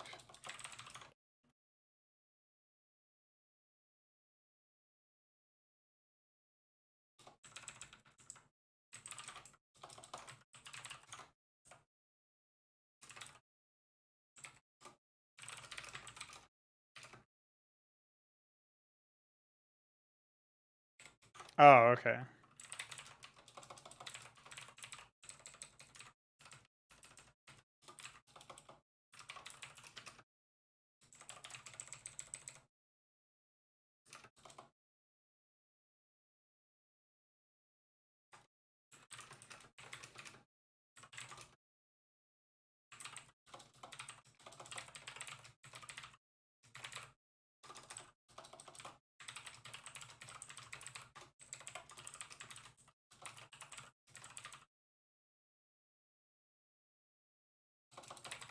Say Gen.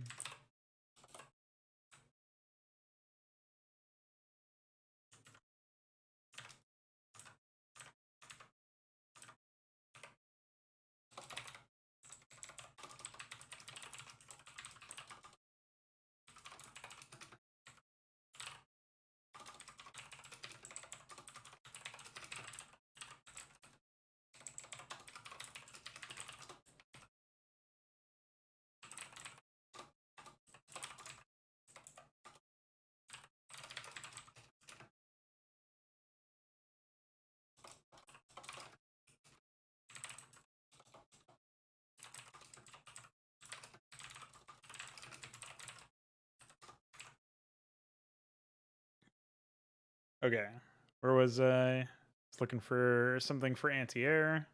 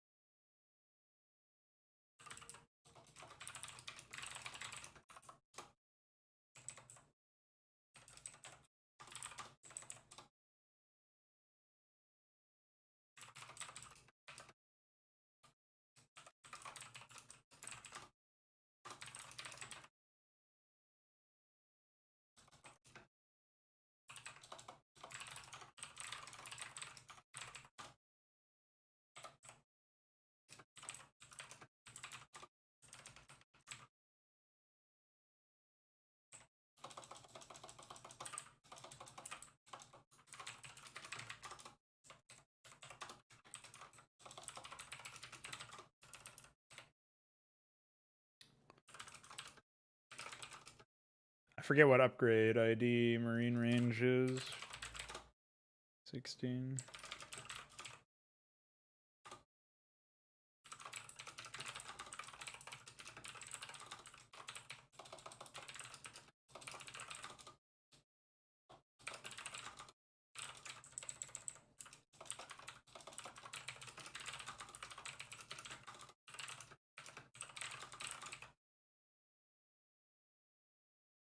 What do you mean? I think the Overmind is listed as a whatever it's called, a resource depot because of Stormborn. I don't think it spawns larvae though.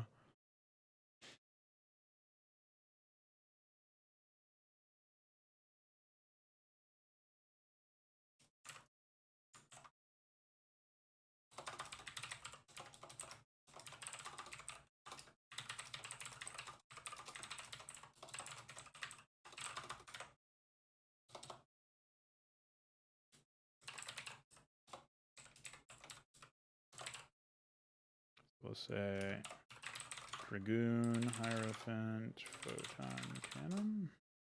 No. We'll leave out the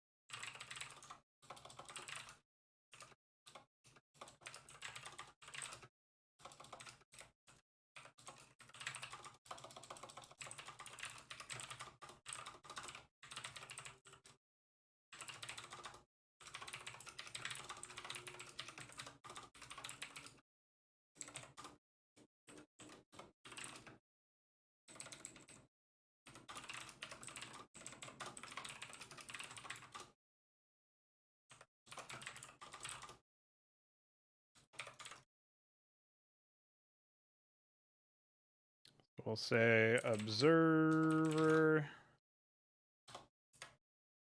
and then we'll say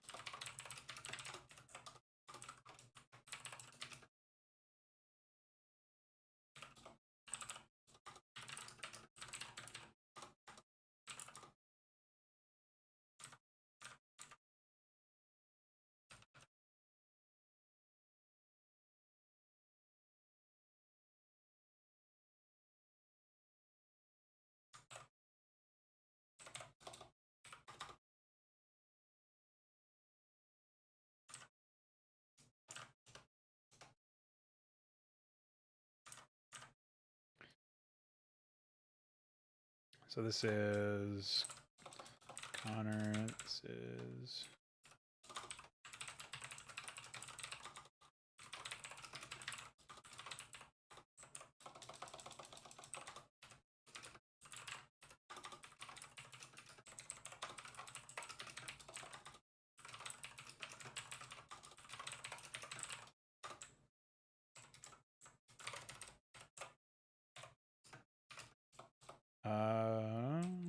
let's see.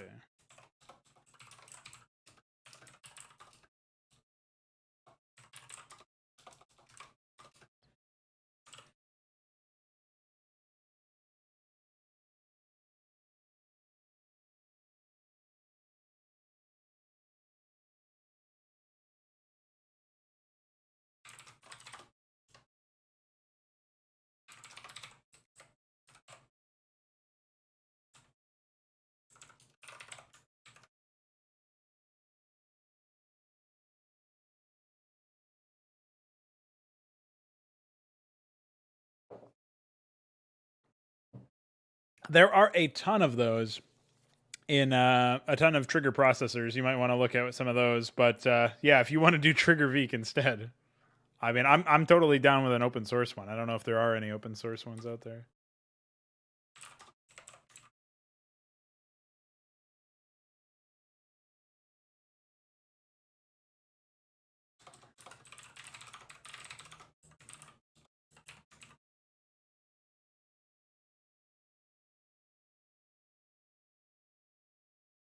Spore colony spawning pool Hydra den.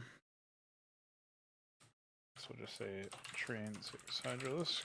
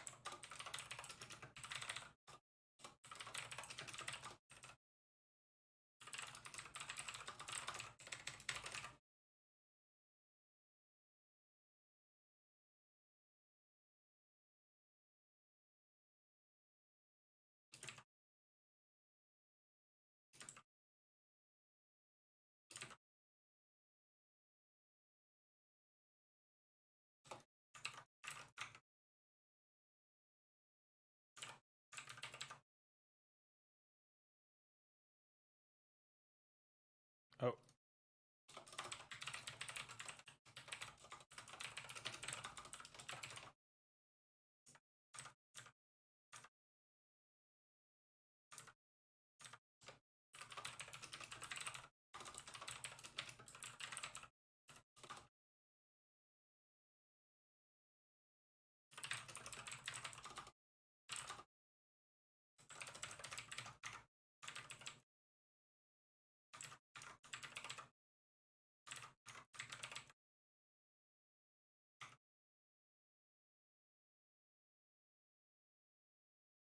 I'm down with anything that improves the tool set, man. So you have me sold. If you think you can make something that'll be useful, I'm all for it.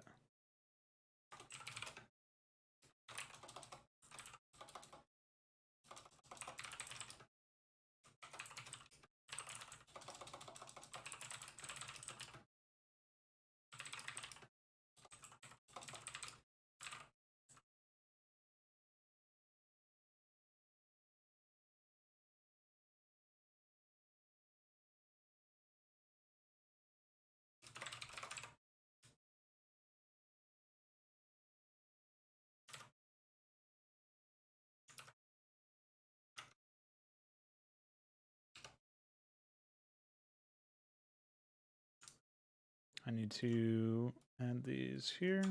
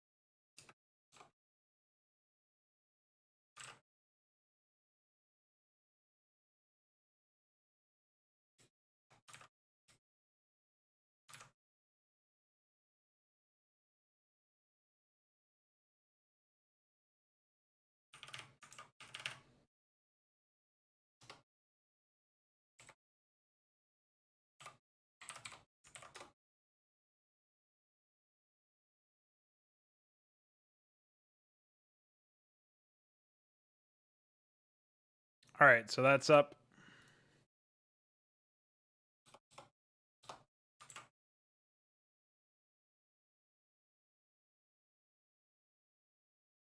And I guess this is our final words here.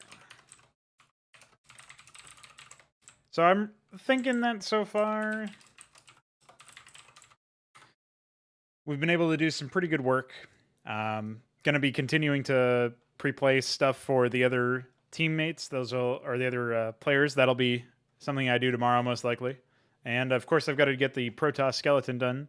And after that, it's just a matter of coding in the layouts and any early game attack, add sections or attack massing up things. I think I'll probably issue attack 2 changes or something like that. I don't think it's going to be that big of a deal to do, but they seem to mass up fine in this map, so I'm not really worried about that. But I'm definitely somebody who wants to see higher quality base layouts for sure, and I want to see beyond that, just a smarter opening expansion logic as well. So just those two things alone will definitely shape up the AI and make them a little bit less dumb, and we'll also have more adequate personalities, like reflections of the personalities that are meant to be at play here when it comes to their not only their base layouts but also their compositions, their build orders, and stuff like that.